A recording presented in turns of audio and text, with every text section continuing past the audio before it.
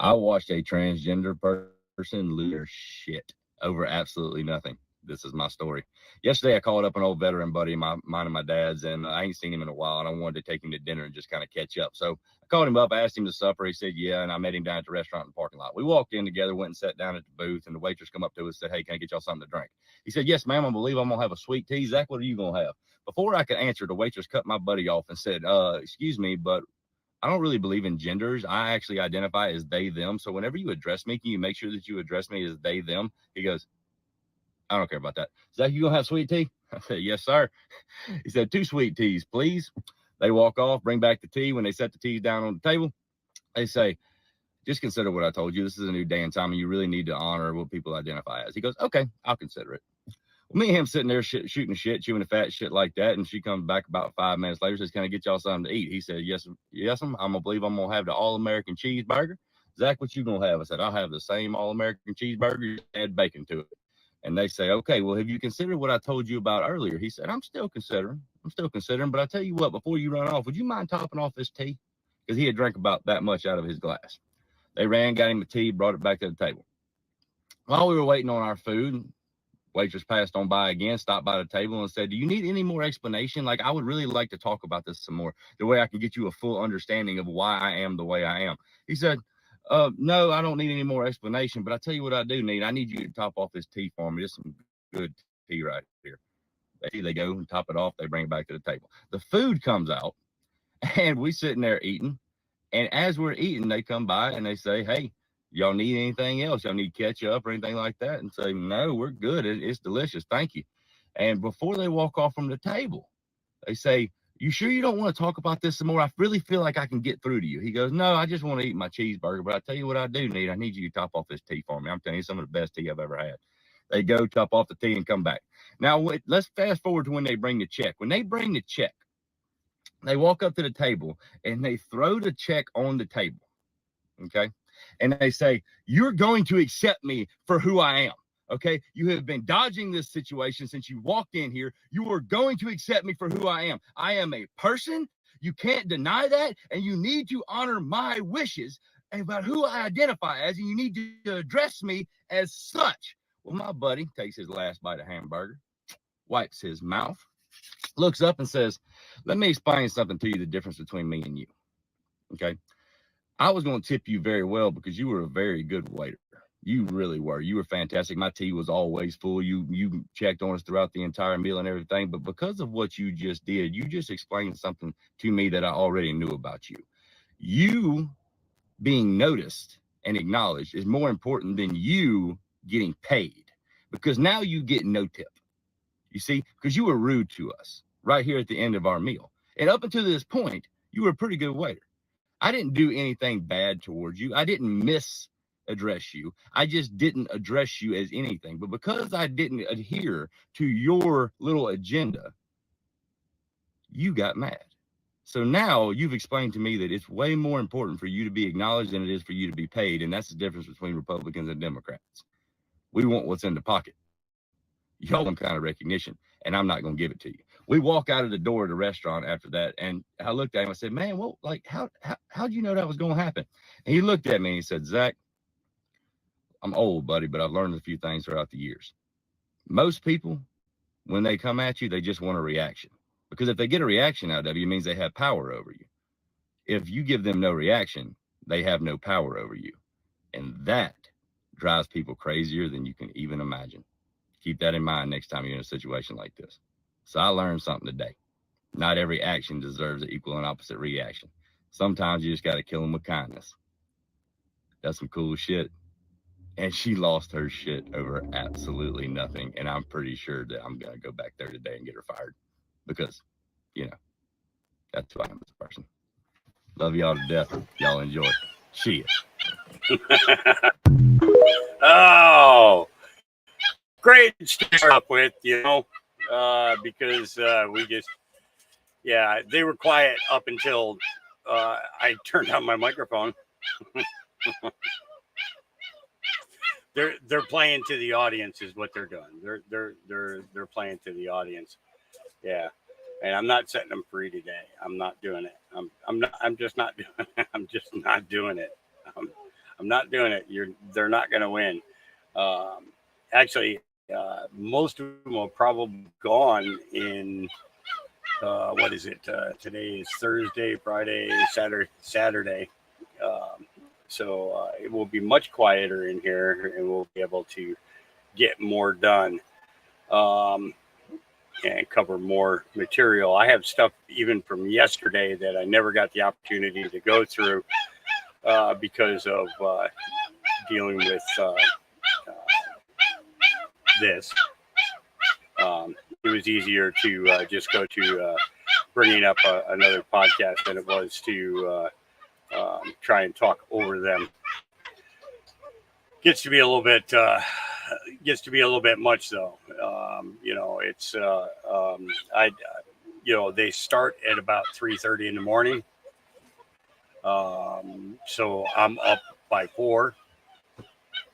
And then I get up. They're awake with me for about a half an hour, 45 minutes, and then they fall asleep. And then I get to go back to sleep for another couple of hours.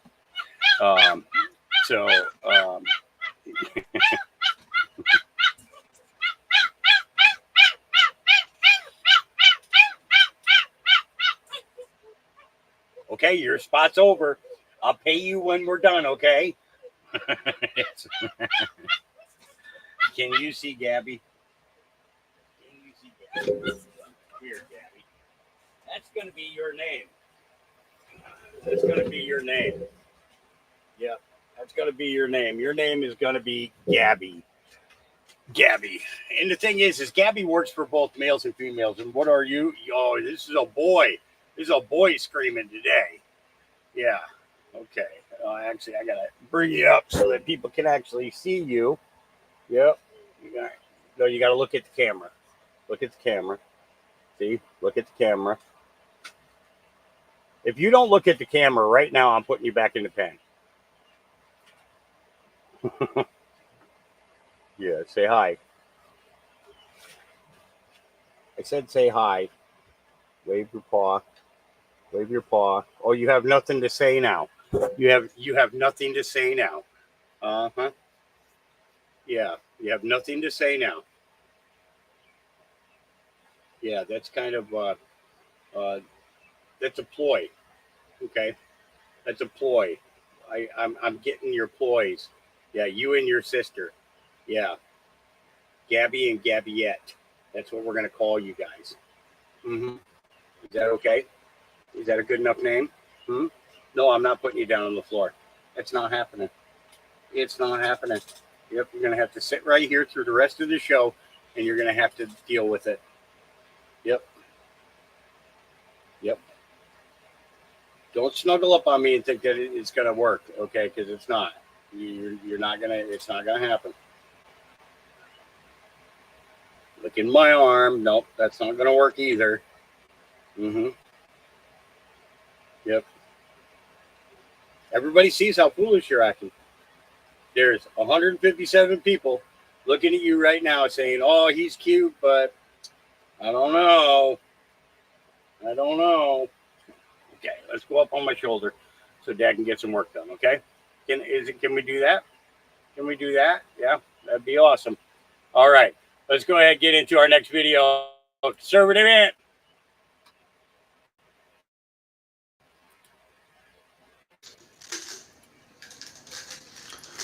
The LGBT children should not fear who they are. No one should be made to fight alone. We're all in this together. I've heard that before, and we will fight with pride. Will we, Cammie? Will we? Did you always care about the gay community, Cammie, or is it just recently? When did you start wearing your little Sabina sport jackets to Pride? And also, we didn't have a problem until y'all started using us. Nobody had a problem. But you started using us for your own political game. And now everyone's got a problem with them. You see how that worked out? Everyone's tired. Everyone's fish oils. Joe needs these. I'm taking my vitamins. Everyone's tired of listening to it. We're all done. We're sick and tired of it. Even our community is tired of it. They're tired of being used. You know what, Kava? Do me a favor. Shut.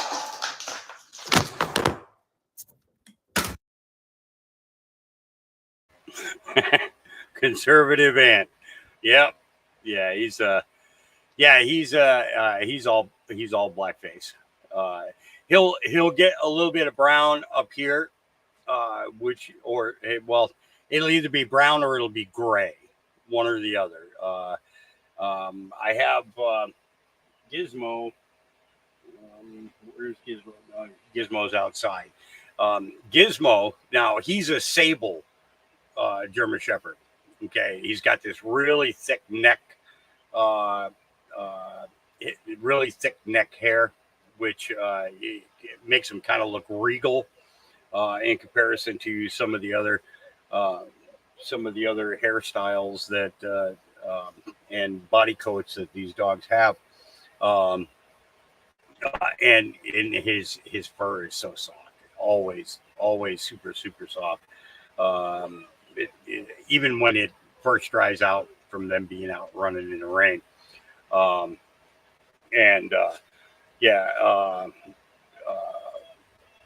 then Scout has an old man's face. It's like even as a puppy, he had this look about him that he was like, he was only a couple of weeks old, but he looked like he was 60. That kind of look. So, the orangutan is getting going back there. Yeah, I hear you. Yep. All right, Gene Ho wants to talk about these red folders. Let's see what he's got.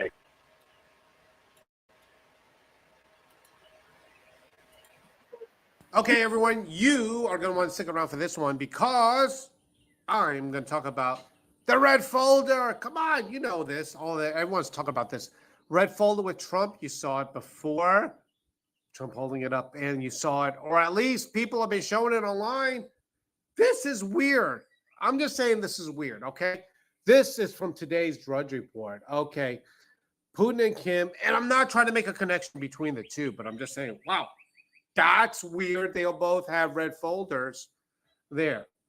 Again, not saying anything strange about it, but this is strange because when you research official things right here, all right, first of all, this is from an official government thing.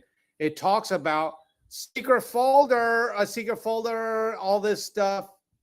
Wow, it's red too. All right, now, here's the thing. I don't know if it matters or anything or what it is, but I think it's really strange that a lot of people lately have been talking about red folders. Tell me what you think. Yeah, everybody's talking about the red folders. And he's right. They have been having something for a while now. This is a short clip here. U.S. Congress woman, Representative Harriet Hagman, calls out climate activists refusing to answer any questions. Climate activists who want to destroy affordable energy. Let's take a listen. It's a short clip, only 48 seconds. Here we go. It's very interesting to me. My mother is 100 years old. She'll be 101. And the changes that she's seen in the last 100 years are absolutely mind-blowing in terms of the technological advances, the increase in life expectancy, the decrease in infant mortality rate, our overall prosperity, what we have created in this country. And there's one reason why we have seen the prosperity in the last 100 years that has never been rivaled in world history, and it's because of the commercial production of affordable energy. Every single one of you and your organization want to destroy that. You are evil, and what you are attempting to do and the violations of law that you are engaged in is absolutely stunning. And I think it's telling won't answer my questions. With that, I yield back. So it's kind of, well, that's not me. Hang on. That's me. There we go. Okay. you know, it's kind of interesting that that these people can't answer simple questions. You know, we watched a video just a couple of weeks ago, if you guys remember right, when they talked about how much of the atmosphere is, you know, between here and basically between here and the firmament, it, you know, is CO2, and when the climate activists, they just wanted to talk about snow, they wanted to talk about ice, they wanted to talk about melting, but they didn't want to answer the question how much CO2 is in the air. And when the guy broke it down, it, you know, it comes down to like 2% of 2%. and it's like, whoa, wait a minute here. This guy's, you know, calling bullshit right here and at these hearings, and these activists just keep going with what they're going with. And eventually it's gonna catch up to them. This is another short clip. The caption on this says, the government's worst nightmare is black and white people united. And this is one of the reasons why I'm playing a lot of the videos that I've been playing for you guys over this last period of time. Actually, let me make this full screen and make it a little bit easier. And that's because communities that normally we wouldn't pay any attention to, or would be harbor a little bit of animosity towards because of, you know, events that we've been watching going on, we're really seeing the conservative side of people coming out. Okay, and I'm not talking about coming out of the closet. I'm talking about coming out, period. Okay, because it's the black community, the Hispanic community, the Asian community, and even our own community. Okay, but then you've got the LGBT community. You know, you've got two totally major opposites going on in that community right now. You got the people who are the trans and supportive of trans, and then you've got those that just, you know, listen, you know, we just wanted to be considered equal, and you guys did that for us, and so, you know, we got what we wanted, you know, but there's always a fringe group that wants to expand upon that narrative and create you know, this separation and maybe to be praised more. You know, that's why I played the first video that I played today with Zach and his story there. You know, is because of the fact that there's a certain point where, hey, listen, okay, I'm not going to call you ma'am or sir. You know, because basically that's what the guy stopped doing. He stopped referring to them as any sex whatsoever, but then at the same time excluded the narrative that the waiter wanted with, you know, stating they, them, you know, bullshit. Okay. And, you know, so you've got this new indoctrinated youth that are being taught all this gender dysphoria, you know, and this is the thing is dysphoria was never considered a contagion. But guess what? Knowledge has been called contagion. Knowledge can be contagious. Okay. You can see somebody researching something else, right? And you'll turn around and you'll want to look too. And then somebody's going to see you doing it and they're going to want to do it. So knowledge is contagious. But the problem is the knowledge that's going into these people is coming from that select group pushing their consistency in narrative. And it's either the trans or it's the black versus white versus Mexican versus Asian, or it's cats and dogs. Okay, cats are better than dogs. Okay, it's that type of. It's like a competition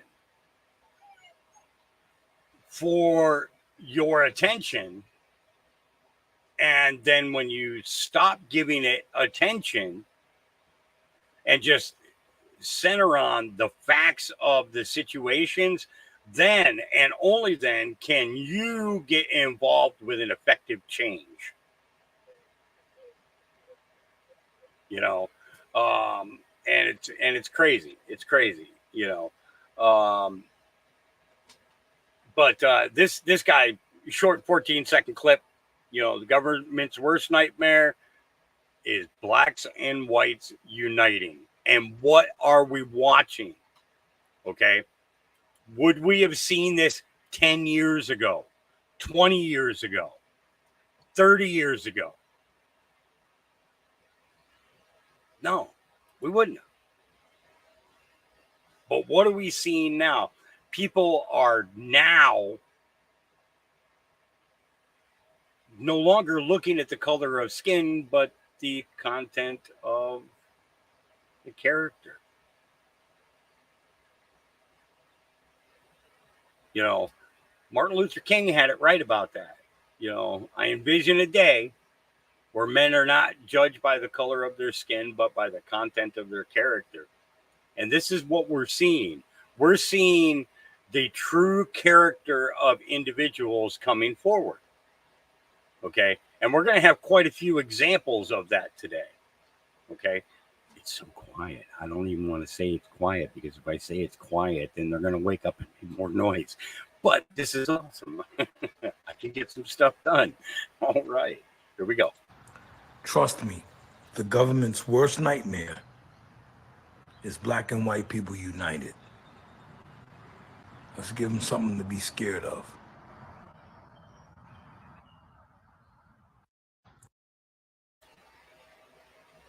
And he's right. Let's give them something to be scared of. But see, the only way that we can do that is by getting ourselves to a point where we are getting others to join us, because they're seeing and experiencing the hypocrisy. You know what I'm saying? All right. Carly Boone says, boom, Paul Ryan, as the Speaker of the House, had in his possession the Steele dossier before he had Devin Nunes and I launch Russiagate investigation, and never told us.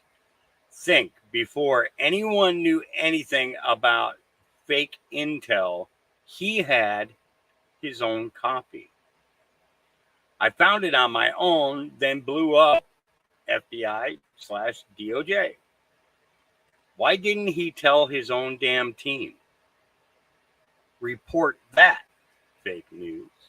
And that was put out by Cash, statement by Cash Patel. Let's see what the video says. Too important to me, and it's a job that requires the kind of character he just doesn't have. That's pretty strong. Yeah, that's the way I feel. I agree with that. I don't support Biden either. I think his policies are terrible. I hate the fact that I feel I got to write in a Republican like I did the last time in 2020. I voted for him in 2016, hoping that there was going to be a different kind of person in office. And I do think character is a really important issue. If you put yourself above the Constitution, as he has done. But what happened? I think that makes you unfit for office. Was it the whole January 6th thing? That's a part of it. I think it's a contribution of factors, but I think it really is just character at the end of the day. And the fact that if you're willing to put yourself above the Constitution, an oath you swear when you take office in federal office, whether it's president or a member of Congress, you swear an oath to the Constitution. And if you're willing to suborn it to yourself, I think that makes you unfit for office. Not to himself. He was defending the Republic and defending the Constitution. We don't care if you vote Republican. We don't care.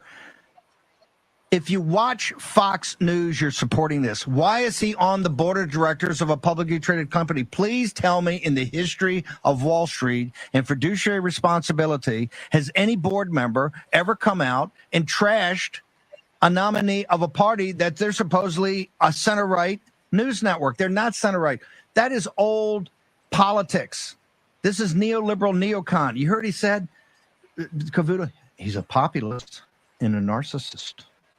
He's a populist and a narcissist. Can I get that cut again? Can you pull that when you tell me that's ready? He's a populist and a narcissist. He's a defender of the Constitution and president of the United States of America, and gave us 3.5 years of peace and prosperity before being hit by a Chinese Communist Party bioweapon out of the Wuhan lab, created by the People's Liberation Army and with an assist with Dr. Anthony Fauci. Too important to Yep. I wish I had stopped it before that clip came on. Oh, yeah. I have to be careful about which ones I select to play, too, because some of the ones that I shared were about the medical thing. And it's like, oh, man. And the thing is, you know, the fact that YouTube is getting paid by the WHO to follow their policies really, really clues me in on the corruption in big tech, you know, big time. It is nice to see that right now on X, we're able to voice our opinions, put our statements out, share information and everything on the, you know, on the medical side. I'm just really disappointed that YouTube really has turned their backs on people's ability to share truth and keep their nose out of it. But, you know, they're getting paid by the U.S. government and they're getting paid by the WHO. So they're making millions of dollars censoring us and everything else. And it's a real shame. You know, I'm very disappointed, you know, that is the avenue that this has taken.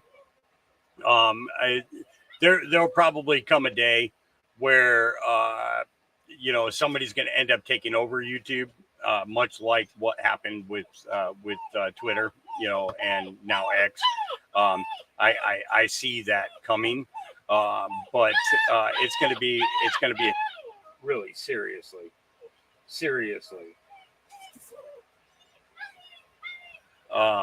You know, and the fact that, yeah, okay. Is there anything else that you'd like to say? I mean, get it all out now, okay? Because, okay, yeah, you've been fed, you've been pooped and changed, right. You got your bath this morning. Okay. Yeah, everybody needed to know that. Oh, you pooped again? No? Oh, you didn't poop again. Okay. Uh-huh. Now, how do you feel about that? Do you think that's going to be, I don't think that's going to be productive for your day. I don't think you're going to get anything done. Wanting to complain about it doesn't get it done. Mm-hmm. Yep. Of course.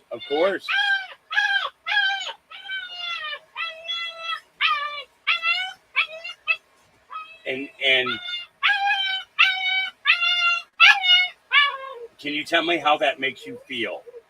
Can you describe it for me?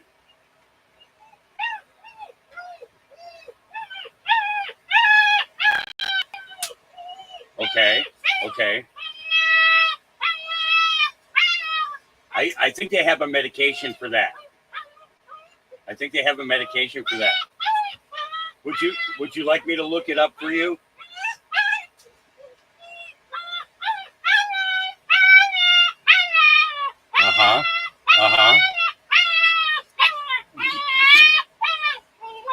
Wow. All of that. Okay. And do you think that is really what's going to change the world?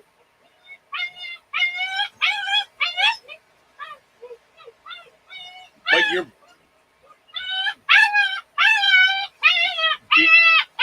now, did you share this idea with your brother?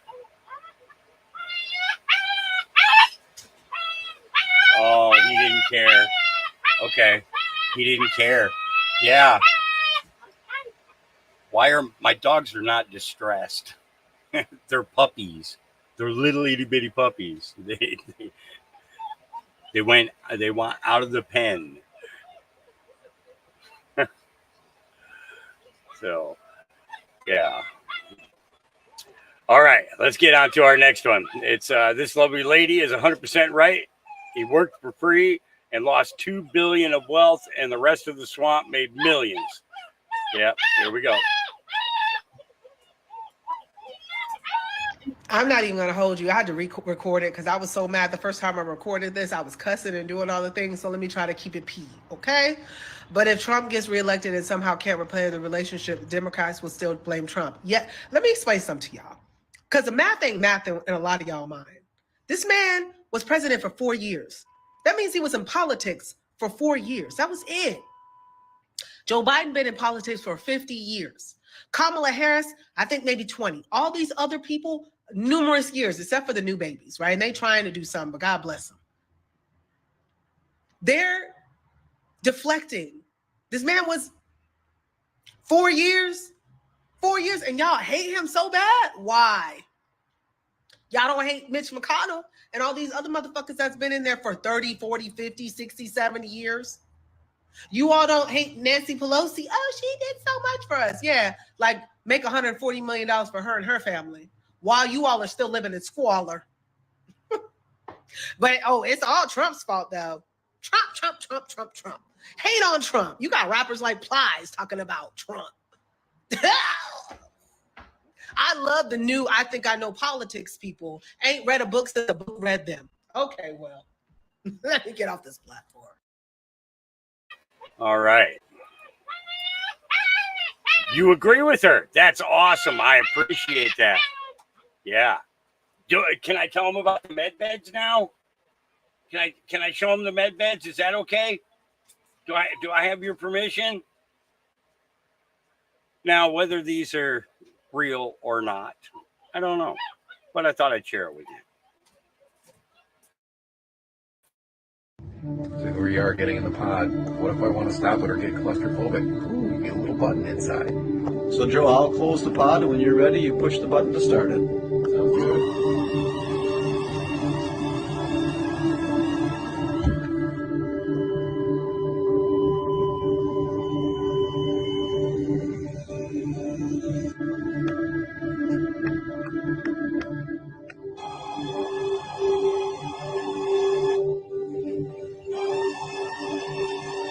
How was that, Joe? Did you notice the spinning at all? Didn't feel spinning at all. Okay, so I want to cover this, okay, because I think that this is actually pretty good. Okay, so this is the things that they say that this machine works for. Okay, so amphetamines, meth, cocaine, stimulants, heroin, opiates, morphine, Subox, meth, and tobacco, painkillers, Oxycontin, and Lortab, etc. Marijuana, alcohol, benzos, I'm not sure. Barbiturates, sedatives and tranquilizers, pornography, gaming, gambling, and sexual. Okay. Memory enhancement, focus, concentration, insomnia, fibromyalgia, chronic fatigue, chronic pain, headaches, migraine, and sinus, weight control, hormone balance, autism. Let's see if it goes What does the over. pod do for you? I want to see if I can get this other list of laws. Okay, here we go. Okay, anxiety, depression, moods, depression circumstances, depression drugs, ADD, ADHD, reduced stress, anger and fear, euphoria, sexual dysfunction male, sexual dysfunction female, bipolar, OCD, PTSD, and custom frequency. It's Mark Lance says increases sex. But that's just, so if this is legit, this is revolutionary.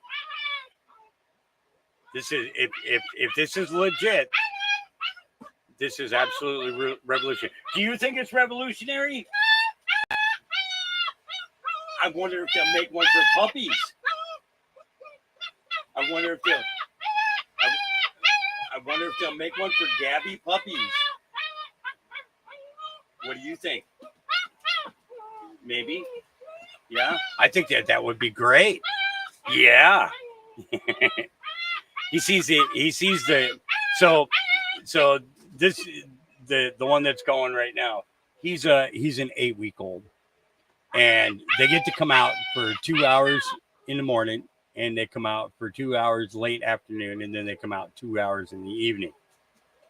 And I have a pen that's outside, but I can't put them out there while I'm podcasting because the hawks are flying over, and they're at a size where a hawk could just come down and snatch one up, and I'm not going to risk the puppies during that period of time. So, all right. So happy Juneteenth, Donald Trumpo says. Here we go. Which political party founded the KKK? The Republican Party, of course. Wrong. Wrong? The Democrat Party. Are you serious? For real? You know which party abolished slavery? Which party? Yeah, that was the Democrat Party. It was actually the Republicans. Republicans were the anti-slavery party established in 1860 with Lincoln. Abraham Lincoln was a Republican? Uh-huh. Yeah. I didn't know that. Which political party gave African Americans the right to vote? You can go with the Democrat. Republican. Republican. Yeah, well, all right. Okay. Yeah. Which? So you remember yesterday I was talking about arming yourself with things that you can have conversations with people, and it's too important to make sure that, let me make a change here real quick. Let's see. Bring that down a little bit. Maybe that'll help a little bit. Hang on.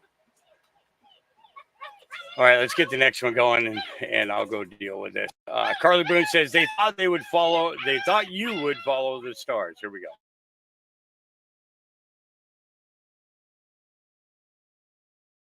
And the only way we can prove that to you is by having lots of famous people. Lots of famous people. Lots and lots of famous people. Just a shit ton of famous people. But you only get this many famous people together if the issue's one that truly matters to all of us. A disease or ecological crisis or a racist, abusive coward who could permanently damage the fabric of our society. Do the math. Do we really want to give nuclear weapons to a man whose signature move is firing? Firing things? As if we are so dumb and so ignorant and so uninformed that it's going to take Ted's girlfriend from How I Met Your Mother to tell me. I mean, dude, come on, dude. Be serious. Yeah. It falls off very quickly. In terms of star power? Yes. I don't know who the whole back of this is. This is worse than Imagine, right? Way worse. Yeah. Imagine was pretty bad. Well, Imagine was very bad.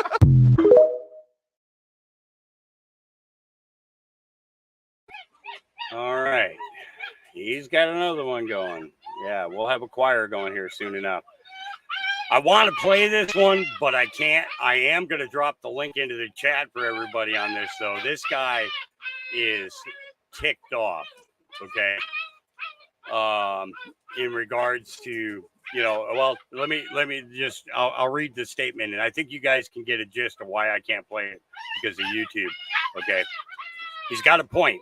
How are we supposed to live a normal life when we have the knowledge we have about, what transpired between, 2020, 2021, what it did to our lives and everything else. So I wish I could play it, though. All right, here we go.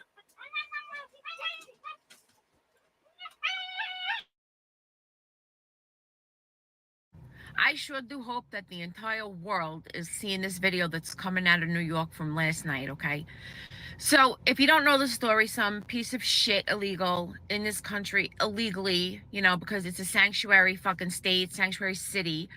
He went to Casino Park in Queens and he tied up a 13-year-old and tied up and raped another 13-year-old, okay? Boy and a girl. Really, really fucking disgusting what's going on here, but that's okay. We don't have any problems, no crisis.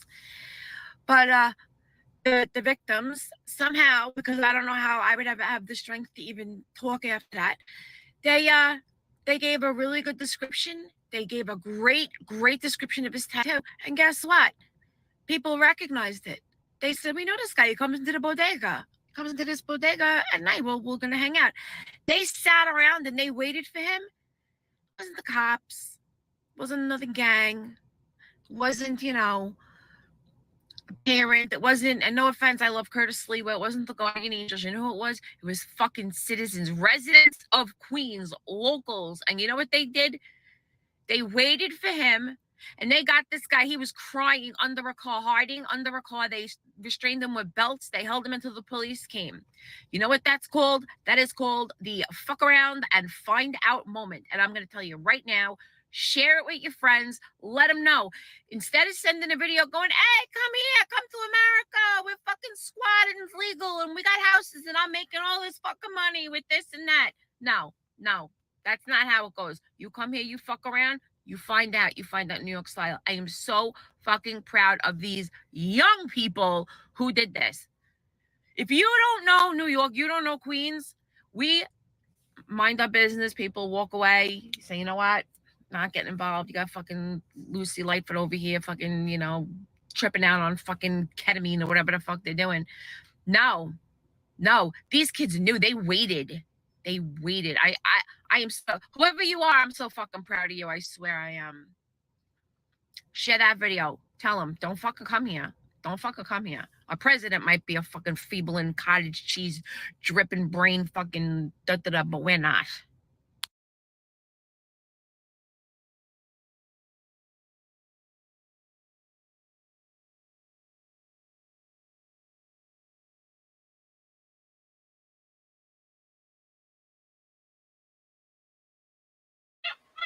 Give me 1 second here.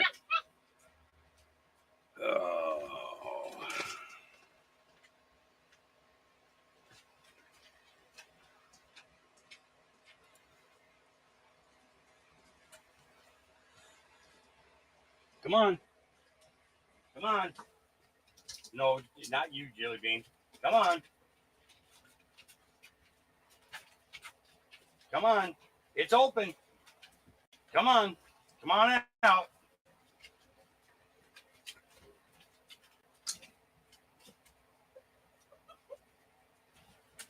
The door's over here, silly. Come on. There you go. You can come too. You don't have to stay in there all by yourself. Come on.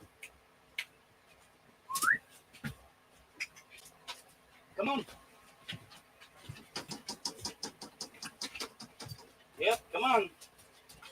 You gonna go get him? No, you're not gonna go get him.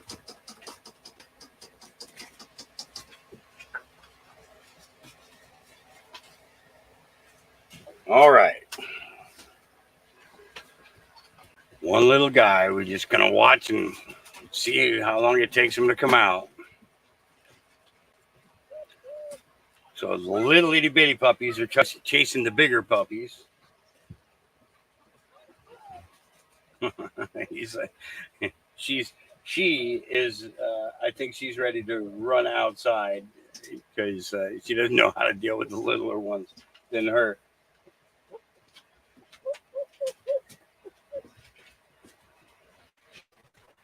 Yep. You keep an eye on him, Cuvée. All right. Okay. Yeah, they won. I just let's get back to our regular scheduled programming here. Here we go. All right. Moving on down or up the line. Yeah, this guy's response is pretty awesome. I thought that this was. Tell you to fuck. I like how he ends. Fuck up. You.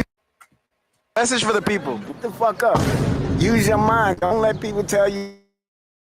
Okay, I'm old dude. I'm against all this name change shit. You know, I'm like supposed to be cisgender, right, instead of man. But then it's like, oh no, you're cisgender. Fuck you. If you want me to respect your trans shit, then respect my man shit. Same thing with the trans shit. All right, you're a girl. You're a guy, a trans woman. You're a guy. Now, something happened in your groin area. You know this shit is fucked up. You got to go to the doctor. You got 10 minutes. Go this way, you go to gynecologist. This way is urologist. Which fucking way you going? You go to gynecologist, your ass is dead. Because she said, I can't do shit for you. You got to go to the urologist. Now, that's 20 minutes away now. You dead. Bruh. That's the bullshit. I ain't buying into the bullshit. People talking about believe my shit because I believe it. You know? Fuck that shit?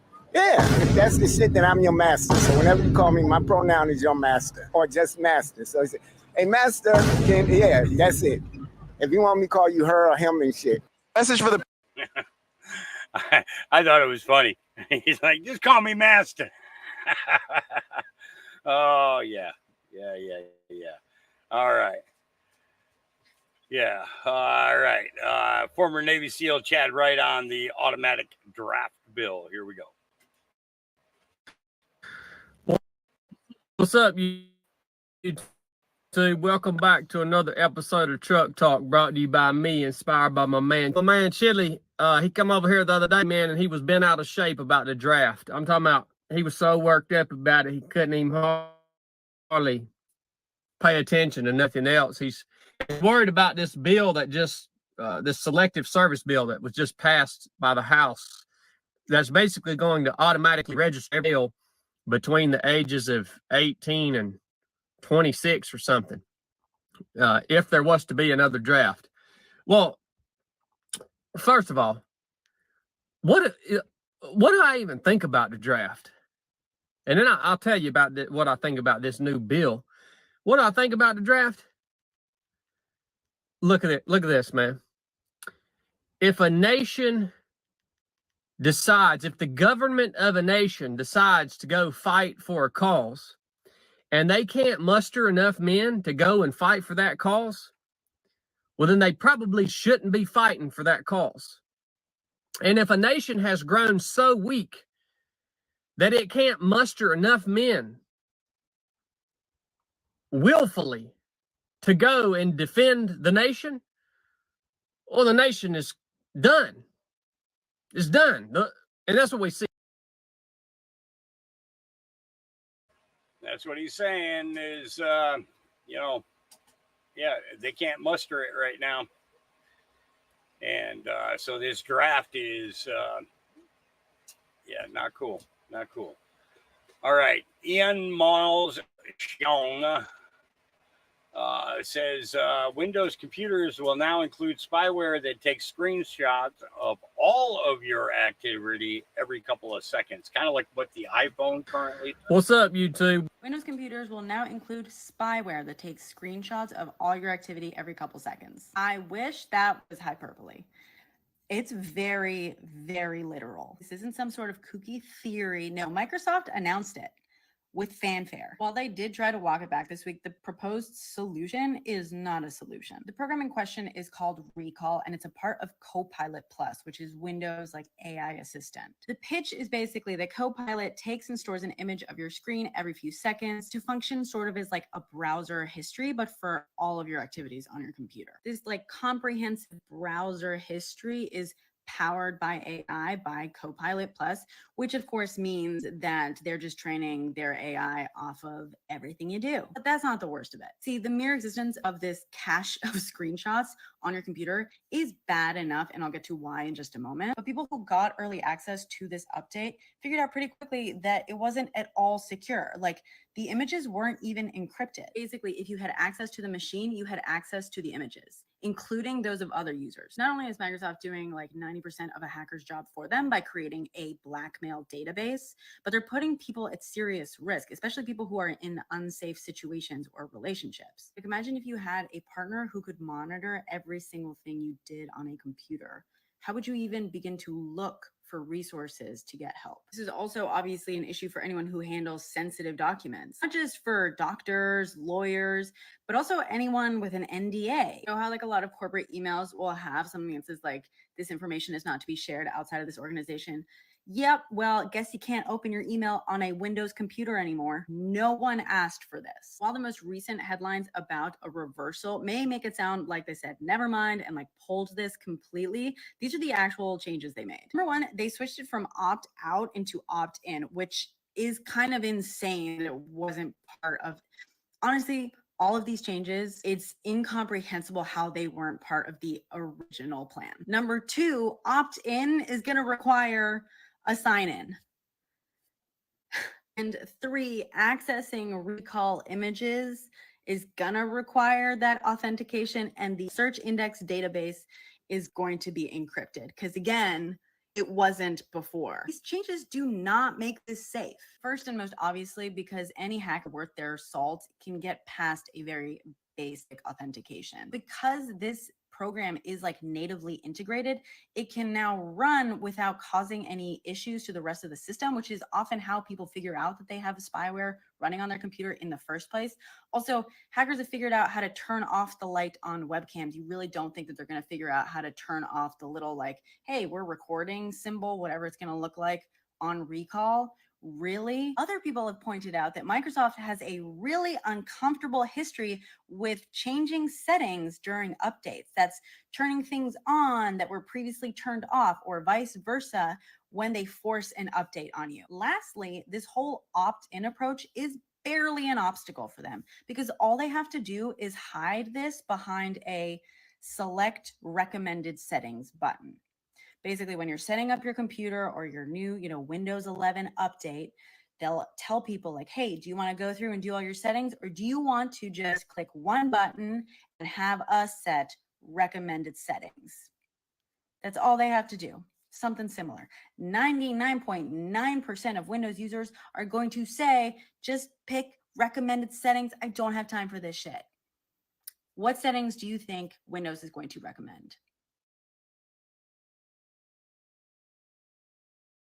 Very interesting piece of information there, don't you think? Yeah. The ability for Microsoft to get more and more into your stuff. Same thing that with Facebook and stuff like that. That's why I basically just I don't really go on Facebook per se anymore because of the fact that they, because I was banned for 2.5 years. And then all of a sudden one of my accounts finally came back up. And I couldn't make another one because of my address and everything else would come up in, through the IP. Had my IP changed, and that's when I was able to open a second account. And it's still, ended up tracking me down when I started logging in from here. And I had tried a VPN, and VPN didn't work. It recognized that there was a VPN. Got somehow through the VPN and got my IP address anyways. And thus, removing me from Facebook. Now I'm going through Facebook's censorship program because of the fact that, I showed that video of Hunter Biden dragging that girl down the hallway. Now, it was cool when it was P. Diddy doing it, right? It was cool. It was, when P. Diddy did it, it was, there was no problem. And what's crazy is they censored me, but then they left the video up. So the video is still up. Kind of crazy, isn't it? Yeah. You're shutting me down from speaking, but, basically you left the video up for all countries. There was no blocking of any countries whatsoever. So, that's why I made the comment to Dave yesterday was, I'm beginning to think because the girl was Oriental that maybe that was in China. And China is just slowly releasing stuff about Hunter Biden from his trips over there, kind of thing, maybe. I'm not sure. It's my speculation, I'm speculating. I don't know for sure, but I know that was him, because when you pause the video and then you blow up the back, you'll see that he got a second tattoo, but the Finger Lakes tattoo is still there. How many people have we ever heard of that had that?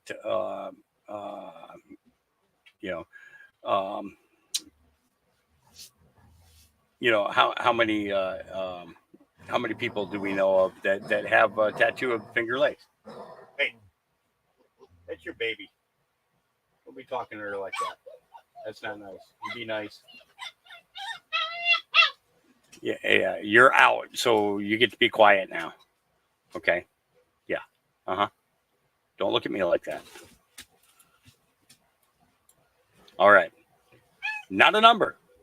On July 4th, 1917, Tesla's Wardenclyffe Tower on Long Island was demolished by the federal government when they found out he was planning to give the world free energy as a gift. The world is not what you have been told. We once had access to free energy, and they've been lying to us ever since. There is significant evidence showing that Nikola Tesla was on course to changing our universe forever. In the early 1900s, Tesla developed a technology called the Wardenclyffe Tower. This was more than just a transmission tower. Tesla designed it so it was able to wirelessly transmit electricity across the globe by harnessing the Earth's natural energy. He was able to power his home and devices without a single wire. But here is where it gets dark. Tesla's invention threatened powerful individuals who controlled the energy market. J.P. Morgan, who initially funded Tesla, pulled the plug on the project when he realized that free energy couldn't be metered or monetized. But it gets even stranger. Tesla's lab mysteriously burnt down, and many of his notes and prototypes disappeared.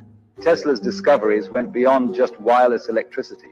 He hinted at tapping into what he called radiant energy, a limitless source of power derived from the very fabric of space itself, similar to what modern scientists refer to as zero-point energy. Many say that this is also how the Tartarians were able to pull off so many of their technological and architectural feats. Do you think this tower is still in use today?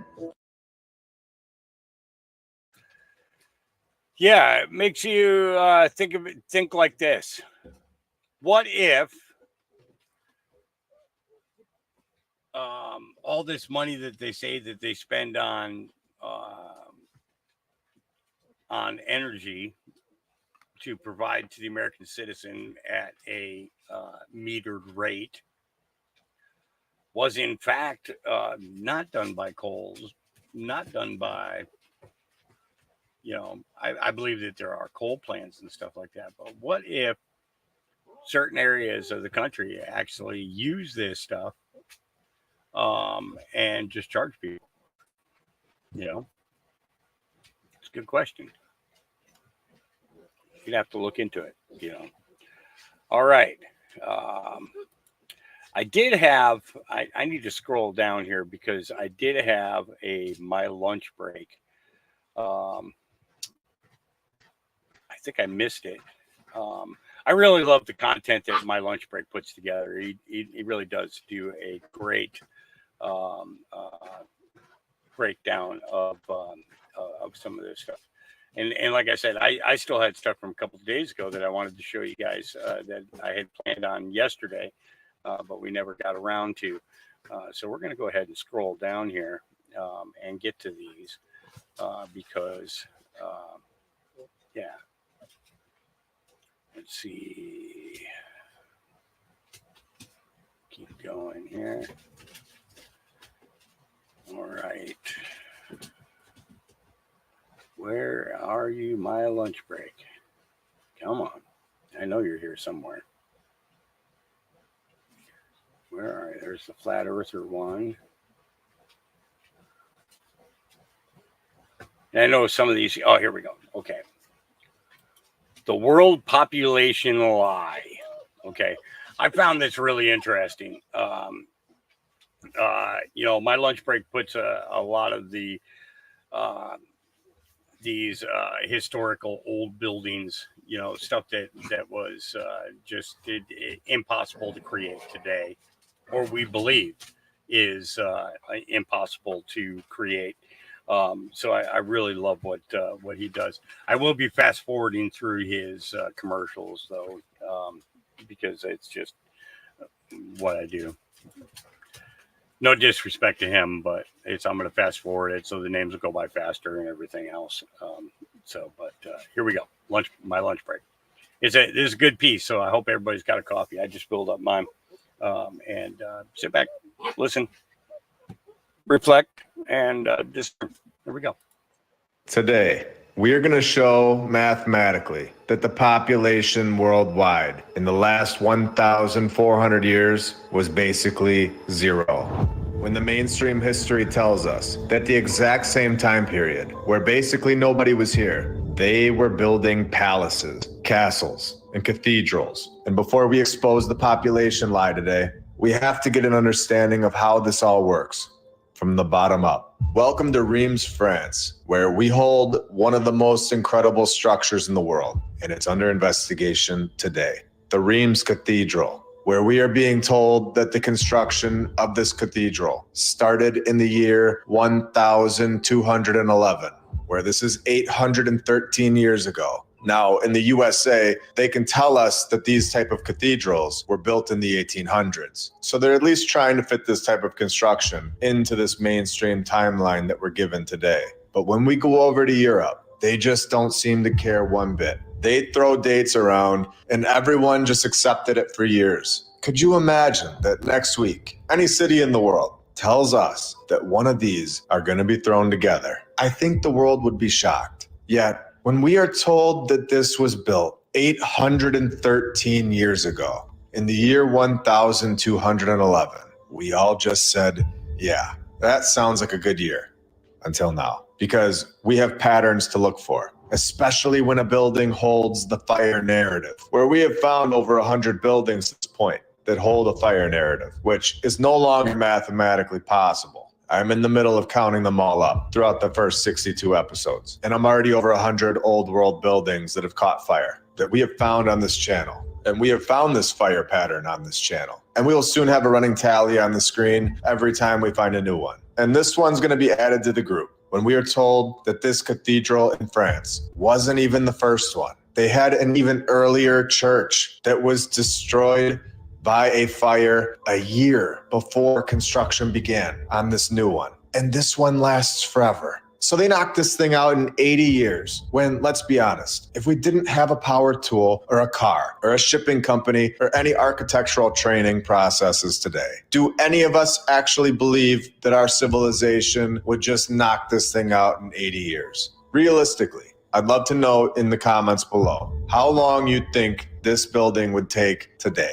I'm interested to see what you all think, especially because we're being told that this building was built over 800 years ago. The fact that we can see these buildings all over the world, they're still here. It's not like I'm talking about something that's a hidden mystery. We can all go there and look at it and then compare it to the buildings that we produce today, which is supposedly over 800 years of evolving and advancing. And it's not even close. So let's think about this for a second. We are supposed to believe that they had construction down and it was perfect since the beginning of time, yet nothing else advanced. Only construction. Building palaces was the only thing the 1200s were good for, apparently. The problem is that the buildings are the only thing that are left from the 1200s, which is exactly why they're forced to make these dates up in order to try to explain them into our fabricated timeline. Whereas a car or a watch, a phone, a plane, and a helicopter, they've all been here before as well. They just aren't built into the ground all over the world for all of us to see, when the buildings are. We are told that the designer of this cathedral was Jean d'Orbais. And who exactly was this master designer? Starting at point guard, making his debut for the France National Historians.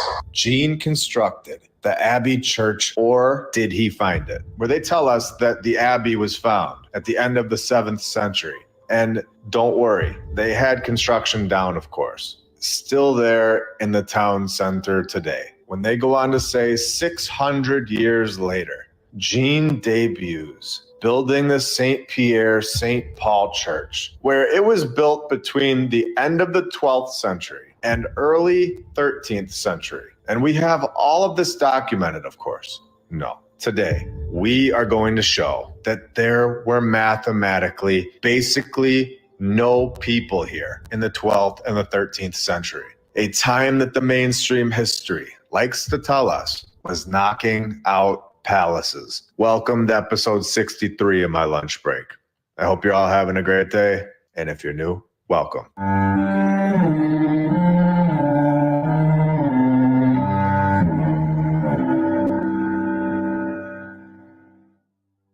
And I want to thank all of our sponsors over on Patreon. Thank you to FlatEarthDave.com. You can check out his app. I'll put the link in the description, and you can use my referral code, MLB. He also has my lunch break on the homeschool section of the app, which is really cool. Thank you to Rebecca Kay, Don Gaston, Christopher Arietta, The Lady Lacey Show, David and Sherry Ferguson, Edwin Johnson, Chuck Templeton, Joy Lee, PNR, Stephanie Nolan, The Burlesons, Suez KC, Dan Whittle, Dale, DJ Clicktrack, Edward and Brianna, Jacob Law, Jim Ridley and Christine Duggan, Kyle Glascock, Tim Rack, William Richard Jeffries V, BKTF News.org, Vegna Saturna, Emerald H, 3D6 Scott Space, Attila Power, Buck Suey, Dakota Gunn, D-Rob33, Eric Martinez, Ivan Apocalypse, Jesse DeLeon, Jim Bro, Kit Kat, Todd K, Edwin Rice, Helmut, Charles Kruger, Daniel Zid, Glenn Gunderson, Pacific Crafted, Skip Ton Designs, Z-Dub Custom, HaggardT-shirts.com, Meta, Jason Hochberg, Blake, Jessica, Alex and Cypress, Carla Fitzgerald, Natalie Shippenoff, Reese, Roy Schoenholtz, Wayne T, James Hall, Dan G, Vince Moreno, Samir Schwery, Stony Starguy, Roz Matthews, Shiva Shaba in the Darkness, Spartan Oneg, and VKH Bonner. You guys are all awesome and helping this channel out a lot. So they were just throwing dates around, telling us that they constructed the St. Paul Church between the end of the 12th and beginning of the 13th century, from 800 years ago. And we were all just nodding in acceptance for 200 years, with zero documentation proving this. This is all based on trust. And this group that we're supposed to be trusting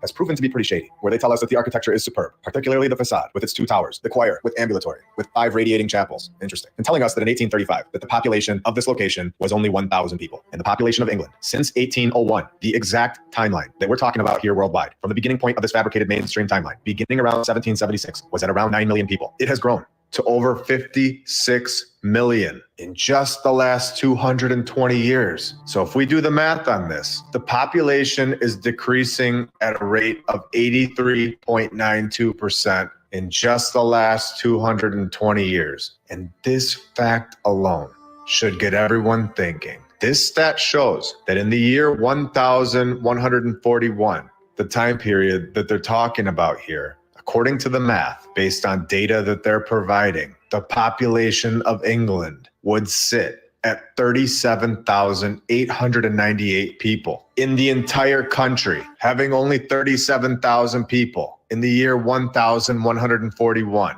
and knocking out palaces is not mathematically probable at all. You would think that there would be a single argument that goes the mainstream history's way. You would think that if their tales were true, this type of stuff would not happen. Yet every single time you go deeper, there is yet another flaw. The worldwide population mathematically was basically zero based on everything that we know and have seen. In my opinion, I believe that anything before 1776 is basically fabricated and an attempt to fit into this timeline that we are all in. And this is when we take it a step further and we go to Spain. And according to the worldometers.info, Spain's population sits at roughly 47 million people, growing around 18 million people in the last 69 years. This drop off of people is so dramatic worldwide that, in my opinion, proves that the beginning of our timeline, our batch of people, was simply not that long ago.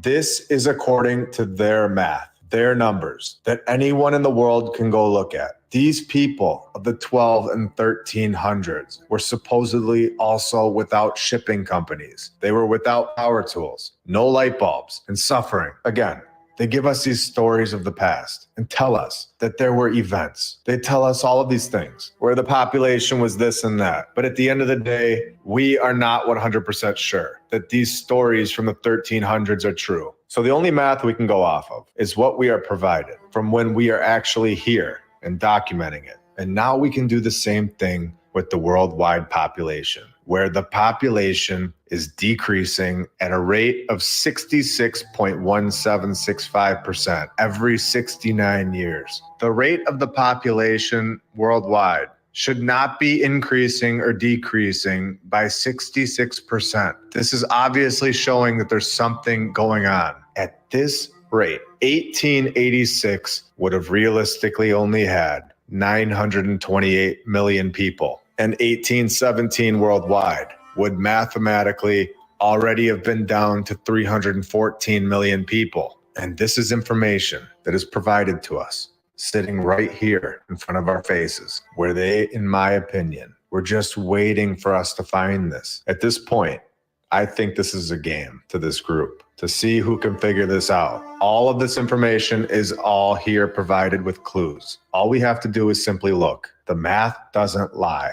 The worldwide population would mathematically drop down to only 106 million people in 1748, which was only 31 years after we are told that this group began. In 1679, according to this math, there were only 35 million people here worldwide.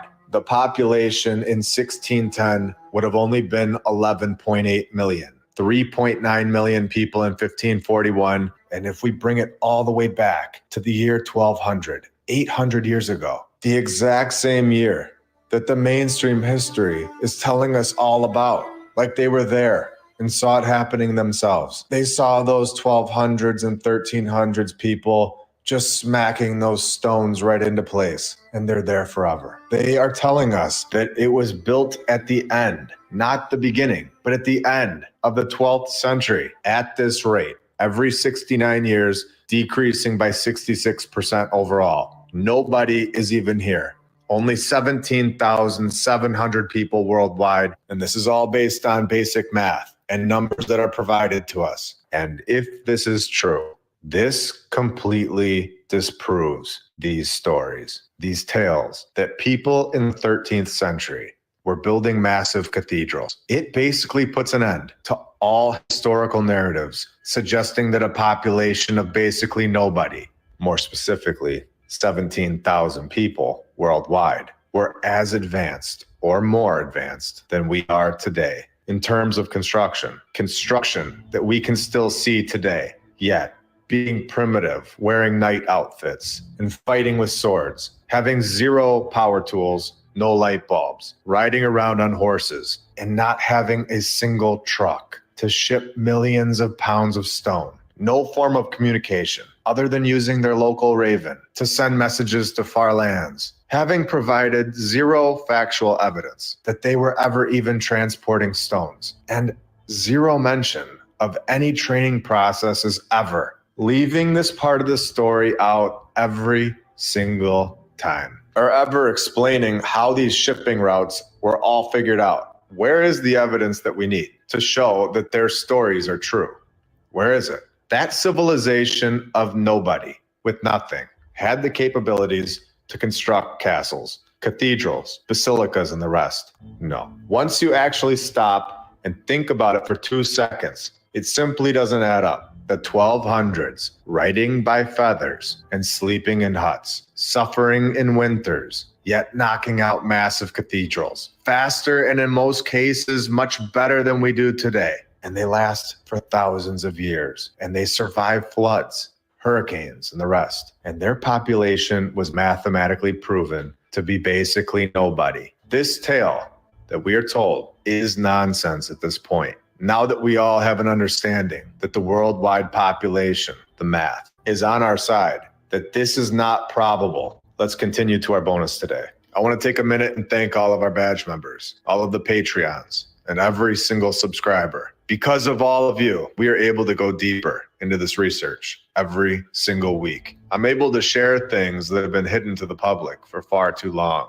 And through this channel, and with all of your help, we all get to expose it to thousands of people. I also want to make sure we all know that we're over on Rumble and X, and I have those links in the description of every single video. I also want to say that for anybody new, we have a playlist that's called MLB Top 15 Episodes. I'll put that in the description below. I think once you've seen all those episodes, there will be zero doubt in your mind that we have been told a massive lie. An ancient cathedral located in Athens, Greece. A photo that was taken in 1860, 164 years ago. where we have shown that the worldwide population was just over 300 million, nowhere near the 8 billion mark that we are told that we have today. A cathedral that was sitting on dirt. We're going to zoom in on this thing and find something incredible. The detail on the front of this building is unbelievable. We know that Tartaria's flag was a griffin. We've seen this logo on buildings all over the world, which we have even seen in episode 40.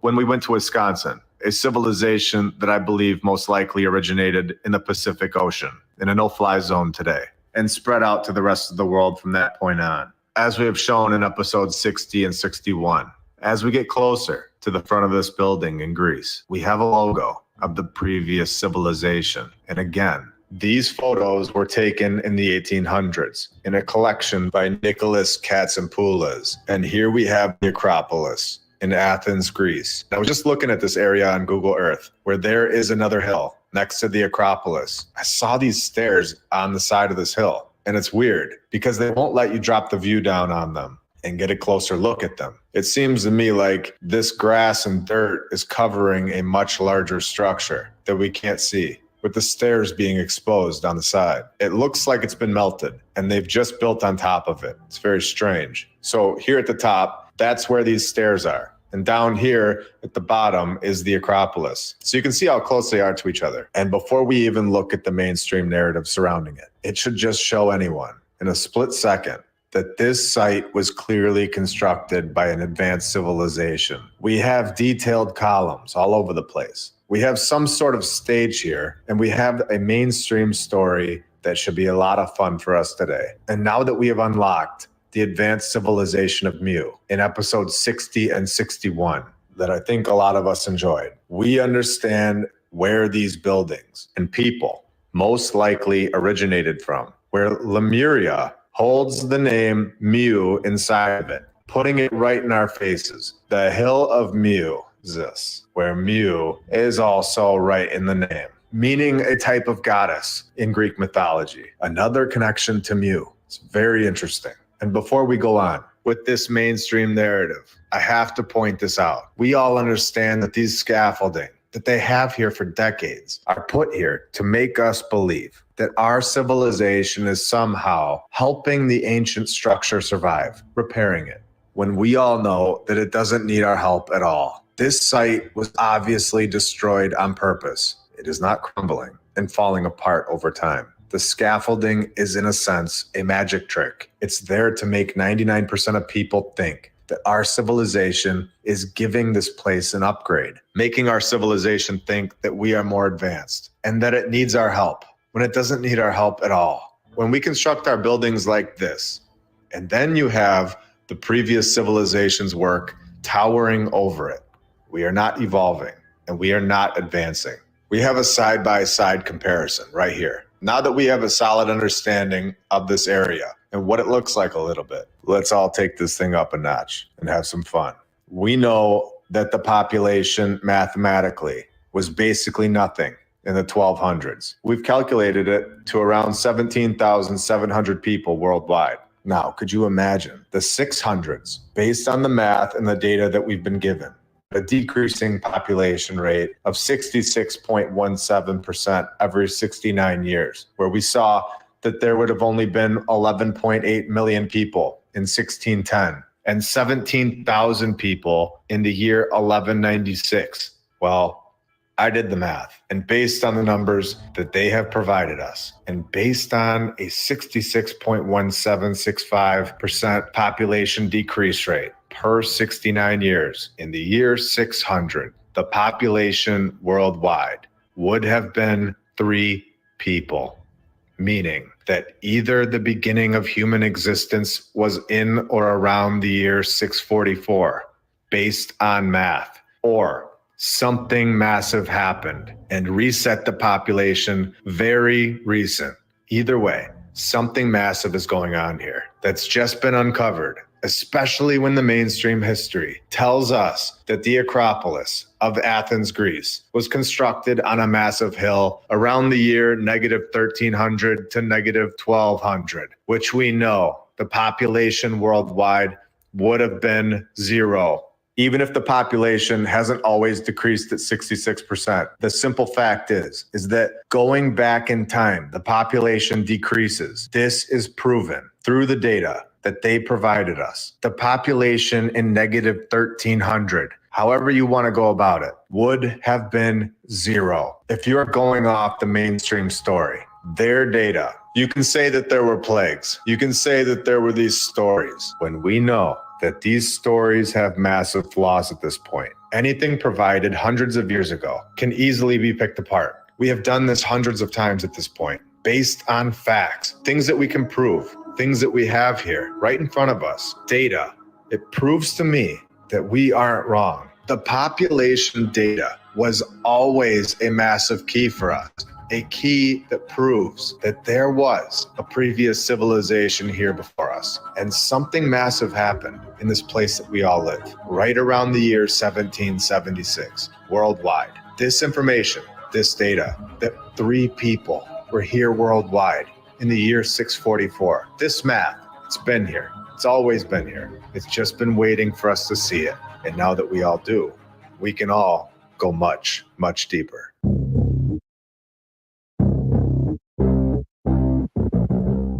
Yeah, very interesting. And that's the thing is I think it's cool how he used the math to explain it, and thinking about that 66% decrease going all the way back to 3 people. Yeah, interesting to say the least. All right. We saw this one. Actually, no, we didn't see this one. Would you like to know why these organizations feed human flesh back to humanity? So unlike adrenochrome or the blood or the organs or the glands that is used by the elites for human consumption, that activate youth and vitality on a temporary basis for the human body, flesh erodes the human body when you consume. So the flesh of a being holds and houses all the fear, the horror, and the trauma that that being went through in order to accelerate the adrenaline in the bloodstream. So there's 2 actions that are going on simultaneously within that human body. So we have always told you that the physical body is thought and emotion actualized. And in order to get the adrenaline activated through the bloodstream, that body has to be tortured and put through a lot of fear. That flesh then is fed back to humanity through the fast food industry. Any type of ground or processed meats have human flesh in them. Okay.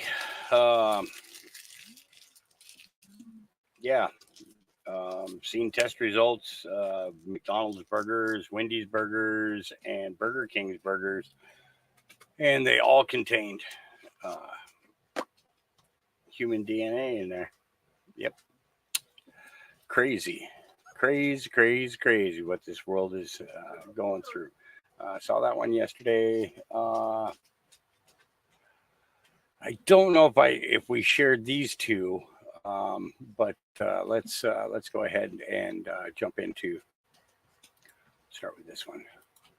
All right, call me a conspiracy theorist or whatever the hell you want to call me. I don't care, but hear me out.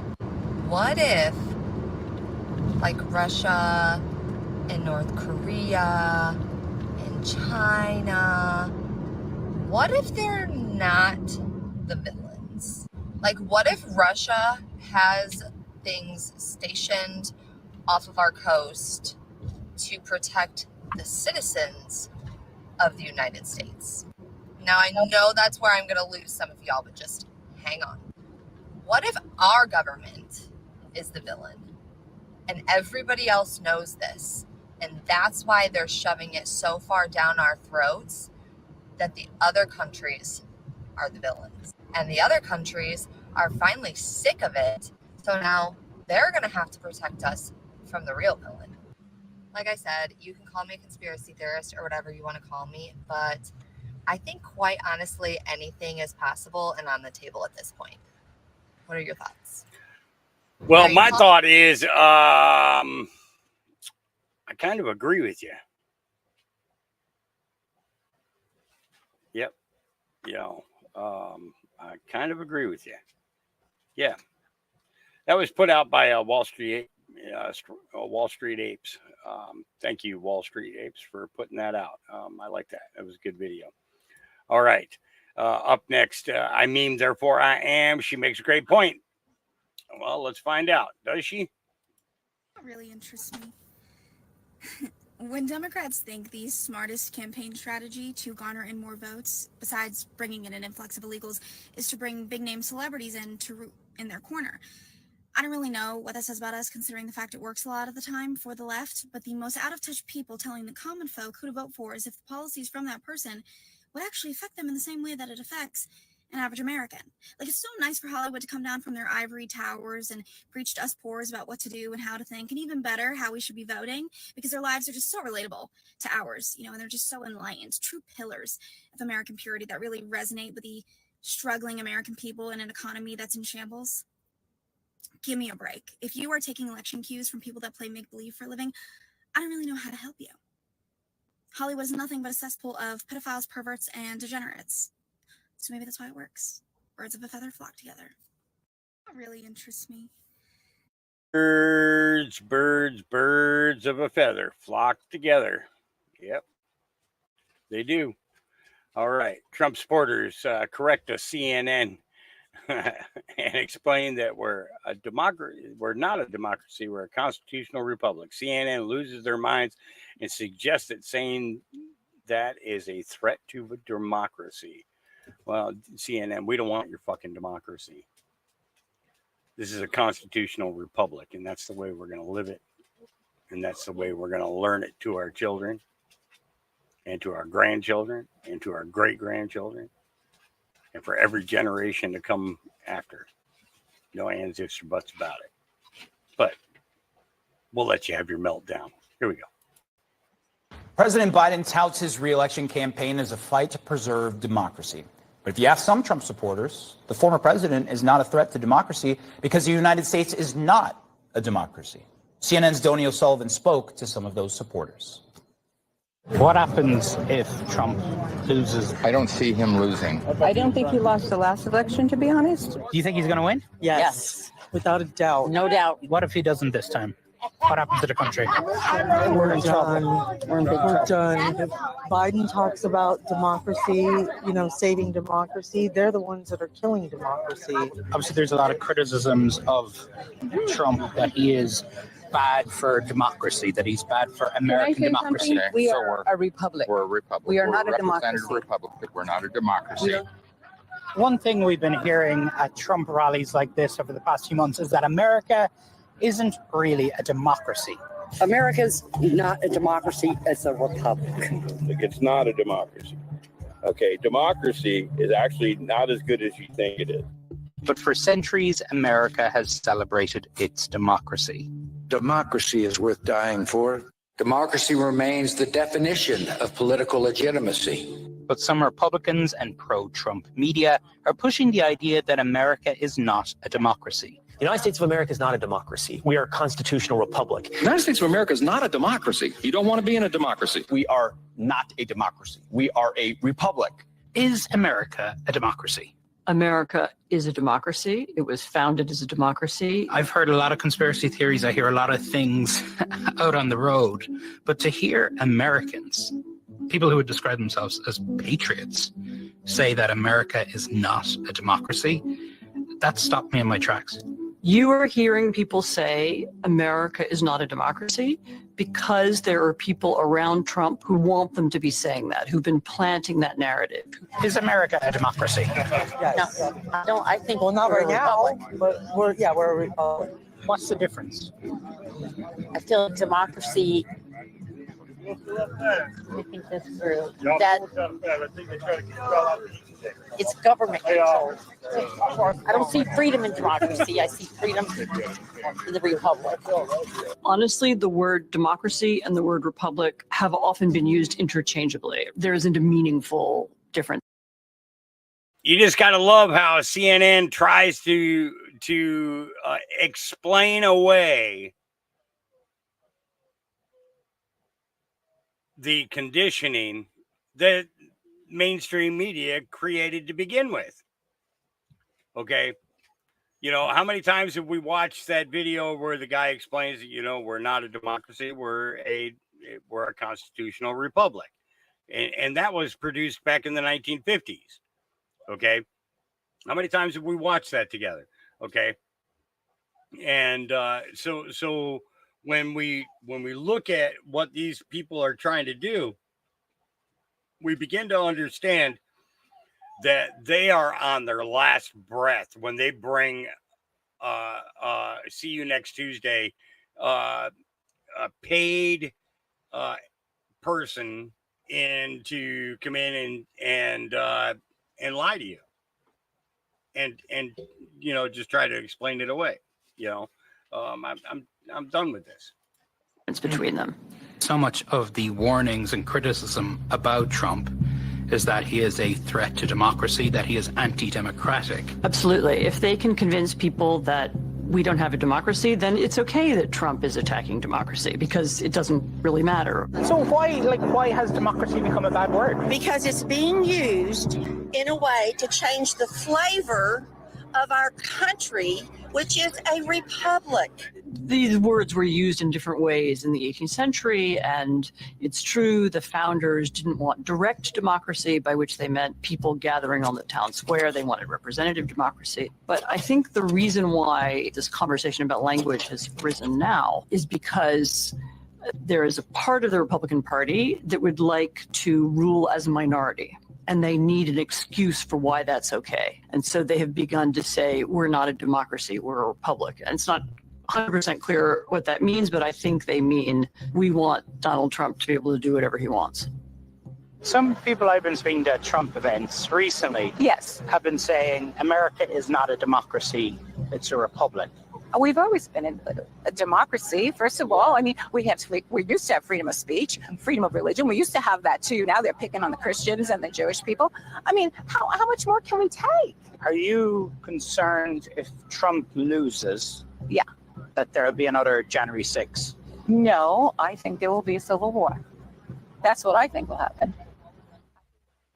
And Omar, look, there is, of course, a legitimate debate, discussion to be had on what form of democracy we have here in the United States. Direct democracy, representative democracy, in fact, constitutional republic, which you heard people mention in that piece, that is a form of democracy. But look, this is not actually a debate about government, about democracy. It's an attack on democracy. People have heard the warnings that Trump is a danger to democracy. And therefore, you have people trying to convince others that, well, the United States isn't a democracy in the first place, and therefore Trump can't be a threat. Homer? Tony, appreciate the reporting, as always insightful. I find both of you reprehensible, and I find you to be enemy combatants of my republic. Enemy combatants. It doesn't matter if you're holding a pen or a rifle. You are committing acts of war against American people through your propaganda. That's what I say. Don't like it? Kiss my ass. And I can say that too. Why? Because I have a First Amendment granted to me via the Constitution and the Bill of Rights. Don't like it? Fuck off. And that's part of my constitutional right as well. Here we go. We look at their rockets. This is how they claim they get into outer space, is these rockets. Their rockets never go straight up. Every single rocket launch from a government space agency, you'll notice, follows a parabolic curve it goes up, it reaches a peak, but what they do is as the rocket starts coming back down, they make sure that it goes down over the ocean, out of the way of any curious observers. Anyone can see it coming back down to Earth, asks, hey, how come the rocket's not going up anymore? Well, it's going around the curvature of the Earth, is what they tell us. So every single rocket, the reason that it follows a parabolic curve, they say, is because it's going around the curvature of the Earth. The real reason is they can't get up any higher than that. The only thing that's in the space is your imagination. They tell us that the Earth is a sphere. They show us pictures of a sphere, of a circle. It's a perfect circle. And then they come out and they say, well, it's actually an oblate spheroid. Oh, what's that? Well, it's a sphere that's flattened at both poles, so it's more of an oval shape. It actually bulges out south of the equator, as well as being flattened at the poles. So it's more pear-shaped. So it's not actually a sphere. It's oblate. And officially it's an oblate spheroid. That's what we call it. But not only that, it's slightly wider below the equator than above the equator. A little chubbier. A little chubbier. Yeah. Chubby's a good word. It's like pear-shaped. So now it's pear-shaped. So why are all of these official NASA photos and videos showing perfect spheres when it's actually an oblate spheroid or a pear-shaped? Exposing their lies one by one by one by one. Yeah. All right. Where they go one, they go all to tribunal. Thank you, everybody. Whatever he can do in terms of corruption, because the corruption's massive. Now, when Biden's son walks away with millions of dollars from Ukraine and he knows nothing, what do they get? Media here. Finland is the happiest country in the world. Finland is a happy country. What can you learn? What can you learn from Finland? Finland is a happy country. He's a happy leader, too. In our country, because the laws are so ridiculous, I mean, so stupid, we have to give them a trial. So we send them into the country, then they're supposed to come back, but they never come back. Very rarely do they come back. She said she was totally inebriated and she was all messed up and she doesn't know it was him, but it might have been him. Oh, gee, let's not make him a Supreme Court judge because of that. I think Andrew McCabe has made a fool out of himself. I'm very proud to say we caught him. So we'll see what happens, but he is a disgraced man. This man is a complete disaster. Thank you all very much. Thank you. Obamacare is virtually dead. At best, you could say it's in its final legs. And if the Supreme Court rules that Obamacare is out, we will have a plan that's far better than Obamacare. Thank you all very much. I appreciate it. Thank you. I think that's disgraceful. Plus, there are other things. I was never a fan of John McCain, and I never will be. Thank you very much, everybody. Thank you. Thank you very much. I like it when they put those little clips together. You know, just things that he pointed out. And at the most obscure times, you know. All right, what happens when people run into Matt Gaetz out in public? I know it. I see it on TV all the time. Hey, thanks for letting me work for you. I appreciate it. So it's great to meet you. I mean, I've seen so much about you. I saw your last interview where you were like, how do you feel that people feel they're offended when you said you're like, be offended? Is that what you want to see? Well, I mean, I was like, that guy has some, he's hardcore. Yeah. Hey, thank you. I really appreciate it. All right, sir. Thanks for being a mentor. All right. Stay good. Well, I am going to stop that because I don't want the song to get me in trouble. You know, but this was a strange one. I am yes, you are no. In the middle of the race, a black high school teen strikes a white teen with a sucker punch. Notice the content of their character. You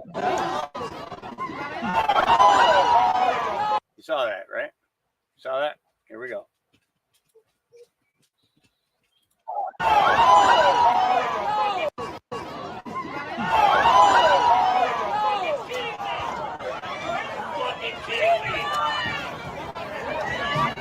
Fucking kidding me? ¿Qué pasó? Guy was going to win the race. The other kid knew it. Did everything he could to stop it. Yep. All right. The U.S. Border Patrol has arrested 68 convicted sex criminals crossing into the U.S., 62 of which were arrested for sex crimes against children since October. We shot this 5 hours ago, right here where we're standing. Mass crossing during the overnight hours, 1 a.m., people coming in from all over the world. Once again, we saw a lot of men from China and India. This is that cartel clockwork we're talking about with the smuggling. Always seems to happen at 1 a.m. out here in Jacumba. We're also starting to see more children arriving with single adults. Keep in mind, President Biden's executive order exempted children entirely from it. But that's not the only group. Take a look at this second video here. Yesterday, same spot here in Jacumba, had a large group of Chinese nationals cross illegally here. About 30 of them initially walking in on railroad tracks before they surrendered themselves to Border Patrol. They always expect to be mass released into the United States. Obviously, there's a language barrier for these agents, and we notice a lot of these Chinese show up with these paper IDs they've printed out rather than Chinese passports. China does not share information on their citizens with the United States, so it's very difficult to vet these folks. We have little information on who they are or why they have come here. And keep in mind, more than 30,000 Chinese nationals have arrived just here in San Diego sector since October 1st, crossing the border illegally. That wasn't it, though, guys. Take a look at this third group. Another piece of video right here again in Jacumba yesterday afternoon. Large group of mostly Colombians that crossed illegally. A lot of them bringing children as well. We talked to some of them. They said they got family spread out in the United States they're trying to link up with. They said they're not claiming asylum, and they are mostly here to work. Lastly, we'll finish you off in Texas. Take a look at these mugshots here. Border Patrol in Del Rio sector reporting since October 1st, they have arrested 68 convicted sex offenders who have tried crossing the border illegally. Of those 68, 62 of them were convicted of sexual crimes against children. That's 91% of the guys you're looking at here. Some of the crimes include multiple child rapes, multiple sexual assaults of children, multiple child molesters, and multiple crimes, to be frank, that are too graphic to talk about on television. And back out here live as we wait for President Biden's announcement later this afternoon, which will shield 500,000 illegal immigrants from deportation.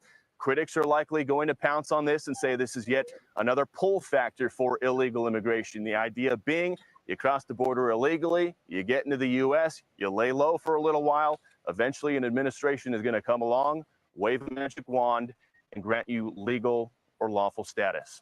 We'll send it back to you. All right. Yep, just keeps going. Herman is scared. Here we go. Living through an era in our country's political life right now, which is not politics. And if you want to call it the most romantic possible thing, I think you could call it revolutionary, right? Just like gangsterism is a familiar trope for us in our favorite American drama, we also romanticize revolution and revolutionaries as much as any country on earth. But what we are contending with in our politics right now is a movement that is not doing normal politics and is not competing in normal political terms. They're trying to end the American system of government. They're trying to bring about a revolution against the American system of government and against the United States of America. And in this story, we're the Americans. So yes, you know, being revolutionary sounds very cool in the abstract. Just like, you know, being gangster sounds very cool in the abstract. But in the specific, what they're actually offering is boring because it's just gross force. It's the end of politics. Let's just do it by force, because physically, we mean it just the way we say we're saying it. We mean it just the way you're hearing it. We're coming for you. All right. Yeah, I like that. The CGI there of putting Herman Munster's face on her. It's about right. Yeah, on him, I should say, because that's a dude, not a chick. Let's see. Ian Chong says, guy pranked his mom by using a video on TV as an announcement that aliens have invaded Earth. This is living through an era in our scene of this. What is going on? Good morning. We have an NBC News special report. I oval shaped object appears in major cities. Gordo, there's something going on. Okay. All right, I'm getting a little nervous here. Dear God, this world is, what the fuck? What's going on? Gord! This is, Oh, what is this? I don't know, but I'm getting nervous. See, I told you guys we needed a fucking plan. We need a fucking, call Lonnie. Call Anthony. Gordy! What is that? I'm afraid. I'm gonna call Lonnie. Okay, my phone is not fucking working. Okay. Oh, they're saying aliens. What?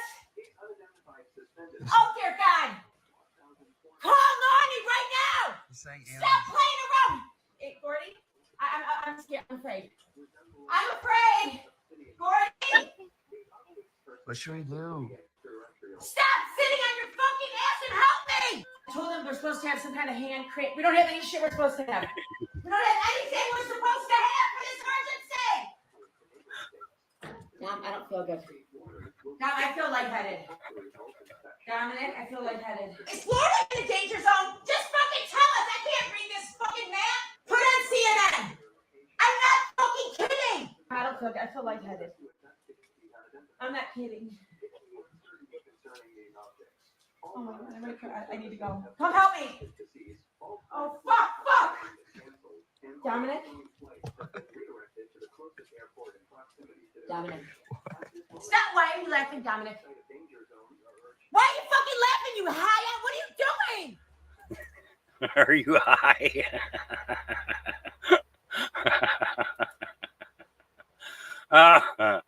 I wonder if he got grounded or not.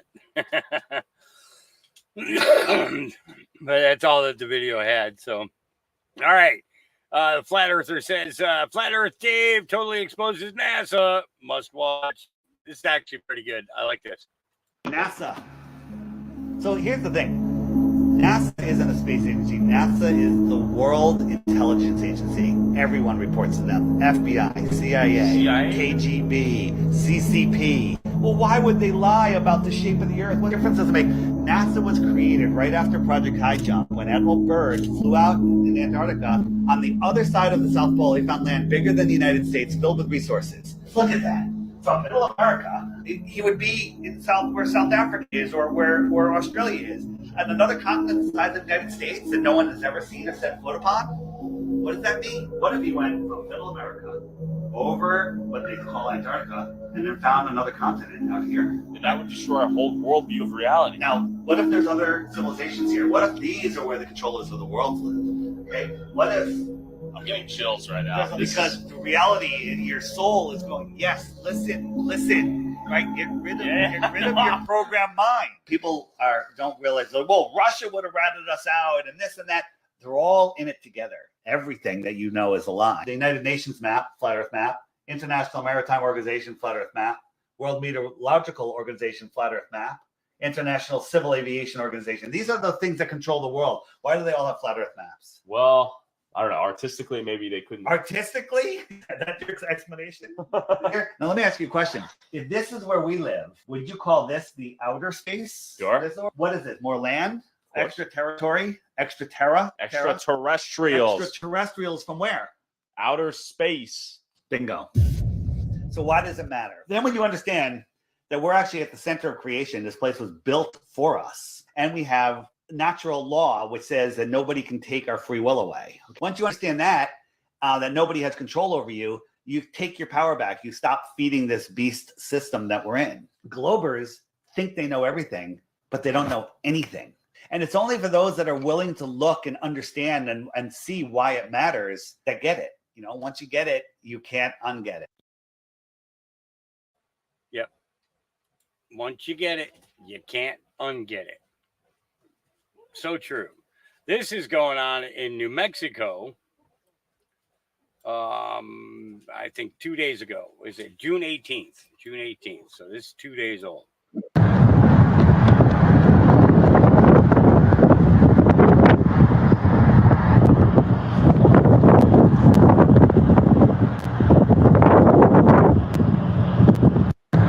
Now, do any many of you live down there? And can you give us a heads up as to, is that something that's really going on down in New Mexico? Because that's how we find out a lot of this stuff. You know, it's, you know, the other day with the flooding in Texas. Okay. What did I do? I said, so if you're down in Texas and you're experiencing this, you know, let us know. And a bunch of you that live down that way said, yep, certain areas down here, they're definitely flooding. It's been raining for days, you know, everything all the way down the line.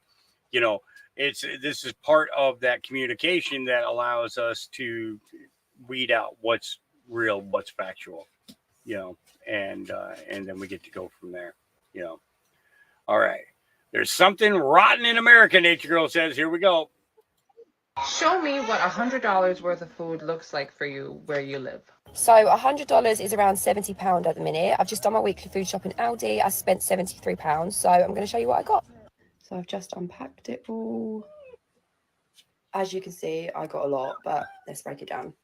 So we've got chicken breasts, sausages, ham, pepperoni, chicken wings, and a free-range chicken. Yogurts, halloumi, smoothie, milk. Just some bits for the fridge, pepperoni, coleslaw, hummus, olives, seafood sticks, garlic bread, etc. Some freezer bits. I'm going to make McDonald's breakfast on Sunday. Some bits for the cupboard that I needed extras of. Just some breakfast bits and crackers. Got some toiletries, 24-pack of toilet roll, shampoo, conditioner, baby bath, face mask, toilet wipes, razors. Just some treat snacks and juice and water. And then just all this fruit and veg. For a small family of 4. Family of 4. If I spent $70 here, I'd get like 5 items. And that's it. It's like I stopped eating when the food prices went up. Yeah. All right. I mean, therefore, I am. New Yorkers yelled death and POS to Inga Christian, the sexual predator who attacked 13-year-olds in Queens, and he is being escorted by NYPD's 12th precinct. It's up.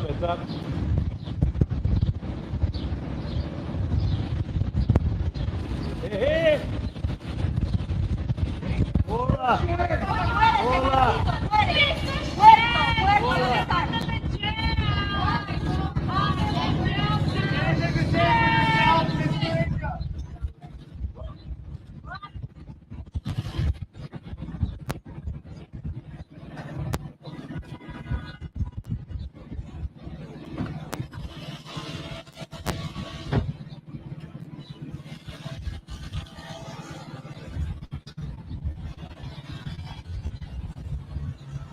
Too bad that didn't happen in Tennessee, because Tennessee has passed they passed their bill, and the governor signed it into law a couple of days ago for executing sexual predators of children. Yep, they did it. Yeah. All right. What every Gen Z liberal sounds like.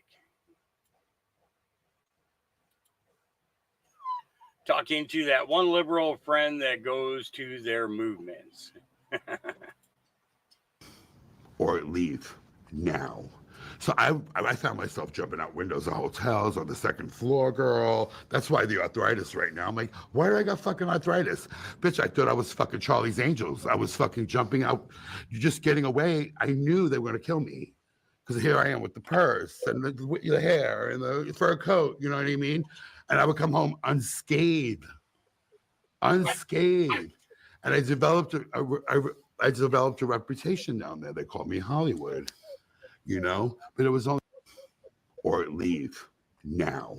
So I found myself jumping out windows of hotels on the second floor. Yeah. Really. Just, yeah.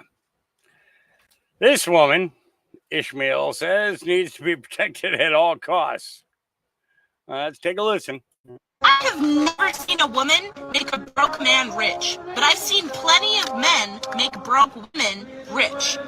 Do you think that we have a problem in society? We definitely do. We got many of them. But why is is it that like a woman will never stay with a broke man, but a broke man has no problem like providing and building up a broke woman? Because the thing is like nowadays most broke women don't even think they're broke. They just think that they're dating the wrong man. But then they'll look at a guy who's like working fucking 60 hours a week at a job that doesn't really pay that much, but he's doing his fucking best, and she'll look at him and be like, that's broke boy energy. No, that's hubby energy, actually. That's fucking husband material, actually. I feel like as women, we have such a like strong desire to be taken care of that we forget that like men are human beings. I have never seen a woman make a broke man rich, but I've seen plenty of men make broke women rich. I wanted that part to play over. Yeah. You know what I'm saying? Yep. And I'm going to say something, and I don't, and I'm not saying this to offend any woman here or anything like that. Okay.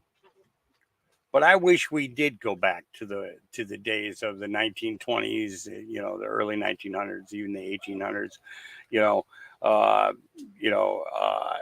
where mom was at home educating the children, teaching them reading, writing, arithmetic, at the same time, making sure that the house was, a home, and because I don't think that we would see as much of a breakdown in what has transpired in the last 50 years. I think that you're free. What are you yipping about? Oh, how did you get underneath there? There you go. Come on out.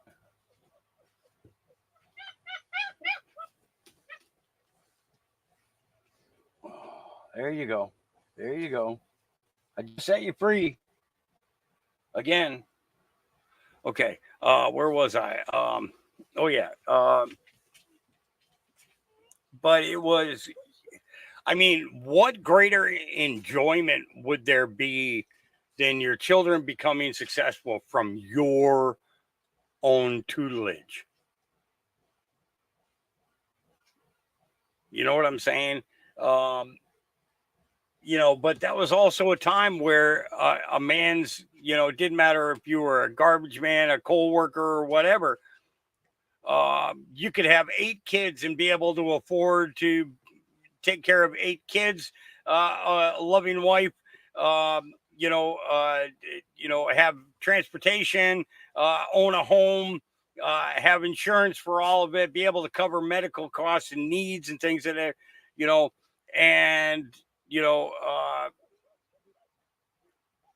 and dads were home. When they weren't working at home, they were spending every bit of quality time with the family, and it's kind of crazy because and I'm not, like I said, I'm not saying this to disrespect women in the workforce or anything like that. I'm just saying that if we get to go back to a time where these things would be possible again. Ladies that are in the chat, okay, I'm going to ask you, if we were at a time, okay, where one person's paycheck can cover everything and still be able to take multiple vacations and go camping during the summer and everything else, okay, would you do it? Would you put yourself back in that time, in that place?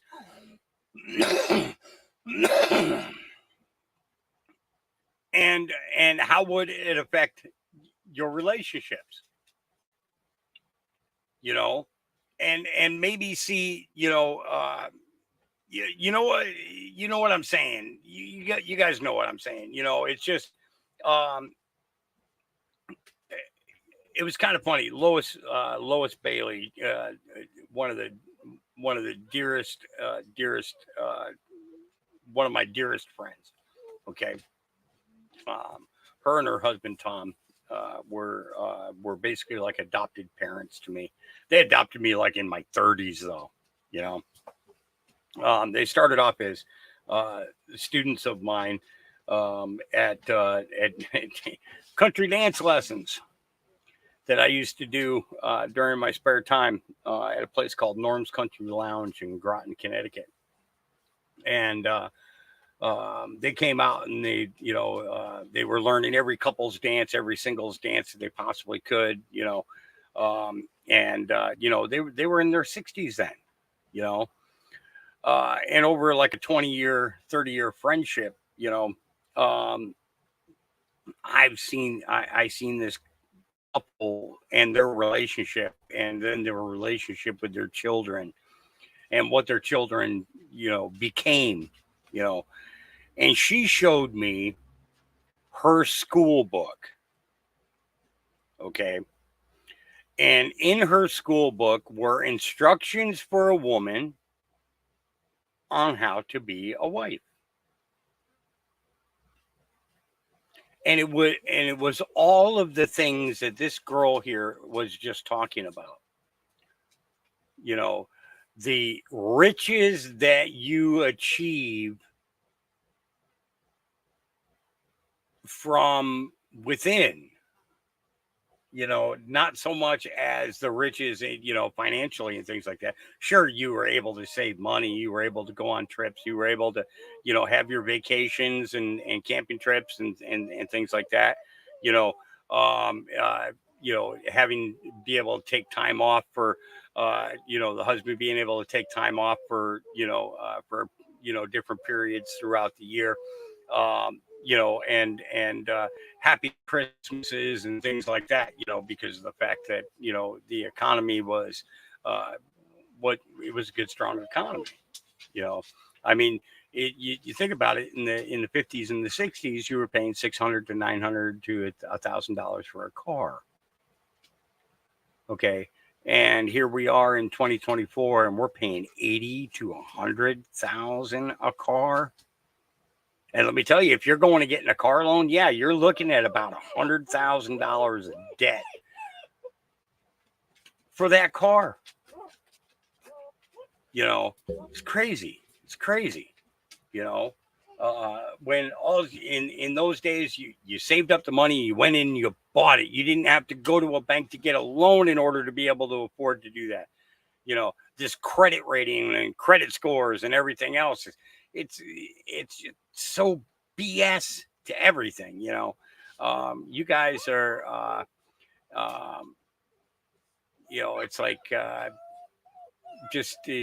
think that we can achieve this. I believe.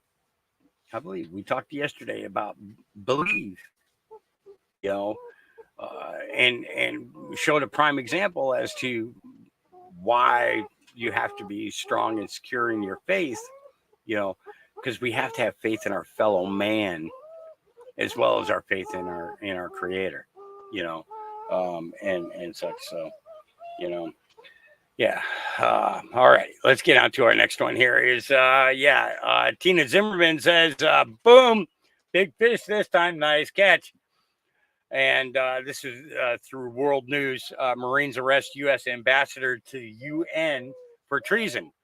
Wanted blue helmet peacekeeping force to monitor the 2024 presidential election. It was put out by Michael Baxter on June 17, 2024. I wish they had linked the article so that we could have actually read it. You know, speaking of pranks, this was a good one too. This was kind of funny. I just got my mom this prank package, and she's about to go get the mail right now, and I'm gonna get her reaction on camera. She's gonna be so pissed.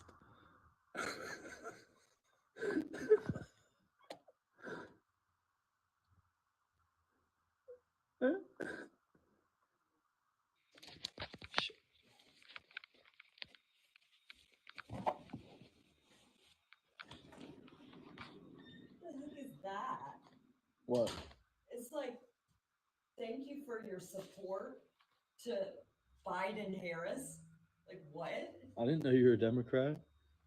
Next payment due? What the heck? Are you serious? Yeah, like, so, did somebody sign it up, me up for it? Did you sign There's up no for it? way. What does it say? I don't know. Like, what the heck? Some receipt? Let me see. Thank you for your generous contribution. What the heck is that? What contribution? $250? What the heck? Diamond membership? When did you sign up It for says that? it's due. There's another payment coming. Is this on my freaking credit card? Donate more? I didn't know you were a Democrat. What the heck? They may not be charging my freaking credit card. I'm gonna tell you that right now.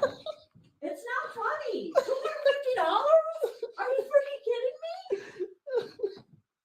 Stop laughing. It's not funny. What the heck? Look, I got a good card that I look at what it says I'm donating to I'm contributing to.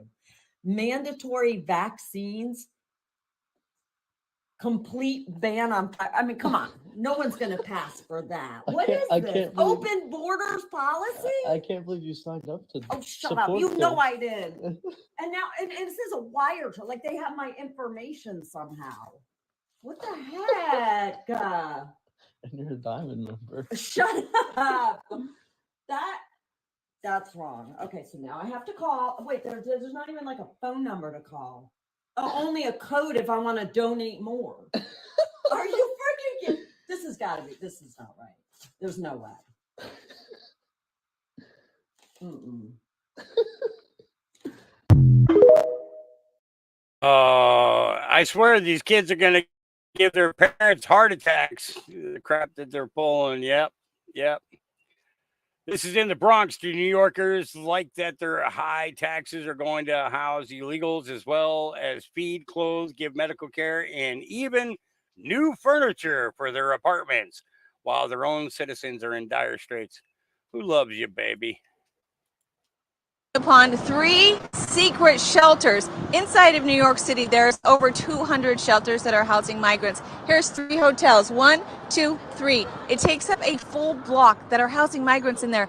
And what is not good here, good for the migrants, but bad for American taxpayers, is look at all the furniture trucks. Those furniture trucks are delivering brand new furniture in these hotels for migrants. So not only are the migrants getting these hotels to live in, they're having free furniture delivered for them. It is insanity. The people that live around here, they had no idea that these were migrant shelters. They're upset. We've been told by one citizen that lives in New York, he has been trying to get an apartment for 3 years. He says now that the migrants get the apartments over the citizens because the apartment complexes know if we put migrants in these apartment complexes, the government's going to pay us, and it's free, easy money, just like these hotels, free, easy money for them. This is what is going on. Millions of people flooded our borders. It's happening each and every day.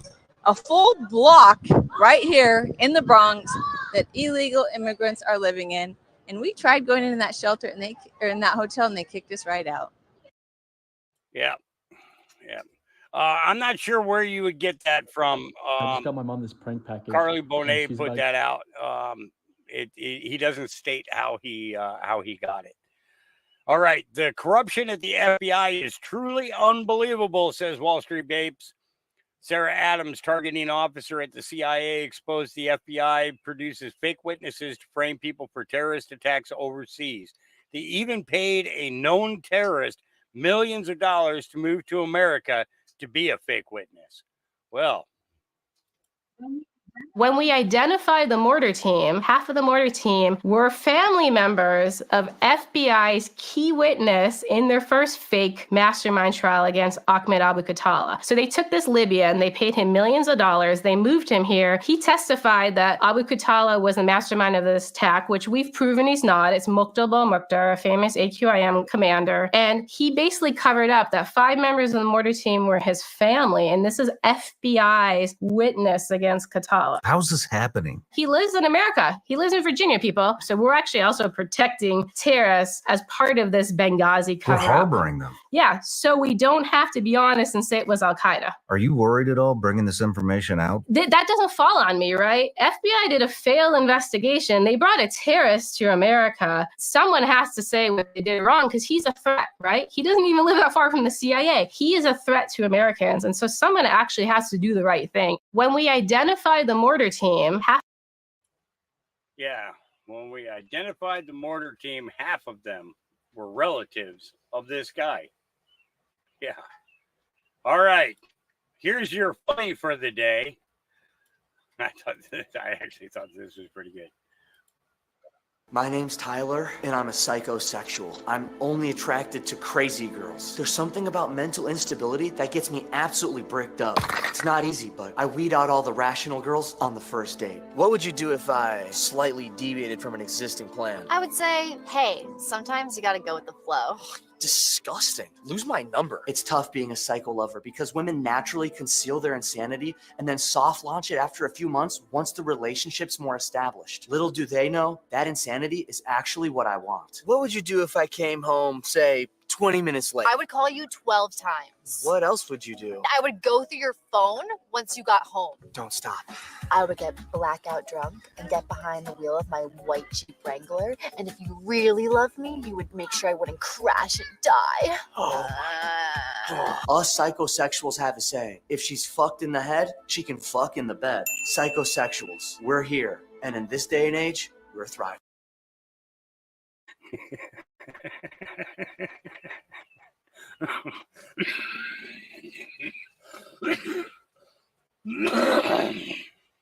Okay.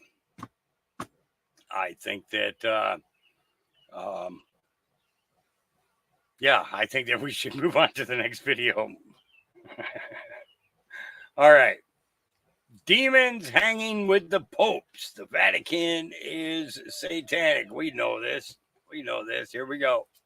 What in tarnations is going on? Can somebody tell me who is that with the Pope?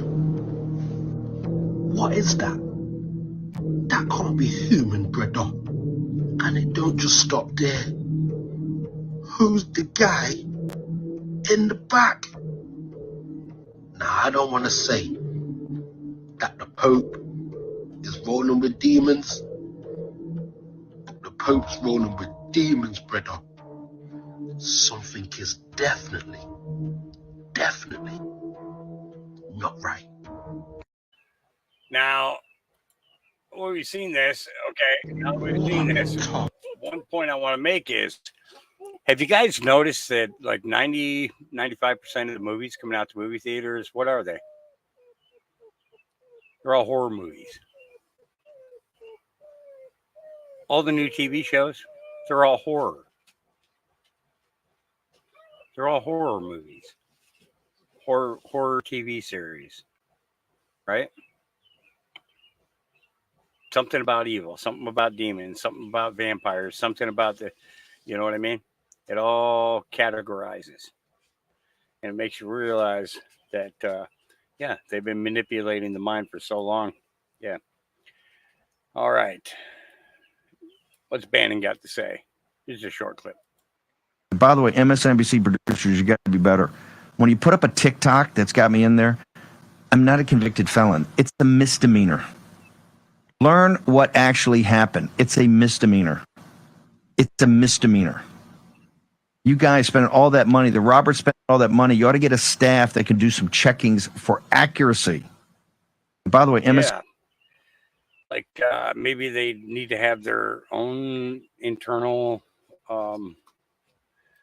spell check kind of thing, you know? Yeah. Echo X. Let's take a listen.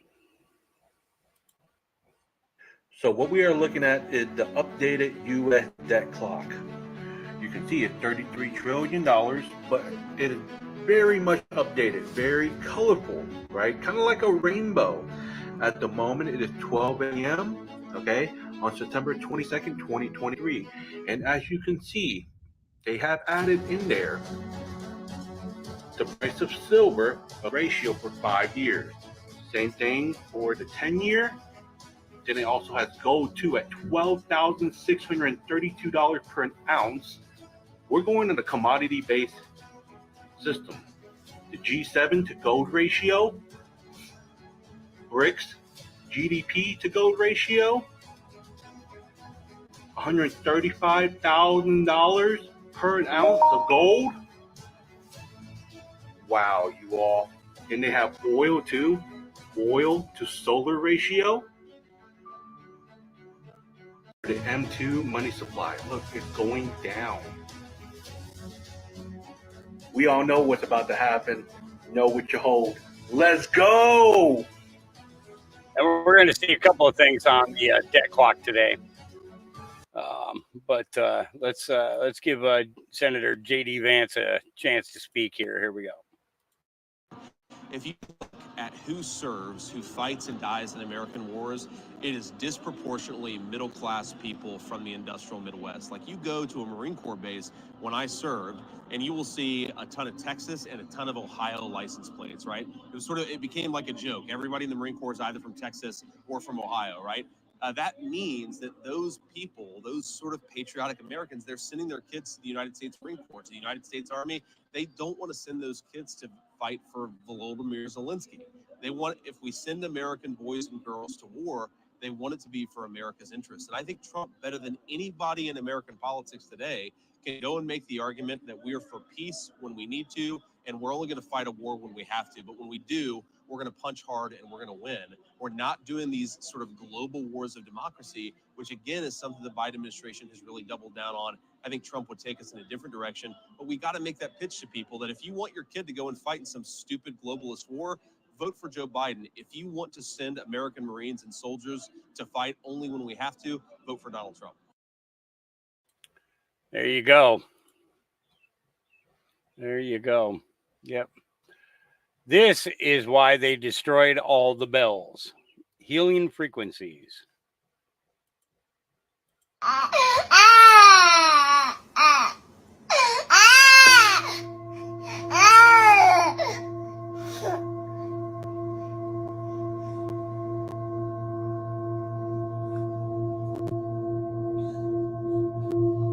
Rebel, as into rebel the cities and towns with the healing frequencies. Do not listen to the radio, Spotify, or Apple Music.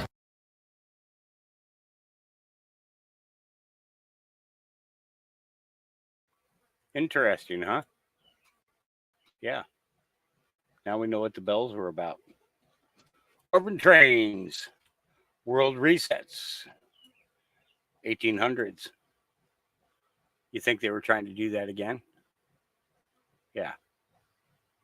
Yeah, I'm as soon as I can find one of those, Fred, I'm going to do exactly that.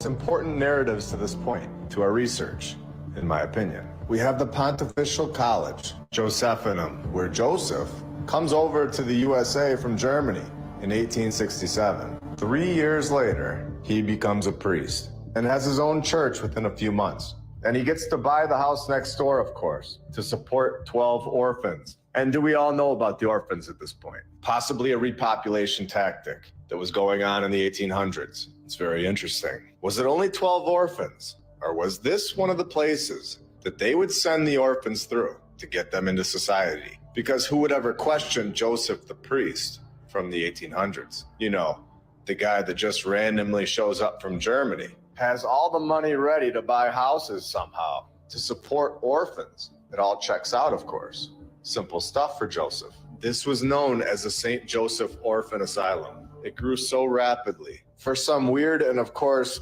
very random reason, that 5 years after it began, Joseph moved the operation closer to the railroad, which is how these individuals would be dispersed throughout the country. So this is a paragraph of admission. We are being told, down to the smallest detail, how this operation worked. It would go through churches. They would bring a manager type over from Europe, call them a priest, give them a house, give them the resources to run these operations, purchasing new buildings with ease to run the program. So not only do you have the World's Fairs that were a repopulation tactic, you had these orphan trains and orphan hubs where they would be dropped off and planted into society. The new facility that Joseph was just finding and saying was his. I want to make that clear. He wasn't building anything. He was given these buildings that were already there from the previous civilization. So the new building gave the orphans a training in the trades. So this Joseph guy was obviously sent with a purpose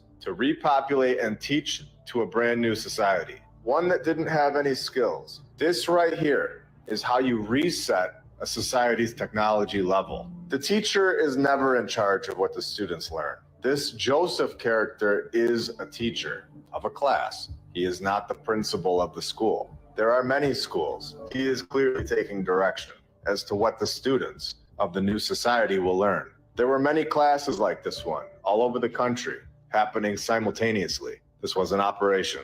This went on for 12 years with zero backstory. Finds the Collegium Josephinum, this massive college, is just found and ready to roll. No clue where the money came from. No mention of how many men were needed to build this place. Just found it. And its first class of 23 men began. It's unbelievable. This is one of the most important stories to our research, in my opinion, because it shows exactly how the operation took place. It's actually laying it all out there and shows us exactly how they repopulated these regions in the USA.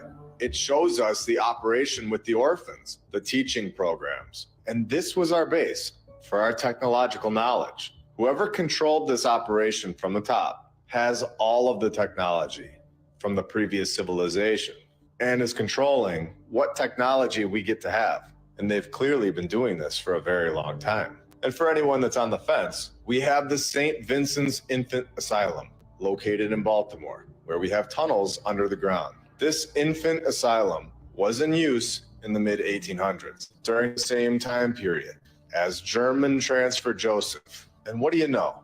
In the early 1900s, the operation was done.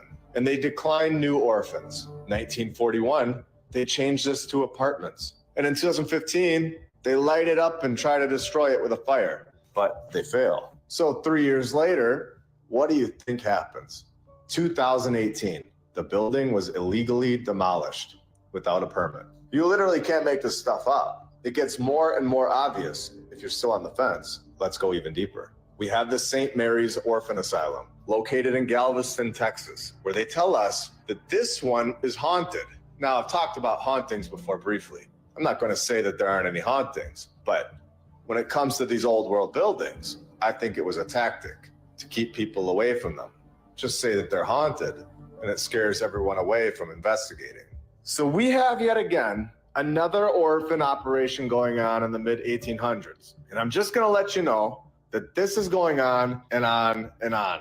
There were so many orphan operations going on in the mid-1800s because this was how they were repopulating these cities. So where were all these kids' parents? Is this where a lot of our families originated from? Is this why the family trees in the USA almost all end around the same time period? We are told hundreds of fire stories through the first 52 episodes. We know that that is the key and the nod, that it's a building that was constructed by the previous civilization. The St. Mary's Orphan Asylum. For anyone wondering where the parents of these orphans were, you might want to check the other asylum, the Insane Asylum, because they were not going along with the reset. Here's a graph showing that the insane asylums are disappearing over time. And I wonder why. Good thing they cared so much about us in 1955 and 1965, because surely that was the fix. Oh, it wasn't? And then a fire had devastated the St. Mary's Orphan Asylum in 1875. If anyone is still on the fence, there is room over here to get off the fence. And honestly, who would want to sit on top of a fence anyway? So we have Ohio, Baltimore, Texas. We have all these towns and cities being repopulated. Brand new people, brand new social structures, brand new mindsets, and resetting what people are taught. This all happened around 150 years ago. So this is all very new. This isn't thousands of years ago. Then we have another very interesting aspect of this in Germany during the same exact time period.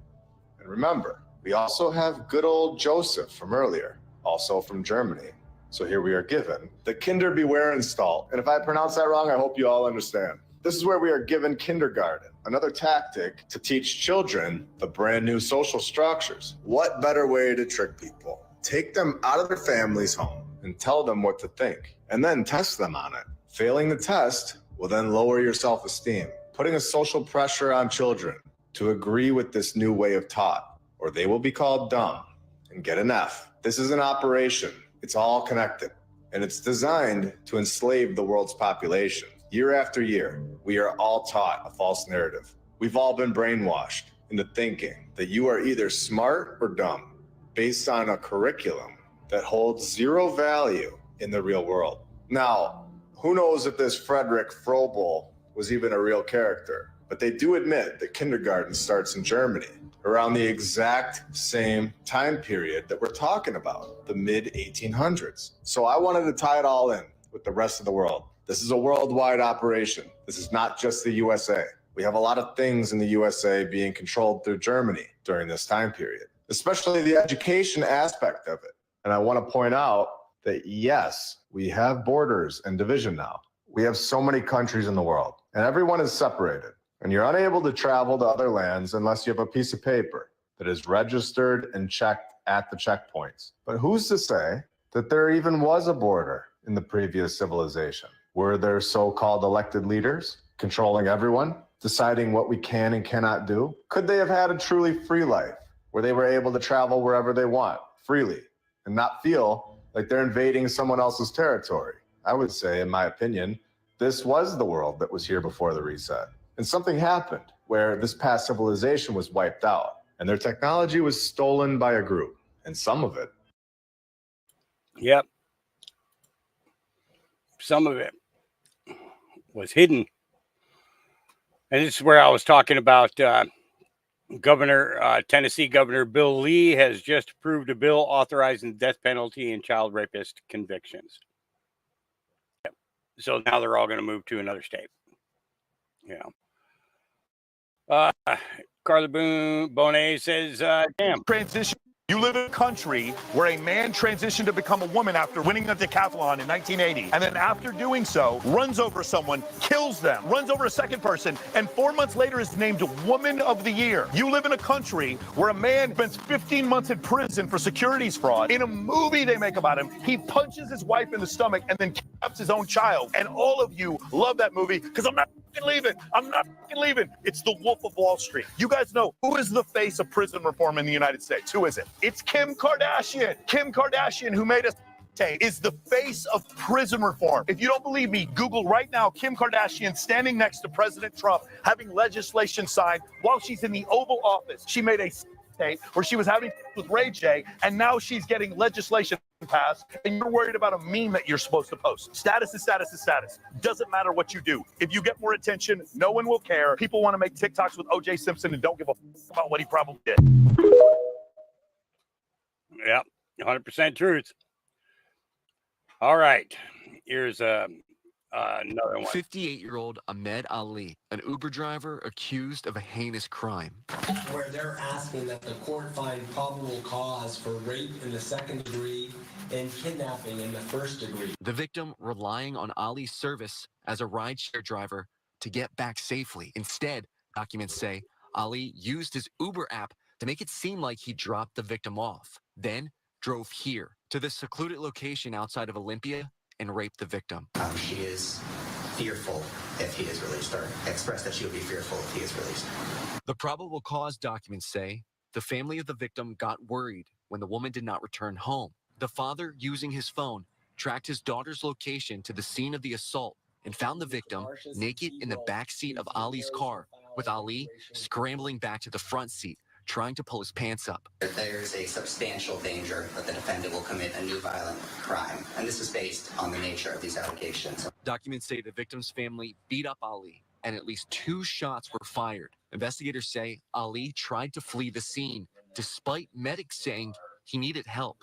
In court, Ali still had bandages on his hands. Near the scene of the attack, I spoke to a dad who told me it's horrifying to hear what happened to someone else's daughter on Father's Day weekend. You know, to me, it's justice, and it should have never happened to begin with, right?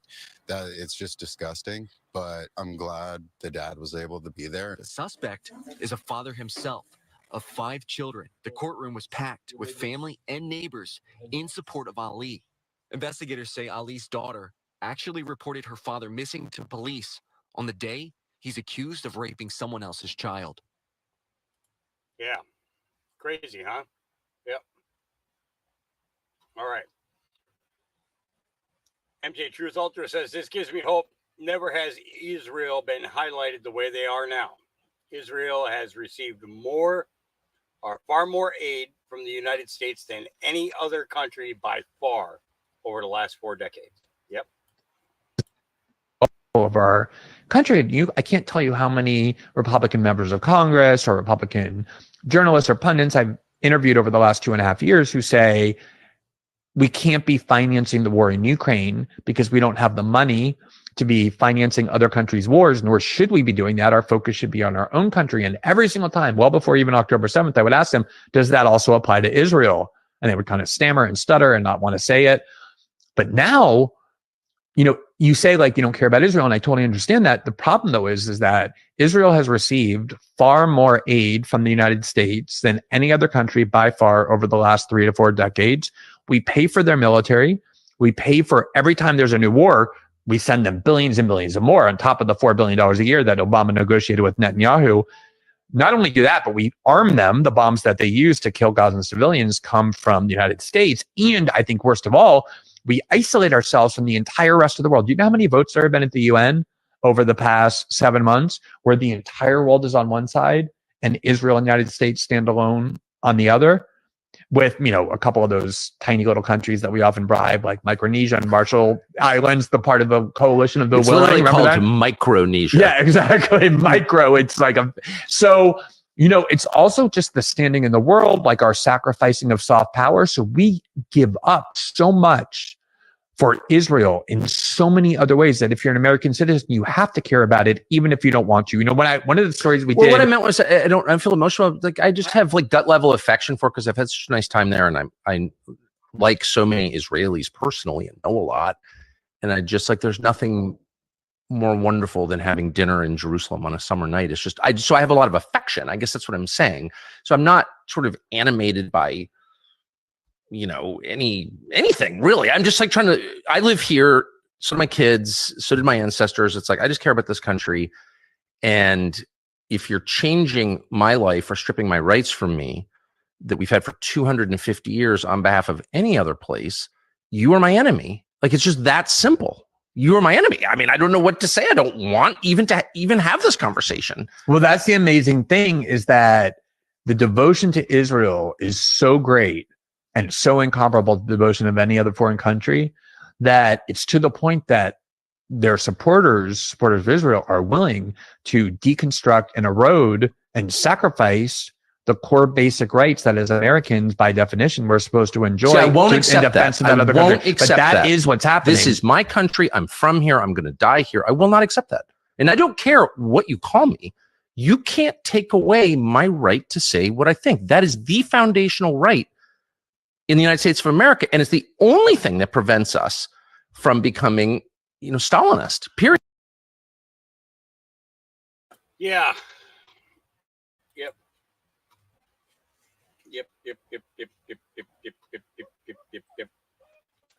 I don't even know what to say anymore. Pima County, Arizona is running an illegal migrant aid program funded through FEMA money, providing shelter, goods, transportation to their next destination. Here we go. Border towns in Arizona may be dealing with a new immigration problem. Pima County received $12 million from FEMA in 2023. With these funds, city officials and non-governmental organizations have been providing transportation and shelters to asylum seekers until they get to their next destination. Full stop. Why are American taxpayer dollars, money, being used for asylum seekers? Somebody explain that to me. Why are the taxes that we are paying as hardworking people, in part, used to help immigrants? Yes, I said it, to help immigrants. When I came here, around the time that I came to the United States, I had to sign a paper that I will not be a financial burden to the United States government. Everybody that I know had to sign a paper that we will not be a financial burden on the United States government and the American people. And you are telling me that FEMA and other government organizations are actually having budgets for other immigrants? Really? What a slap in the face to every single immigrant that came to this country legally and created a life for himself or herself in a good freaking way. I don't think anybody can argue with there, fella. And you're pretty well articulated for being a new American. Congratulations on that. Yep. Okay, script. It's all made up. The Bible, Satan, God are all made up. It's allegorical. If that's the case, we wouldn't see or hear this. Good try. That could be good, couldn't it? That could be good, couldn't it? Thank you to Satan for giving me inspiration. I'd like to, first of all, I'd like to thank Satan. I'd like to thank Louis Armstrong. I'd like to thank Neil Young. I'd like to thank the Rollins Band. I always listen to gospel music, and my parents are both traveling ministers, and so I kind of sang about, you know, what was going on in my life at 15, and that's how I got introduced to the music industry. I swear I wanted to be like the Amy Grant of music. Yeah. But it didn't work out, and so I sold my soul to the devil.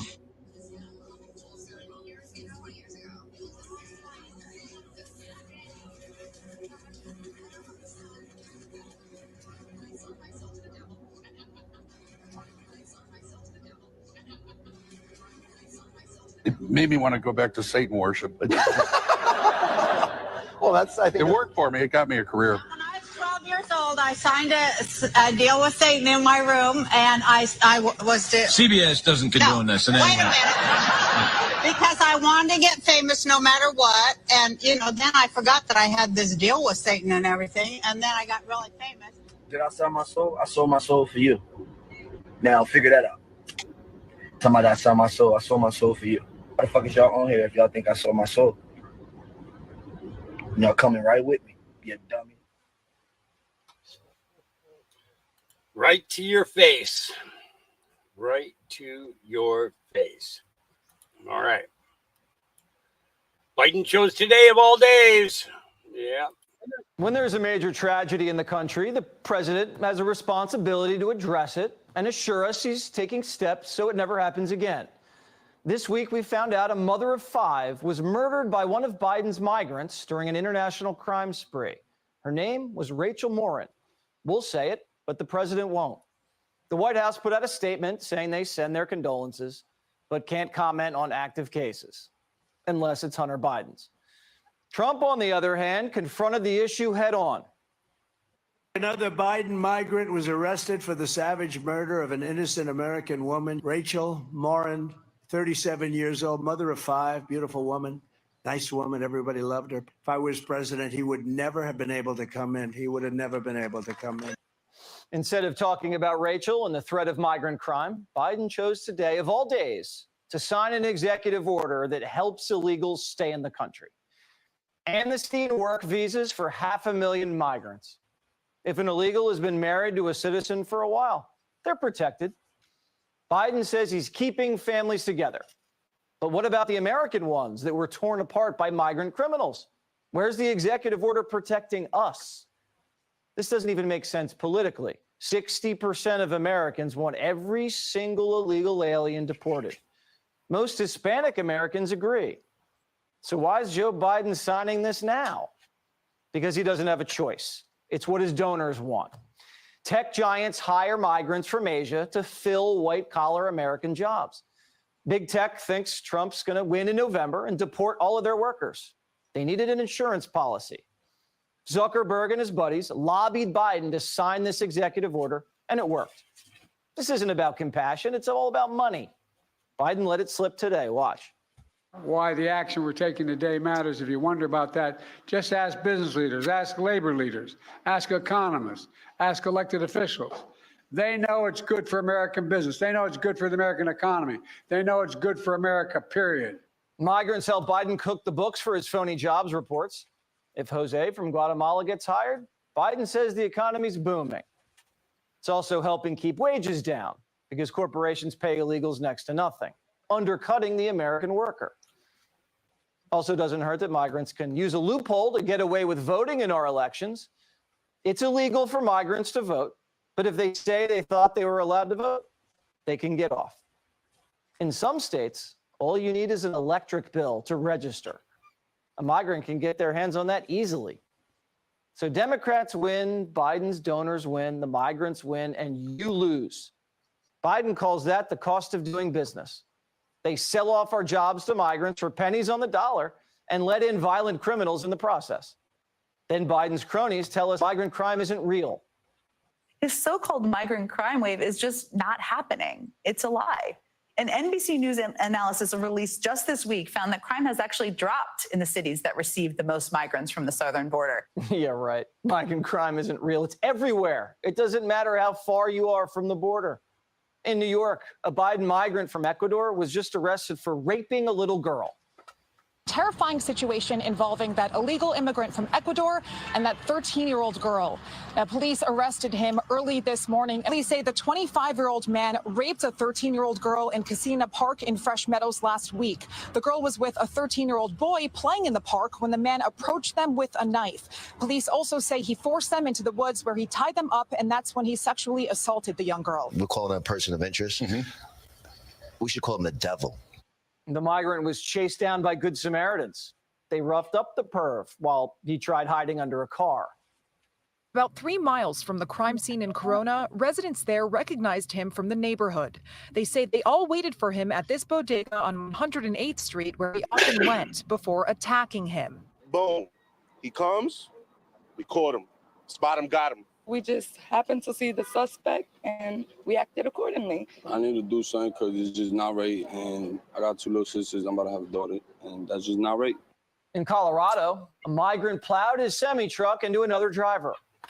The man behind the wheel of this 18-wheeler that investigators say caused this crash near Conifer last week never should have been driving. Immigration and Customs Enforcement had ordered Ignacio Cruz Mendoza to leave the U.S. 16 times since 2002, 22 years ago. He was arrested again in Jefferson County for a number of charges, including not having a commercial driver's license. Investigators say Cruz Mendoza's truck crossed into oncoming traffic, lost its load, and hit 5 vehicles. 1 driver was killed in the crash. Biden can't keep pretending migrant crime doesn't exist. Americans are losing their lives. Rachel Morin had a long life ahead of her. She was a mother, a sister, a daughter. And if that illegal hadn't taken her life, she would have been a grandmother. Her oldest daughter is expecting a child later this year. Faye told me that she's going to introduce a little girl into the world later this year. It's a happy moment and it's a sad moment too, because Rachel should be here for that moment. And Faye should be able to give that news to Rachel, to tell Rachel you're going to be a grandmother. But she can never give that news. It's time for Biden to say her name and do his job. Yep. Been saying it all along. Yep. Son of a bitch. We use Tractor Supply for our farming needs. It looks like I'll have to find another business to use. Time to give Tractor Supply the Bud Light treatment. Here we go. All right, guys, just to let you know, Tractor Supply is sponsoring only Democrat political groups. And basically, the month of June is their special month, if you know what I mean. I already had my TikTok video after 100,000 views taken down, trying to start a boycott against Tractor Supply Company. Just Google it. Google Tractor Supply Company boycott. I'm just trying to spread the word. 100,000 people viewed my video, and TikTok took it down, and they lied about what I said in it. Long story short, if you don't want them to take your money and sponsor the opposite of Donald Trump, and basically that entire party that is opposite of Donald Trump, don't go to Tractor Supply, because it is 100% going to stuff that you do not want to support if you support our country, our way of life, or if you're a farmer or any other normal person. Yep. About time that we All right, start Bud Lighting a lot of them. Yep. Here we go. Today I get to talk to Eitan, who is actually the victim of a political prosecution by Biden's DOJ. You blew the whistle on Texas Children's Hospital, violating Texas law and doing sex change surgeries and giving kids puberty blockers and hormone treatments. And they were lying about it. Not just were they doing all that, they lied about it. And you blew the whistle on that. And now the DOJ is going after you. So tell us your story. Yeah, so really broadly, the DOJ is coming after me. I'm going to federal court soon. And this is for exposing the fact that Texas Children's Hospital was lying to the public about the existence of their transgender program. Last Tuesday, 3 heavily armed U.S. Marshals were at my door and informed me that I was being indicted with 4 felonies. But this all started when the hospital had unequivocally said that they were shutting down their transgender program because of the legal risks. And this was in response to an opinion released by Ken Paxton a few weeks before, saying that it could be investigated as child abuse. So it makes sense that the hospital would do that, right? They would try to cover themselves, say we're shutting down this program. But I worked there, I did surgery there. I knew categorically this was untrue because the people who were doing these surgeries told me they were doing it. So in the months following, there were multiple people I worked with who came out to me and told me that they're implanting these puberty blocking devices into very young children. This happened over a year ago, that you blew the whistle on Texas Children's Hospital, and Biden's DOJ is going after you now, almost a year later. Why is that happening now? Yeah, so it was about a month later. It was on the day of my graduation. So one of the most important days of my life, my graduation from surgical training. A couple of hours before, I get an aggressive knock on the door. 2 federal agents with Health and Human Services are at my door. They show me their badges and tell me that they're investigating a case regarding medical records. And we ended up not talking to them, but they handed me a target letter telling me that I was a potential target of a criminal investigation. And it was signed by a U.S. assistant attorney in the Southern District of Texas with the Department of Justice. So we had a decision to make, right? Do we submit to this or do we fight back? And we decided to fight back, right? Because we had no choice. Let's walk through that day that you open your door and there's federal agents standing there. What's going through your mind? That must have been terrifying. Yeah, it was crazy because it was a few hours before we were meeting with my family, right? We were going to go to the graduation. It was June 23rd, it was a Friday. But I opened the door and then you see him outside, you just kind of freeze. And your mind just stops, but there's some visceral part of who you are that knows exactly what's happening. These people are there because you had an effect, right? Because you blew the whistle and they wanted to make an example out of me. They wanted to instill fear. They wanted to intimidate. But as they're coming to find out, they knocked on the wrong door. The reason they're coming after me is to make an example out of me, right? To dissuade other whistleblowers from coming out, because what we were able to do in our original story is expose the fact that the biggest children's hospital in the world was lying to the public. And within 24 hours, the Texas Senate passed a bill to make what we exposed illegal. So if they can come after me, right, if they can win this, then the door shuts permanently on any other whistleblower in the field of medicine. Because people know that if they do something similar, right, if they tell the truth, if they expose corruption, then they're going to have the Department of Justice, the FBI, Health and Human Services coming after them. And it's to silence whistleblowers, like you said, and not just specifically in the medical field, but anywhere. They just want to silence whistleblowers. So when you blew the whistle with Christopher Rufo, did you ever even think that the DOJ would come after you like this? We knew that was a possibility because we were aware of what was happening in our country. But there's a certain point where your ethical obligation to your profession, my moral obligation as an individual to these children, to my future children, goes above that, right? Where whatever the cost is, in order to protect these children, prevent these misguided doctors from permanently mutilating and sterilizing them, that something has to be done. Yeah, so we knew that was always a possibility. We were, we knew that it was a chance we had to take. So looking back, is there anything that you would do differently?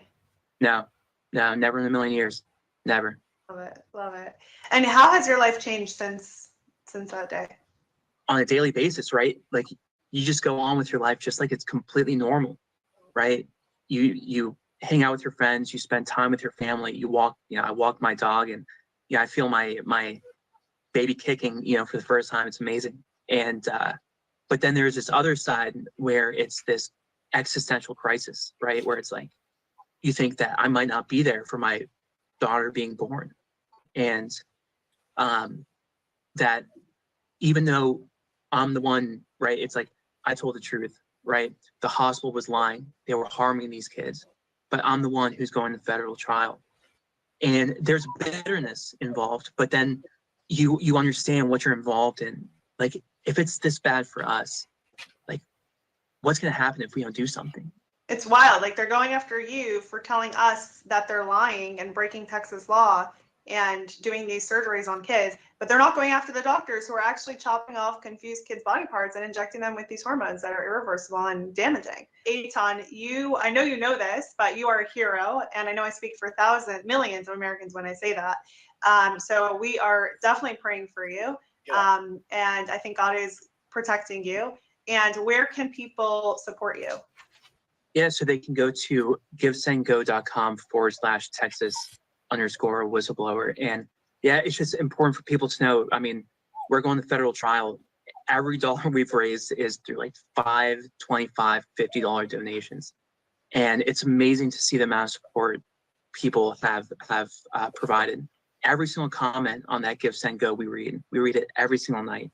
And, during our darkest moments, right, we read those comments, and it just makes the world of a difference. It makes me so happy to hear that people are supporting you, and Americans stand with you. And before we wrap up, what would your message be to someone who might be thinking about becoming a whistleblower? Yeah, I think that especially for people in medicine and healthcare, people don't want to blow the whistle, right? They don't want to put themselves out there because they do this calculus. Like, it's like an equation they do in their mind. It's like, well, if I do this, I might lose my job. But I have to pay for my mortgage. I have to pay for my kids' school. So they justify it because they think, well, I have to take care of my children, right? But the thing is, if you don't do the right thing when it's the really difficult thing to do, what you're doing is delivering your children into a much more dangerous world. So what you're actually doing is not taking care of your kids. It's so much more important to face this corruption the moment you see it, in order to preserve our society, to preserve our profession, to preserve the ethics and dignity in the people around us. And the only way to do that is to shed light when you see something wrong going on behind closed doors. So, you can think that, you're protecting your children by not speaking out, but it's the exact opposite. Yeah, like the future of our country depends on it. And quite literally, it actually does. Yeah. Yeah.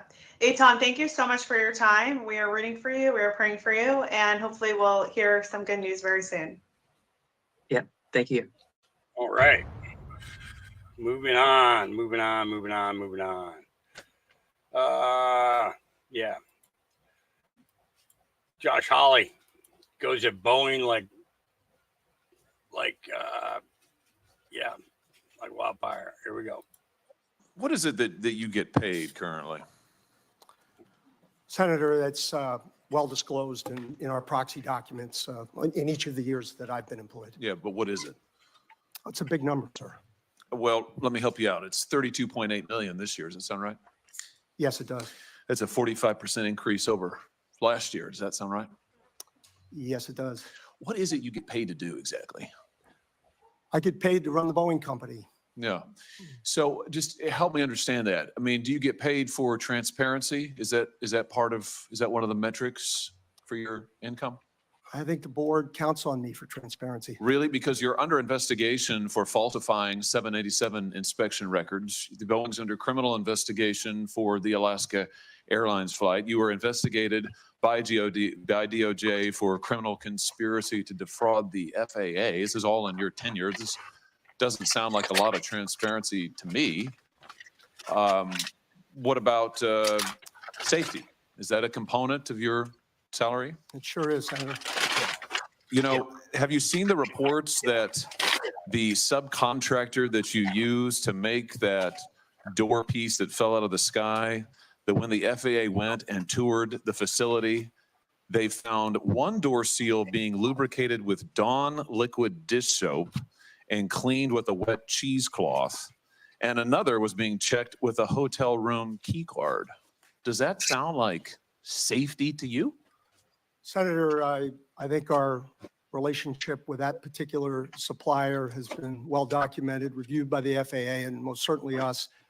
And I'm very intent on acquiring that company so that none of that ever happens.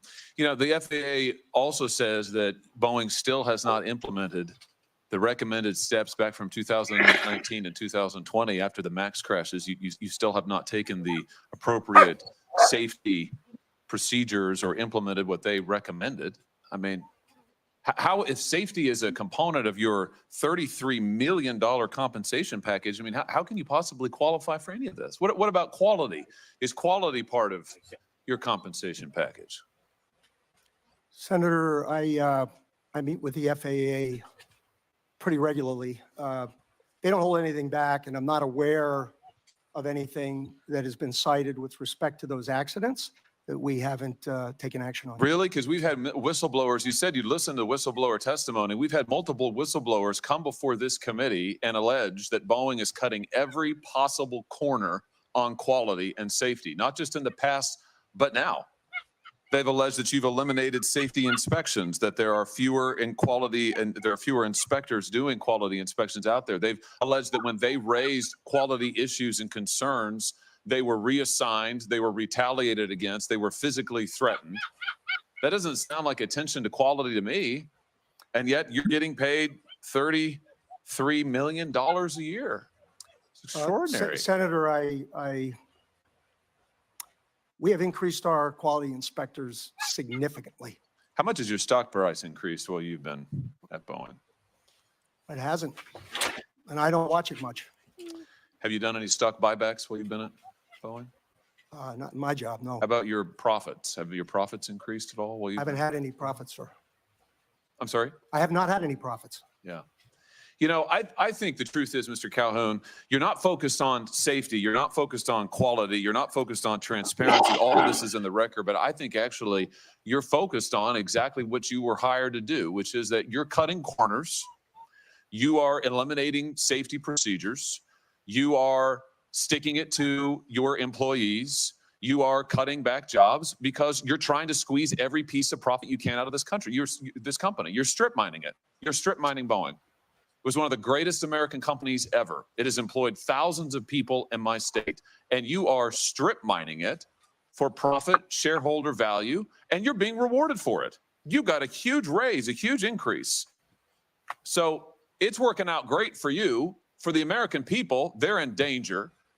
For your workers, they're in peril. For your whistleblowers, they literally fear for their lives, but you're getting compensated like never before. Don't you think maybe your priorities are misplaced here? I mean, don't you think maybe it's time to get back to focusing on making quality planes and paying your workers well and taking care of the little guys who got you to where you are?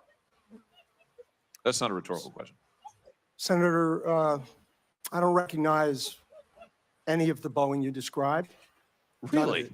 And I want to assure. You don't recognize the Boeing that has airplanes falling out of the sky, that has had 2 MAXs crash, that has had pieces of doors fall out of the sky, that have had whistleblowers come before they've sat right where you have sat and told us, these are your employees who have told us that when these are the engineers, by the way. Are you an engineer? I'm not. Yeah, they are. No. And they have said that they're not listened to, that they're retaliated against, that they're threatened. That's the reality of Boeing today. That's your company that you have created. Now, I don't recognize it either from the company it used to be decades ago, but under your leadership, that's what Boeing is, and you're being rewarded for it handsomely, handsomely. Don't you think there's something wrong with that? Why haven't you resigned? Yeah, Senator, I stand by what I said, and I want to assure the great employees in your state that that is not the way we operate the company, and it never will be. And if you would like my chief engineer to talk about what he sees. No, I want to hear from you, because what I hear from you is a lot of this team does that and that team does that. And I listen to the whistleblowers, but I don't meet with them. And I've heard about all this stuff that you Congress have meddlesomely asked for because the public wants to see it. Gosh darn them, but you actually haven't supervised any of it. I've heard that. It's a lot of it's this, it's that, it's this, it's that. But meanwhile, you're getting paid a heck of a lot of money. It's unbelievable. If anybody's coming out of this deal good, it's you. Why haven't you resigned? Senator, I'm sticking this through. I'm proud of having taken the job. I'm proud of our this safety record, and I am You're proud very of this safety proud record. of our Boeing people. You're proud of this safety record. I am proud of every action we have taken. Every action you've taken? Yes, sir. Wow. Wow. There's some news for you. Well, behind you, you can't see it. Behind you, the folks are showing pictures of the people who are the victims of your safety record. I think we can all see them. And I think the American public, when they fear to get on their airplanes, they understand your safety record. And frankly, sir, I think it's a travesty that you're still in your job. I do too. Yep. Josh Hawley. All right. Yeah. The sleeper is awakening. You'll see what I mean. Here we go. Check this out, you guys. Earthquakes are starting to happen around the world, specifically around this Leviathan over here. And I showed you guys before through numbers that this is literally the snake or the Godzilla. As you can see over here, Dragon, South Pole, Leviathan, Godzilla gives you 5 all across the board. Once you add these numbers together, you get all 5s all across the board. There's no coincidence. I told you guys, numbers do not lie. Now check this video out, y'all. What does an alligator do whenever they freeze in the water? That's right, they stick their nose out of the water to make sure that they can still breathe in the frozen water. As you can see, people, this is what reptiles do whenever it's frozen. And as you can see right here at the bottom of Argentina and the top of Antarctica, we have what appears to be a large serpent right there. Can you see it, people? Right there. You probably think this is crazy, but I'm going to prove to you that thing is a fire-breathing dragon and still alive. As you can see right here, as we zoom in, you can see what appears to be nose holes. These same holes you can find on reptiles like snakes. Now, they look like islands, all right, of some sort, until I continue to zoom in and zoom in, all right? Keep up with me, people. I have to show you, this is crazy. This is smoke, people. What we are seeing that is white is smoke, people. Puff the Magic Dragon. Believe it. I'm going to show it to you. We're going to keep on going. And I want you to also look. These are crater holes. These holes are going down. All right? This is this thing's nose, and he has it out of the water. Still breathing, people. All right, watch me. Look. Now watch. Y'all remember that dragon we found at the bottom of South America? Look. There is a 5.4 earthquake that just happened on the head of that serpent. You guys, this dragon is waking up. And I'm about to prove to you that this dragon is waking up. Not only is it waking up, this dragon is the size of multiple continents. Now, let's talk about it. A lot of you might think I'm crazy, but the fact of all of the earthquakes and the volcanic eruptions around the Ring of Fire. If you don't know what the Ring of Fire is, I'm going to show you, but please Google. Everywhere there's a red dot, that is the ring. And it runs all the way through Asia, east towards North America, down the west coast, and down the west coast of South America. Now, at the very bottom of South America is where I showed you that this is where the serpent, Drake's Passage, or Dragon's Passage, is located, right there. This would be equivalent to right down here, okay? Now, I'm going to follow that same path from South America all the way around to Fiji. And watch this. And if you look right here, you can see this is where the Ring of Fire starts, right at the neck of this thing, all right? And it comes up here, and I told you guys, these are wings. Look at that. South America is a wing. But if you follow this line, this bloodline right here, I believe is a vein, a major vein. That is, if you see it goes around there, it's following the same line over here as the Ring of Fire. All right? Now watch it. It's going to continue to go. Goes all the way around. All right? You can still see that line. You can watch it go up here. It goes up North America. All right? That same line is right there. It's going to come around. And this is where that, you can see North America only has little spots. That line is not that dark there. The darker the line. So this is San Andreas Fault also running along there. And you can see where it starts to darken again, all right?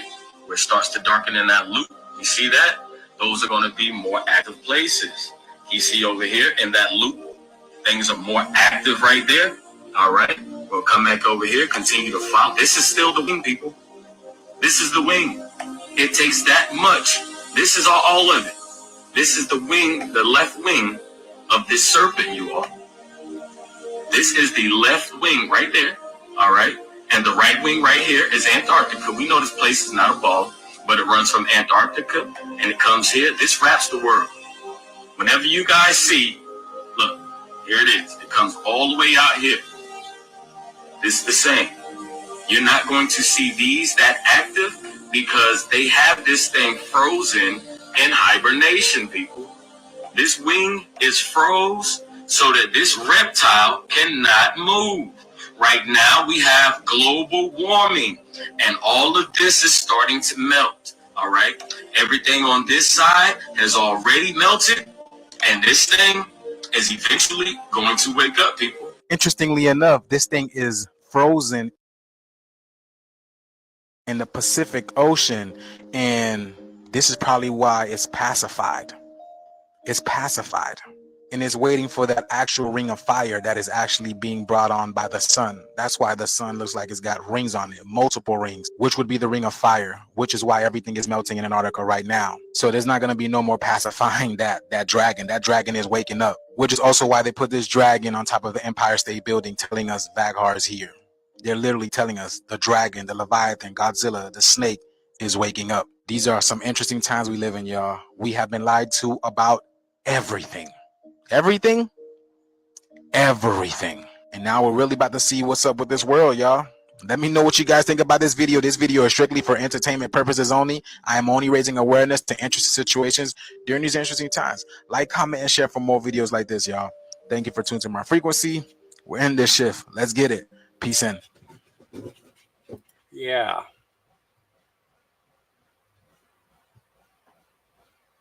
What happened here?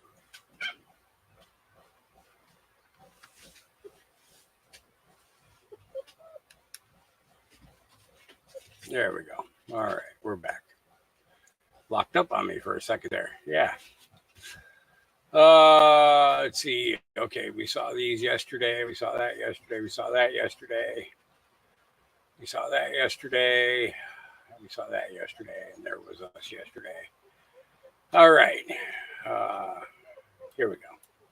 Raise your hand if you're tired of them using you for your race, orientation, and more. You will never get my vote.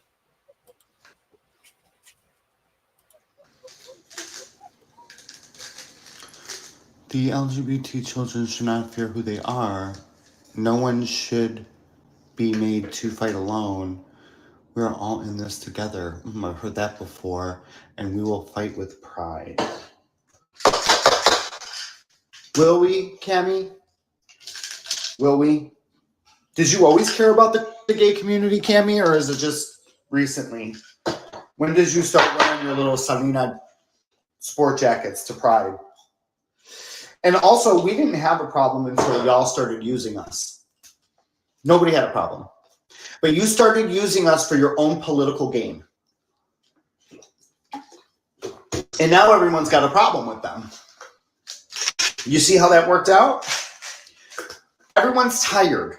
Everyone's fish oils. Joe needs these. I'm taking my vitamins. Everyone's tired of listening to it. We're all done. We're sick and tired of it. Even our community is tired of it. They're tired of being used. You know what, Kava? Do me a favor. Shut. Yep. Tired of being used. Tired of being used. Okay, so I guess I did hit most of these already. Is that it for today? I think we've I think we've covered. Oh, this is one from Alanis Morissette. Now this one here I have to make sure I mute, but I'll read it as it plays. I got to mute it though because the music's playing. Alanis Morissette admits music industry is run by elite pedophiles. They're all child rapists. Singer Alanis Morissette has blown the whistle on how the music industry is literally run by pedophiles in an explosive new video. You're supposed to mute. Yeah. Let's get to the second one here so that I can read it. In a documentary called Jagged, which premieres Tuesday at the Toronto International Film Festival, 47-year-old Morissette claims that the entertainment industry is run by elite pedophiles who routinely rape and abuse children. Let's get to the next one.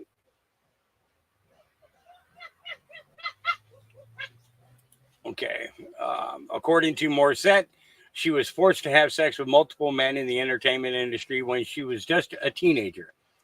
It took me years in therapy to even admit there had been any kind of victimization on my part, Morissette said. I would always say I was consenting, and then I'd be reminded that, hey, you were 15. You're not consenting at 15. Now I'm like, oh, yeah, they're all pedophiles. It's all statutory rape.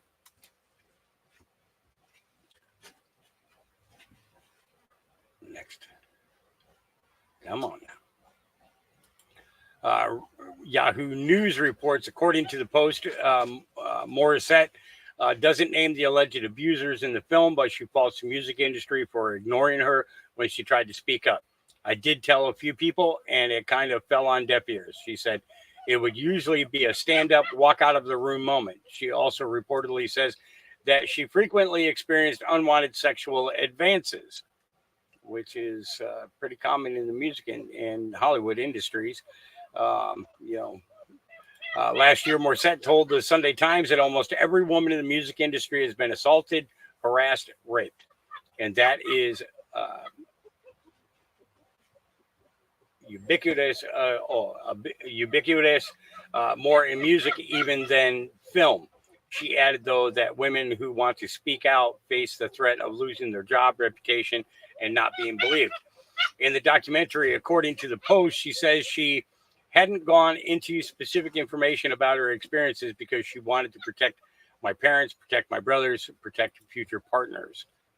And you kind of can't blame, you kind of can't blame her.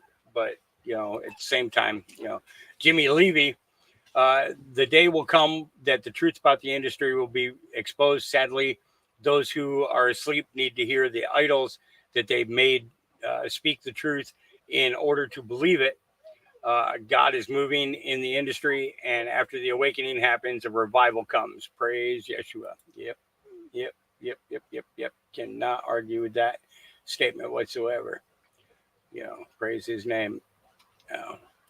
So, yeah. All right.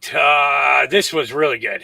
I thought that this was really good. This is to the song Check Yes or No But I think this guy's got a hit on his hands, and I think he needs to finish it, and he needs to post it no different than what Oliver Anthony did with Richmond over Richmond. All right, here we go. Joe Biden still back in 3rd grade. He can't even find his way off the stage. A blue suit, a matching tie, and a plan that's gonna fail. But he's trying his best to throw Trump in jail. Yesterday, he played a round of golf. He got on his bike and his ass fell off. Today on the news, he was a laughing joke.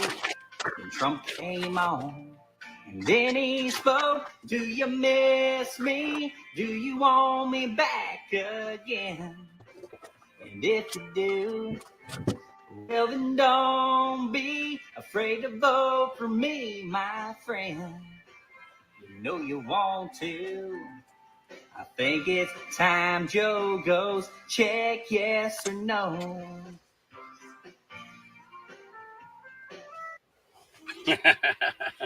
I think he did a good job. And he's got a pretty pleasant singing voice as well.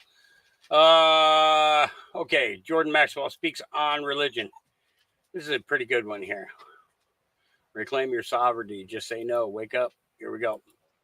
Let's say somebody might say, well, how dare you question the Bible? I mean, how dare you write a book like this? You must be a demon or something. How would you answer that? I would say the same thing has been said of Solomon Rushdie. How dare you question the Quran? How dare you question the Karl Marx in the Communist Manifesto, or Mao and the Little Red Book of Mao? How dare you question authority? I'm saying that the man that we read about in the New Testament, the one called Jesus, if he taught us nothing, it was to question authority. Because anytime you give away your spirituality and your authority, and you do it yourself, you know, no one comes and put their hand behind your back and forces you to give up your spirituality and your individual freedom and your right to be a human being and decide for yourself. You do that yourself. And when you do that and you give up your sovereignty to the government, to the church, to a religion, to a book, to a concept, to anything, you are enslaving yourself. All I'm asking the public to do is do a little research. See if what I'm saying is wrong and judge for yourself. I'm not advocating. I'm not running for a political position. I'm not trying to start my own church. What I would like to see done as a spiritual revolution in this country where people say, just say no. Just say no to organized religion. Just say no to organized government. Just say no to tyranny. I don't care where it is and what color it is. Bigotry, ignorance, ill-informed stupidity. Just say no. Just say no. I will not comply. It's that simple, right? Yep. All right. These are his tragedies. And just as a country, we're exhausted by the horror, by the sadness, by the loss of life, by the destruction to the human spirit, the human soul, to our families. Again, Joe Biden is one of the great villains of American history. Alejandro Mayorkas is one of the great villains of American history. What they have brought in our communities. Blood on their hands. That's an overused phrase, but that's the case. Yes. It's one of the great stains on the conscience of America and the West in our history. And let's be very clear, Laura, Joe Biden is 100% responsible for that rape in New York. He is 100% responsible for the deaths of Laken Riley and Rachel Morin. He is 100% responsible for every life stolen by the illegal aliens that he has let in by the millions, many of whom, within that number, are rapists, are child predators, are murderers. All of this on Joe Biden's head, all of it on his conscience. There are rivers of blood on the hands of Joe Biden and Alejandro Mayorkas. That's the truth. And this invasion now, bring back Trump. And destroying every city in America and every community. I had friends in Wyoming today tell me that, oh yeah, they're here as well. Little towns in Wyoming dropped off. Now they're building big buildings to house the migrants that they don't have any place for. The whole nation has become a dumping ground for criminal migrants. Joe Biden must be evicted from the White House. And you heard Patty Morin. What about Americans? We're American citizens. That's a grieving mother's words. What about our children? Yeah. What about our kids? Yep. Good sense. Good sense. This is a sad one here. Hey, Amazon. Yeah, I think I'm going to stop conducting business with you. Yeah, I'm saying that here on my platform, on YouTube and on Twitter, X, whatever you want to call it. And hopefully this is being played over on the Facebook side as well. I don't know, but I hope it is. And what I'm saying is, Amazon, I don't think I'm going to use you anymore. What you're doing to this woman goes beyond anything that you've done other than the child sex trafficking that you guys have been involved with. Yeah, we know about that too. Yeah, there we go. Amazon just canceled my insurance as I am fighting stage 3 breast cancer. And I am going through my second round of chemotherapy. I have been fighting with you, Amazon, since February. Amazon, Hartford Insurance, and Cobra. Since February, we have provided you every single thing you have asked me for to determine whether or not my cancer was pre-existing and to approve me for long-term disability. And I did everything you asked. I sent in every single physician statement for my oncologist, for my radiologist, for my surgeon. I sent you everything. And we have not heard back. And we keep calling and leaving messages. And so you keep delaying it. Now Amazon sent me a letter saying that they have terminated my insurance. Do you know how expensive chemo is? And now I have lung damage from radiation. So the Amazon, this is how you care for your employees. Who do all the right things, who give you everything, and then when they go through cancer, you terminate them, or you threaten to terminate them after you cut off their health insurance. Got it.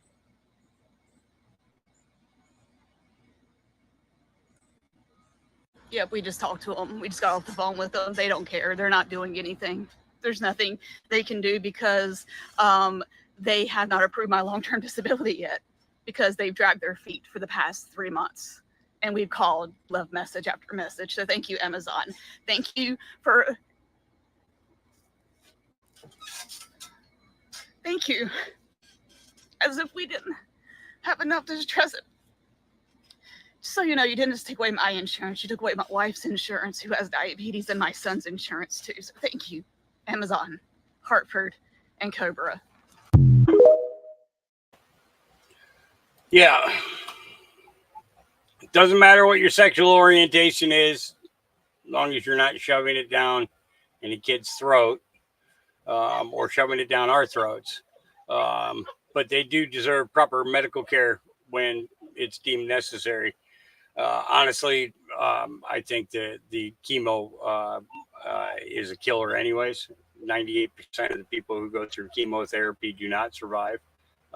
They might make it through the cancer bout, but within a couple of short years, generally they end up passing, or they get a reoccurrence of it. I found that the only way to get rid of it is through proper treatment through cannabis, and maybe some Ivor and some H to the C to the Q combination, and some other things. There's other natural things as well. Yeah, we just can't go against the WHO right now because they're paying YouTube way too much money. Yeah, way too much money. Yep. Yeah. All right, take a listen to this one. The current law regarding the Board of Canvassers is very clear.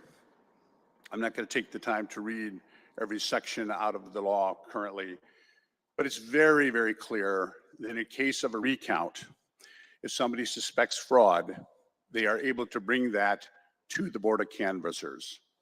The Board of Canvassers are permitted to investigate fraud.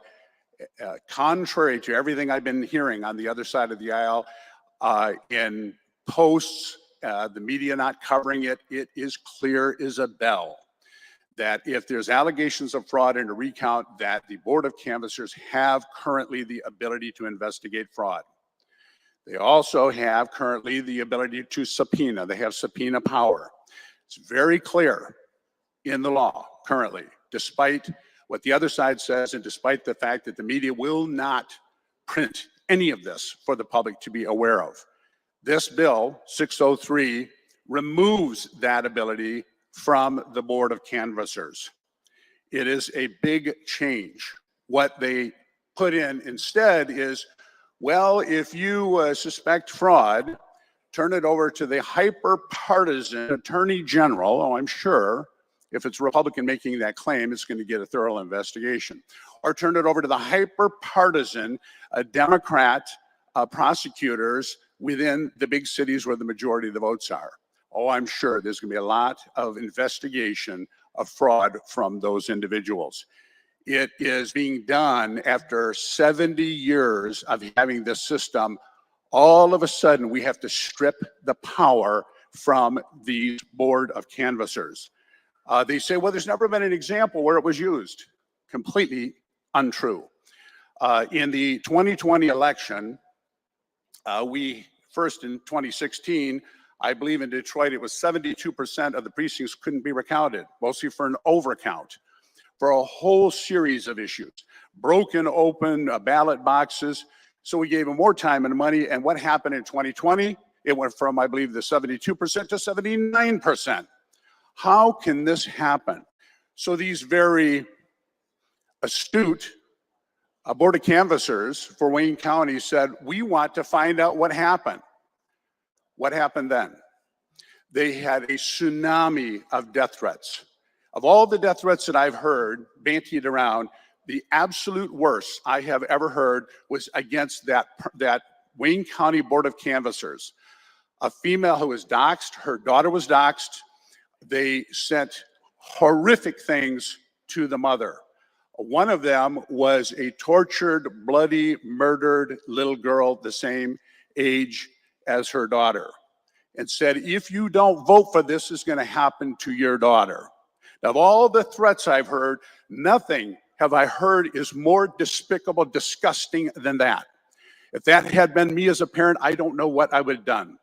So what did the law enforcement do? They waited 4.5 years to look at this case and investigate this case.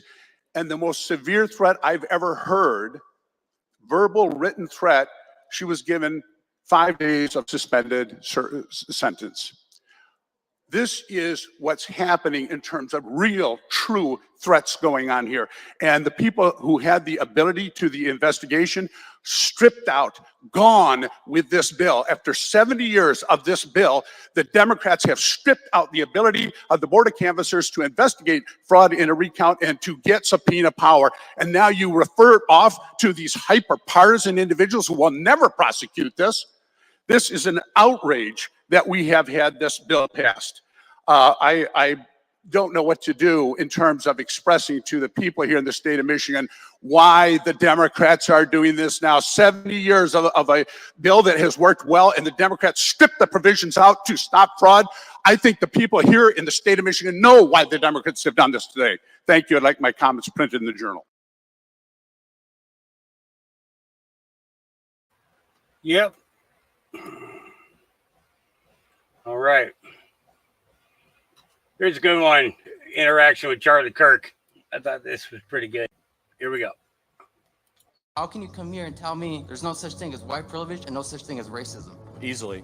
There's no such thing as white privilege or racism. So there's racism, but it's not institutional. You know what SB 1070 is? Tell me what it is. It's basically a law for an officer to pull me over and ask for my papers. Okay, well, I think people should be asked for their papers regardless of the skin. Okay, so there we go. Here's white privilege. Who are they going to ask for their papers? Me or you? I get asked for papers all the time. No, when I you get don't. pulled over. Hold on a second. First of all, I get asked for my driver's license all the time when I get pulled over. In fact, every time I get pulled over, I get asked for my driver's license. Do you really think you're being pulled over just because of the color of your skin? Dude, it's happened many times. Hey, guess what? You're I get never- pulled over too. You're never going to know it because you don't look like me, man. Wait, hold You're on. never going to have to So- know my struggle. I'm just going to give you a piece of advice. Honestly, you complimented me and Candace Owens. You're looking at the world as a victim. And the evil white man that's trying to crush you, it's a lie. It's a lie that is designed to keep you down. It's a lie that is designed to try and disempower you. And white people get pulled over all the time to be asked for their papers. And if a non-citizen does not have their papers, they should be deported from this country if they do not have their papers.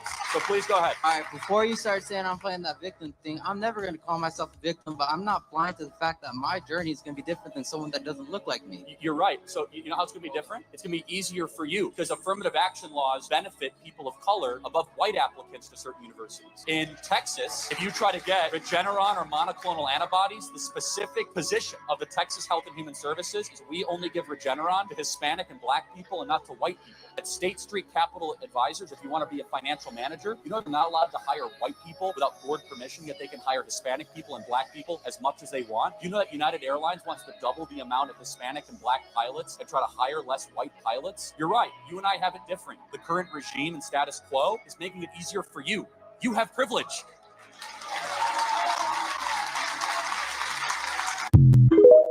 Yeah, he's got no response to that one. Yep, no response at all.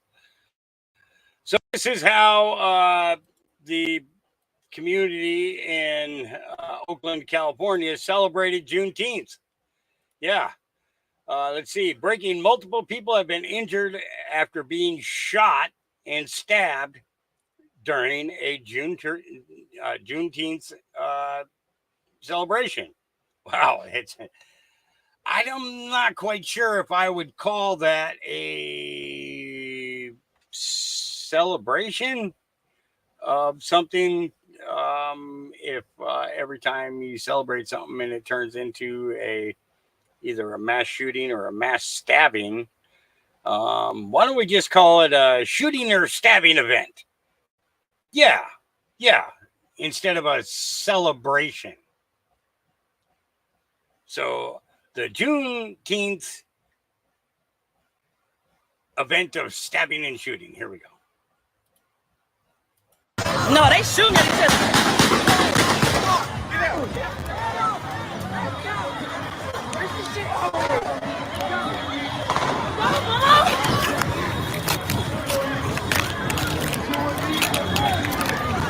These niggas shot.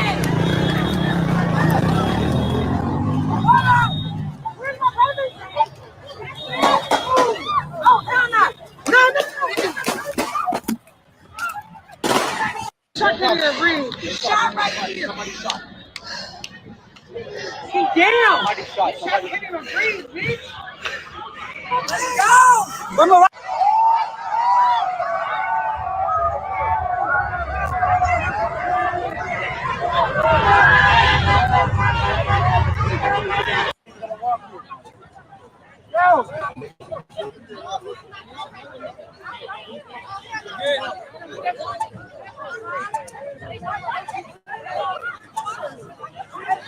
Yeah, what a great holiday.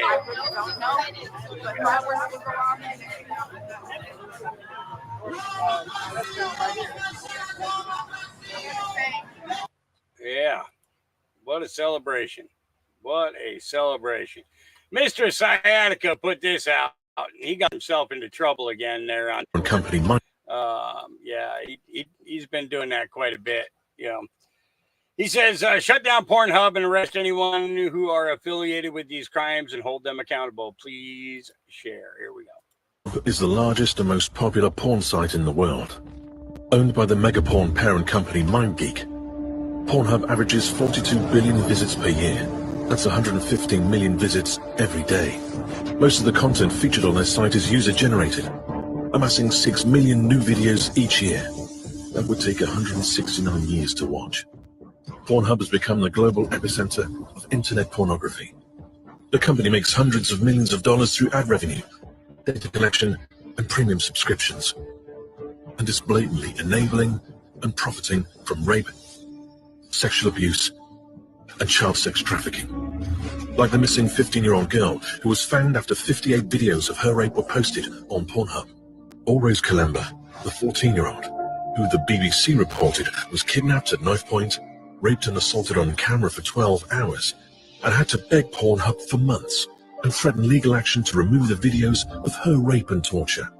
Or the images of a toddler being sexually abused, found through an investigation by the Sunday Times. Or the 22 women who were deceived and coerced by the producers of Girls Do Porn, the popular Pornhub partner channel, whose owners now face a federal indictment for child pornography, sex trafficking of a minor, sex trafficking, and sexual abuse. These examples only begin to scratch the surface of the sexual crimes found on Pornhub.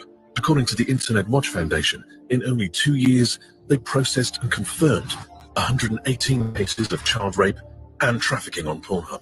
These aren't models or actresses playing a role in a movie. These are real videos of women and children being sexually abused, violated, and traumatized. And Pornhub is deeply complicit. They have no system to reliably verify the age or consent of anyone featured in their videos it profits from.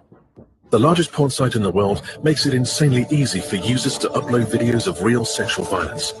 And in doing so, they forever memorialize the trauma of their victims, all for the profit and pleasure of Pornhub and its users. It's time to shut down Pornhub and hold them accountable for the rape, trafficking, and sexual abuse that they enable and profit from. Share this video and sign the petition at traffickinghub.com. Yeah. Very good. All right. Only got a couple more to go. This dad wasn't happy with the way the school was treating his deaf son, and he made sure his feelings were loud and clear to the school board. He even had a shirt made for the occasion. You'll pretty much figure out what the shirt says on your own, even though it's kind of blurred over. You'll get the gist of it. Okay, so now that you're done jerking each other off with a bunch of trophies and participation certificates, here's the truth.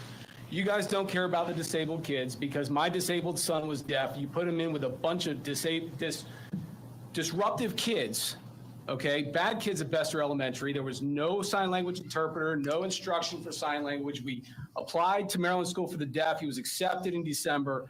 He was supposed to be transferred in January. Dr. Annette Walters refused to sign the Board of Education form to transfer him to Maryland School for the Deaf.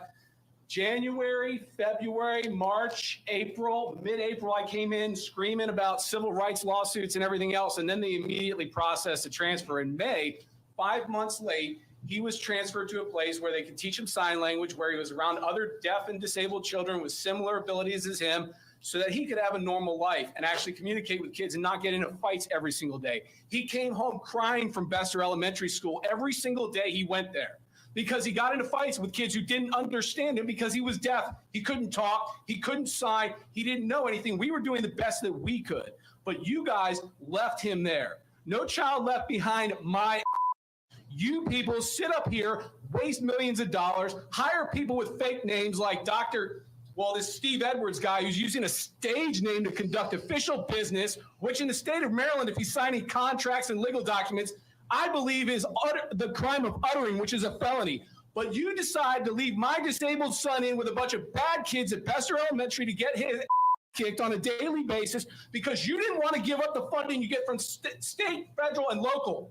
Okay, you didn't want to give up money, so you didn't allow him to get transferred until I came in and went psychotic in your lobby. And then you did. So everything that over there said about how great you are caring about the kids is an absolute lie, Miss Williams. You should step down. You're a disgrace. You're a disgrace. I already know about you. You're a civil rights violator. You've been sued repeatedly. You're a disgrace, and you're a disgrace. Mr. Porter. You will not interrupt my time, ma'am. I have a First Amendment right to tell you my opinions. This is the right to redress of grievances in your face, Miss Williams. We appreciate your participation in the meeting, and while I encourage you to address the Board of Education, You're stealing my time. I will give you time. You worthless fucking Okay. You tortured my disabled Board, son, at and this you will time, answer for it in a I court of law. recommend that we go into closed session. I'm not at 5 minutes, to lady. obtain legal advice I am pursuant not to at the general 5 minutes, lady. provisions article of the Annotated Code of Maryland. You're silencing my Section free speech during my 3-305 time. I signed up 2 weeks ago to talk, and you're silencing my free May I have a motion, speech. please, and a second? So moved. Thank you, Mrs. Murray. Is there a second? You guys are going to silence my free speech because you don't like what I'm saying. That's viewpoint Mr. discrimination. Porter, while I appreciate your participation, No, you don't. would you please refrain from using profanity in your comments? First Amendment, freedom of so speech, that that's my we opinion of can your job. You're doing a shitty job. You're an a awful god. respectful You're a horrible, education disrespectful person. So that lady today, environment. and a week ago to Darrell Evans, I watched you condescend a fellow board member like he was a 2-year-old. You chastised him for disagreeing with you. Lady, you know everything that's wrong with the bureaucracy that's here in this building. Downsville Pike is a disgrace. The teachers are doing a great job in this county, like the people that got the awards. But people like you hamstring their abilities to teach children like mine. You're a f***ing disgrace. F*** you. Have a good day.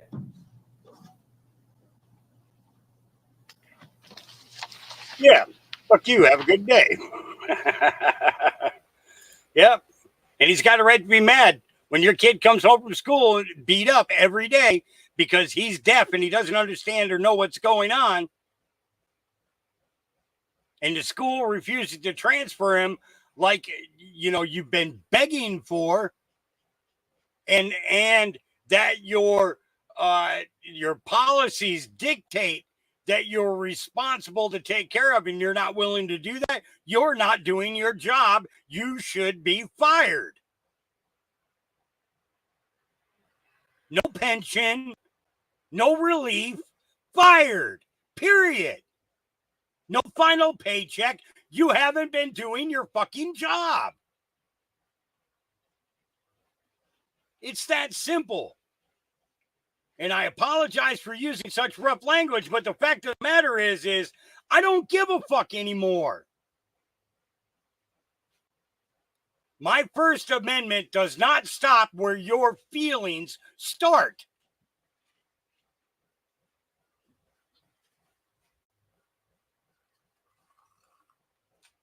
And the guy's got a right to voice himself, especially after what happened to his child.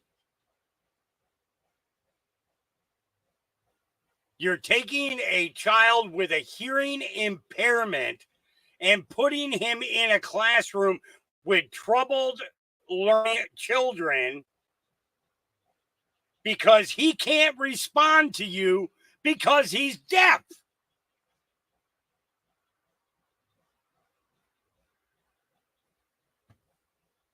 And it does come down to this: federal funding, federal, state, local funding.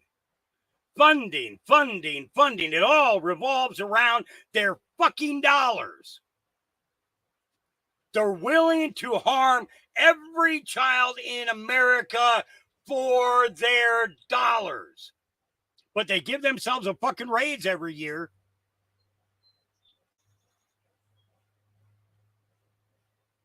You know what I'm saying? Nobody should be getting any raises. Nobody in government, nobody in the Board of Education, nobody on the city council, nobody in state government, nobody should be getting a raise. And in most cases, if you feel that you can do the best job possible for the organization that you're running for that position, you should have to go the first couple of years without getting paid, so that we know that our tax-paying dollars are actually going to the job being completed. No different than any other contractor. Okay, now I can put a deposit down with a contractor to have a house built, right? But if that contractor doesn't fulfill his obligation, does that contractor get the rest of the money? No. He didn't do the fucking job. It should be the exact same thing with these positions. We'll give you a stipend. Here you go. This stipend is to carry you through your first 2 years. So don't waste it. Don't blow it out your ass. Don't quit your day job. or night job, because your first year is pretty much going to be voluntary, other than that siphon, to guarantee us that you're going to do the job that we're placing you in for. Let me tell you something. Let me explain something to you. When you go into the military, when you sign that contract, okay, if by the end of boot camp, or by the end of your schooling, they have to let you go because you cannot fulfill the job, do you want to know what happens? You have to pay back every penny that was paid out to you, plus what it cost for the instructors that taught you everything that you needed to know that you weren't willing to do. You owe the government a big freaking bill. I've seen it happen over and over and over in the Marine Corps, where people couldn't cut the mustard, ended up getting sent home. Contract is null and void, but they have to pay back every penny that it cost in order to train them up until that point, along with the paycheck that you were getting from the government during that period of time as well. And if you don't pay it willingly, they'll take it out of your taxes. Every time you file taxes, boom, they'll take it. That's the truth. Now, I don't know if they do that with the Army. I don't know if they do that with the Navy or with the Air Force or Space Force. But I know that in the Marine Corps, it's either put up or shut the fuck up. Now, if you get an injury during boot camp or something like that, and they have to, and they end up having to let you go because of that, that doesn't count as that. Okay, you got an injury which creates a disability, and you will collect disability. Okay, who does that remind me of? A guy who served for a year and a half that gets on to podcasts and tells veterans who served 5, 10, 20, 30 years that they don't know shit about the government or about the law of war or, manual or the orders and laws and everything else. Basically, that guy never served a day off of the U.S. soil, claims veteran status because he got injured during training. Let me say that again. He got injured during training and collects a pension for medical and claims 100% disability for veterans status.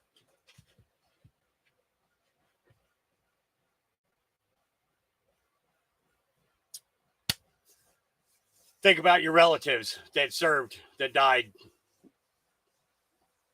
or that are still serving. All right. Paul's Corner put out, was American cities built by fallen angels? It's a good question. We talk about what, how a lot of these structures and everything got here, Let's take a look. The fallen angels that descended to earth and defiled mankind, were they responsible for having the largest house in America built? Well, possibly. You see, those angels right here, they're the fallen angels. As above, so below, right there in their hands. And when they asked Enoch if they were allowed to go back to heaven, God told them to give them this message. You can't go home again. Well, they had to raise the kids somewhere. The question is, who built America's largest home? The Masons that built Biltmore?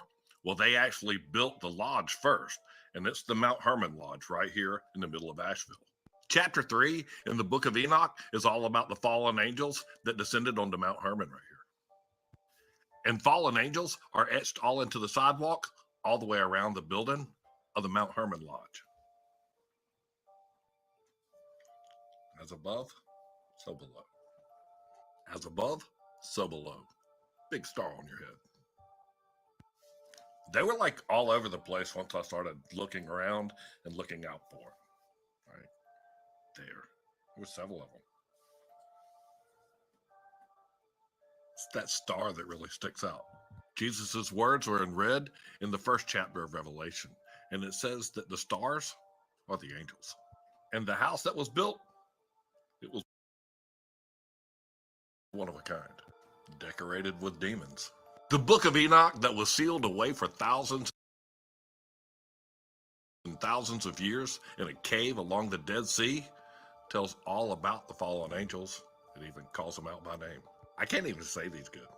Click on my bio page and then my link tree right there, and it'll take you to all my work, and click on the book of Enoch right there, and you can read right along with me. Because if you don't want to read it, you can always go back to the front page and click on my YouTube button, which is right there, and I'll read it for you. If you hunger and thirst for knowledge in Jesus Christ, you will be fed. And that's exactly what the Holy Book tells us. So like and follow the trumpet for more. And in Jesus' name, have a blessed day. I like that. I like that. All right. Give her a listen. Hunter Biden, 0 indictments. The Clintons, 0 indictments. Epstein's clients, 0 indictments. Antifa terrorists, 0 indictments. COVID criminals, 0 indictments. Donald Trump, 91 indictments. What is happening to President Trump today could happen to any of us in the future. Trump keeps telling us that. Hunter Biden. Yep. All right. I only got 3 more. We got 3 more. Here we go. All right. We're going to start off with this one here. It's about 20 minutes long. This is another segment put out by O'Keefe Media Group, Senior Vice President of Disney. There's no way we're hiring a white male. Here we go. Certainly, there have been times where, there's no way we're hiring a white male. Just kind of unspoken. There are times when it's spoken, but how would they say it? There's no way we're hiring a white male. They say like straight to you, or okay? They'd be very careful how they message that to agents. According to these videotapes, Disney blatantly discriminates against white men in particular. I think I'm sort of well prepared for it. I'm well positioned for it.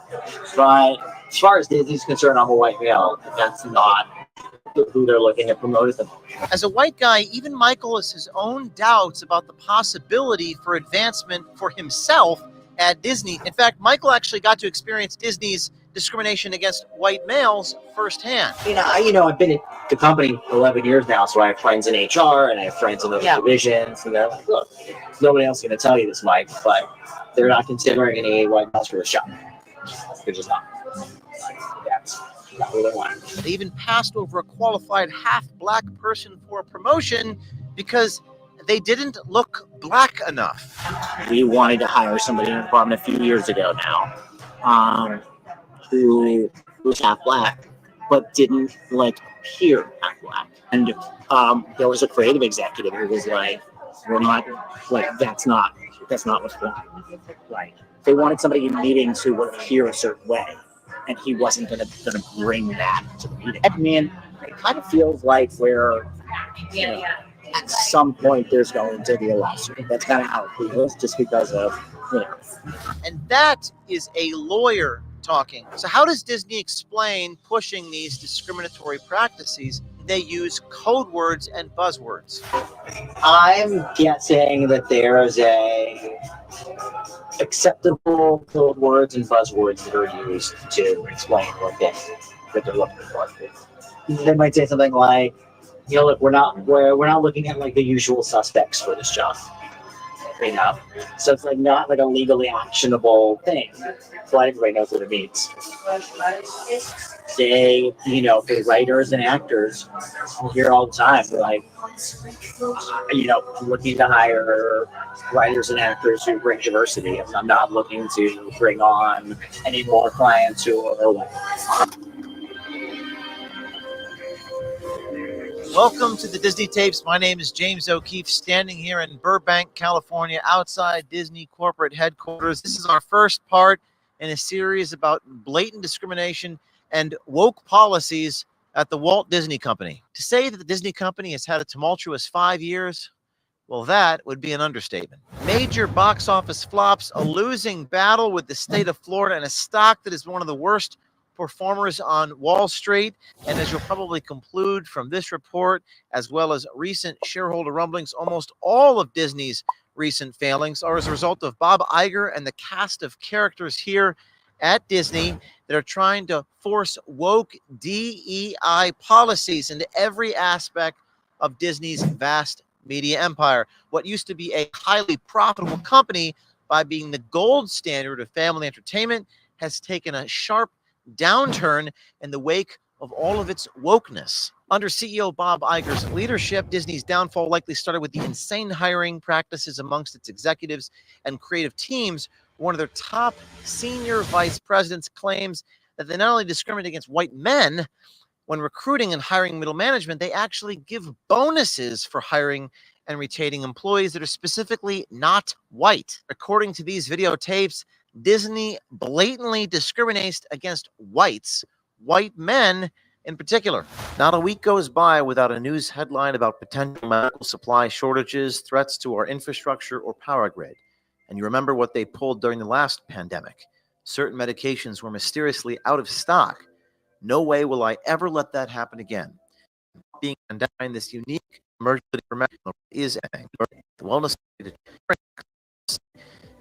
Get your wellness company, your TWC OMG Diversity and save $45 per kit today when you use code OMG. You know, we have a diversity, equity, and inclusion Yeah. department who's very involved in like setting standards to make sure that our shows have diversity. Do you think like Bob has a say in the diversity stuff when they're casting people? Like 100%.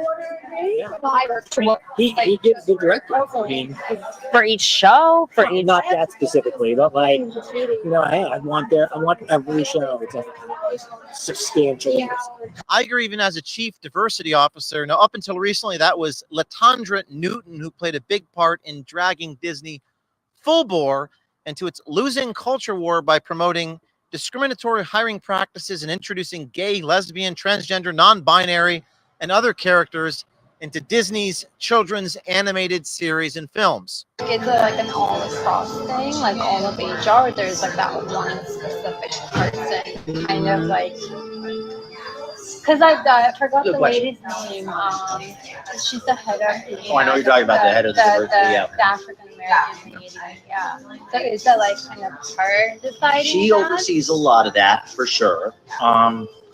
But it's pretty broad, I would say. There are other people in HR who are also focused on that. I would say a relatively large percentage of our top writer creators happen to be women. And a lot of just by happenstance. I mean, like, just like if you say whatever, I don't know, whatever 10 or 15% of the population is women, I would guess that 30 to 35% of our top writers, you know, gay. And so I think a lot of them lean into trans stories more than the average straight writer would. And in an odd twist, you have to be a white Jewish guy to be considered for a C-suite job. More on that next week. But now let's meet Los Angeles-based Michael Giordano, a white male and Walt Disney Senior Vice President of Business Affairs. I do like business affairs, so like negotiations for television. Oh, okay, gotcha. Yeah. Nice. That's really So cool. I'm not really like on the creative side. You know, so a lot of it is, you know, like knowing like the guild agreements and the union agreements and everything. Like make offers for the writers and the actors who are going to be out working on the show, and the producers and the directors, and try to like, get to a place where we can be able to deal with them, help the production to budget, and so much of my job is just the negotiating really. And then other people are doing kind of the drafting of the contracts. So, Oh wow. So yeah, what's the negotiating like? I'm like sitting down trying to figure out, okay, what are we gonna pay this actor for this role? What do we think they want? Oh wow. Kind of strategize that. Everything from how you produce a show, how you distribute a show, how you exhibit a show, how you market a show, things like that. All of the negotiations and deal making. Yeah. One, well, actually two of our brave undercover journalist and American Swiper investigative reporters met Michael on the dating app Hinge. And aside from this story, which focused on Disney's overt discrimination against white men, you'll see later on in this report, and it'll be quite entertaining, Michael turns out to be quite the ladies' man. How long have you been on dating out? Not very long. Have you been going out? Not a lot. Not a lot. Anything worth? You know what's funny? No. Let's dig right into Disney's blatant practices of discrimination. If you're wondering how Disney as a company looks at race, gender, and discrimination in the hiring process, about how they recruit and hire talent, look no further. I think there are times when it's like so front and center. It's like great because that's the focus. Like we have so many shows where we're casting and we're like, yeah, we're not even going to see certain people for it because we need that particular role to. So is it intentional that they want they only look for diverse candidates for certain roles? Yeah. I think there's certainly a belief that it's just good for society and they can do. But there's also a belief that we're going to make more money if we appeal to a wider variety of people, and it's a good thing. We have shareholders too, and so diversity helps with that. Diversity helps with financial incentive. Yeah. So is it do you think it's more so on that side, or using any good prices that's put to use, or regardless? I think it gives regardless, but I think that there are even conservative people who may not want to lean into it can easily make the argument that we make more money when we appeal to a wider variety of people, and that means diversity. Yeah. There's a real focus on every show. And I'm sure the movies too, though I don't deal with that side.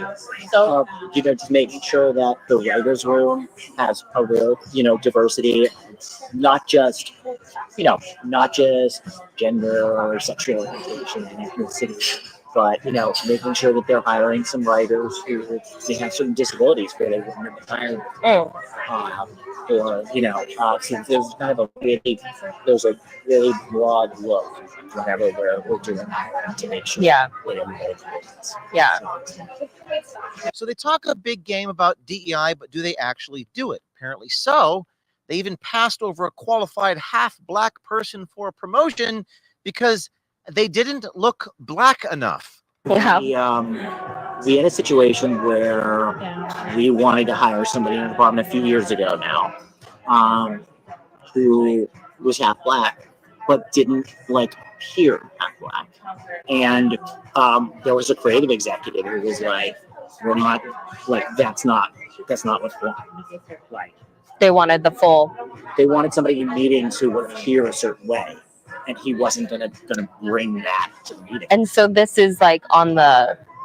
This was on the corporate side, the business side. I never understood that. Is it because I know a lot, I have a lot of black friends who are not as dark as So do they care about that, or is the ethnicity actually? They say they don't care about it, but the truth is, to some extent, they do. If you're mixed, but you don't look black at all, which sometimes happens, then they're like, "Oh, I'm not so sure." But if you're mixed and you can tell somebody's part black, but they're not that black, then okay, that was so crazy. But apparently Meghan Markle is black enough. You can't make this up. So would Meghan Markle, who's pretty white, right? Yeah. Would she be considered? She would still be diverse, or or Huh? As a white guy, even Michael has his own doubts about the possibility for advancement for himself at Disney, saying, quote, "As far as Disney is concerned, I'm a white male." Right now, I'm like a half step below a department head. I have a team under me, but I don't oversee a whole department. And that's like to oversee everything, whether that's at Disney or having to lead. So. Okay. Do you think that you'll have the opportunity at Disney? I'm not sure, to be honest with you. I think I'm sort of like well prepared for it. I'm well positioned for it. But as far as Disney's concerned, I'm a white male. And that's not who they're looking to promote at the moment. In fact, Michael actually got to experience Disney's discrimination against white males firsthand. So, oh, do you think that has a lot to do with it? I don't know about a lot, but it's something to do with it. Really? Yeah. What do you think the competition is? Oh, I mean, I've been up for jobs internally against people who have less experience than me, and you know, haven't gotten. Okay. And they were given to somebody else. Do you think it had something to do with their? One or two cases, you know, I was told very explicitly that it did. Yeah. Explicitly how? What did they tell you? I mean, I've been at the company for 11 years now, so I have friends in HR and I have friends in those divisions, and they're like, look, nobody else is going to tell you this, Mike, but they're not considering any white males for a shop. They're just not. That's And so it's probably fair that Disney would say, we don't want a white person to play this role. Yeah, I mean, I think they're very careful about they're very careful about messaging because they don't want to get to discrimination in either direction. But certainly there have been times where, you know, there's no way we're hiring a white house person. Just kind of unspoken. There are times when it's spoken, but how would they say it? There's no way we're hiring a white male. They say like straight to you, or okay. They'd be very careful how they message that to agents. In like email or whatever. But after getting a dose of Disney's discrimination himself, it seems like Michael may have been hit with a reality check that discrimination against people based upon race is probably not cool. I mean, it kind of feels like we're, you know, at some point there's going to be a lawsuit. That's kind of how it feels, just because of, you know. And that is a lawyer talking. Now, could it get worse? It actually does. Not only does Disney discriminate against white men, it gives management bonuses to hire DEI candidates over white men, totally disregarding their level of qualification, as long as they're not white. You heard me correctly. A part of some executives' compensation package is based on hiring and retaining black hires. We saw this in the case of IBM. America First Legal has launched a lawsuit. Many people coming out of the woodwork from IBM, from these Fortune 500 companies, all saying they've experienced this. We are certain to hear from people inside Disney who've made these claims. Many people here in Los Angeles, here in Hollywood, very afraid of Disney, very afraid of retaliation against their creative productions or movies or films or jobs for speaking about this truth. But if you have been a victim of discrimination, please reach out to OMG or Citizen Journalism Foundation, and we will try to get you representation to get your rights back. I've had it with all my personal and private information being exposed and exploited by big tech and big government. So I'm joining my friend Eric Prince, and I'm switching to my new unplugged phone. Protect your privacy. Okay, James, that's all you get. We shared your story. We'll know more when the actually, let me check and see if the confrontation happens. Well, according to Michael Giordano, it seems like it's a sensitive issue, and they used code words and buzzwords. I'm guessing that there's a acceptable code words and buzzwords that are used to explain what that they're looking for. They might say something like, you know, look, we're not looking at like the usual suspects for this job.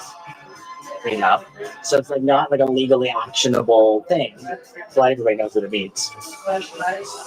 According to Michael, even Disney's human resources agencies are on board with these practices. Hi, guys. Do you know what the code words are for the discriminatory hiring practices?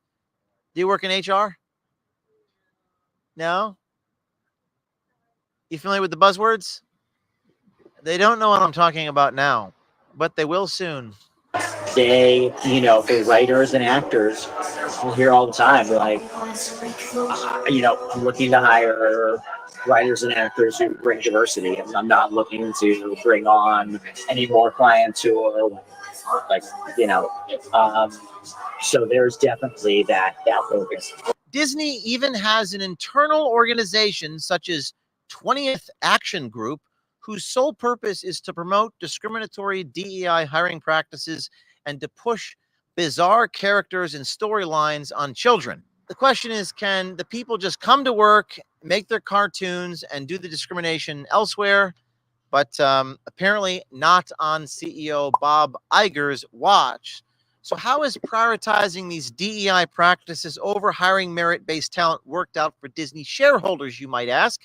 Well, over the past 5 years, the S&P index is up over 88%, and Disney is down almost 30%, making that once golden brand one of Wall Street's biggest disappointments. Yes, the disaster that Disney has become is probably the most glaring example of what happens when you prioritize DEI over talent content creators and executives who truly know how to build value.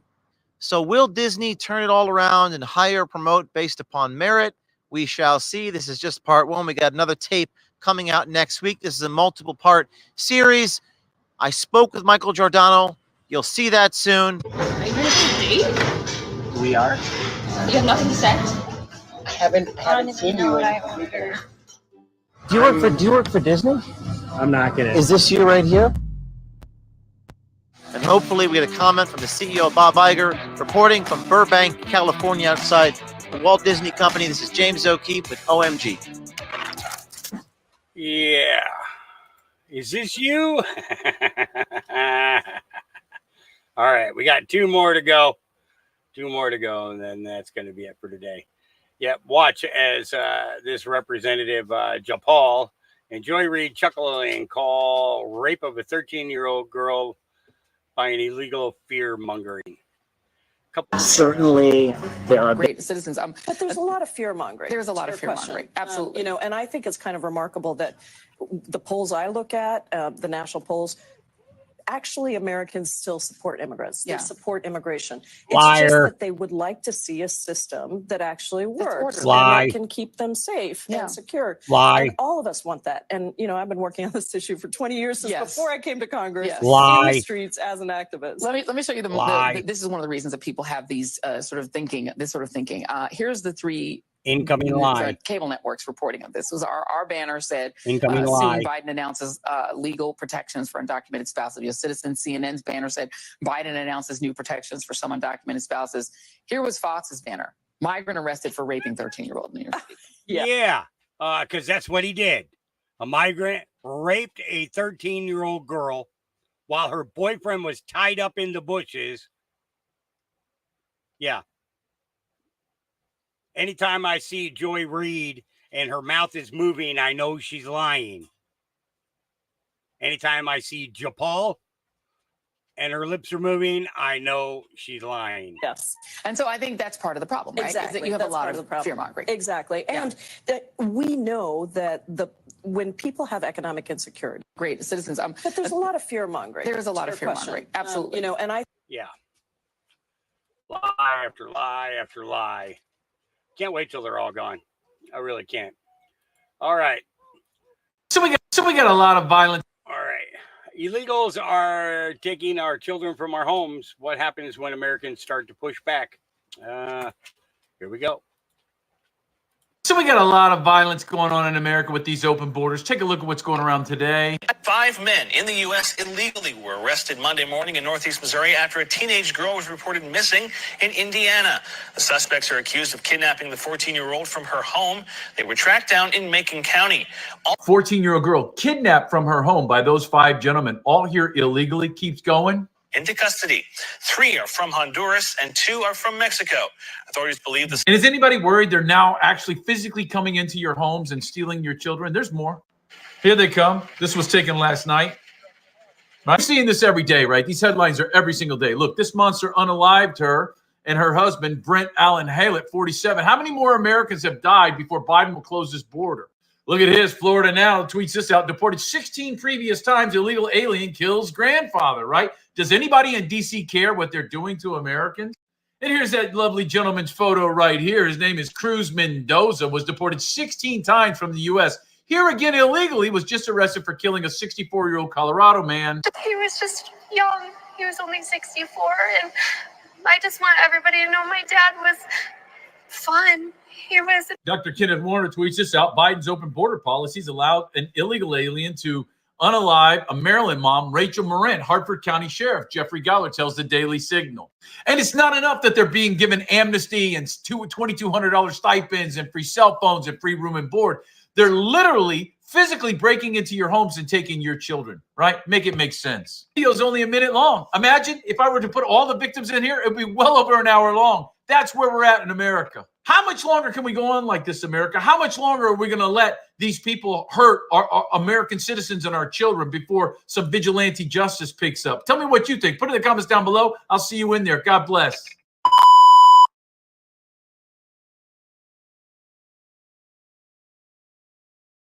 God bless you too, young man. God bless you. Yep. Well, all right. You guys got 4.5 hours out of me today. And they're quiet enough that I might be able to take a nap. I don't know. I spoke too soon. The orangutan is rising. Yeah. All right. I will probably see you guys again tomorrow about the same time, about 11 o'clock my time. You guys have a great afternoon, great evening, great morning, wherever you are in the world. Remember that God loves you. Jesus loves you. I love you. And live your life in peace. Data.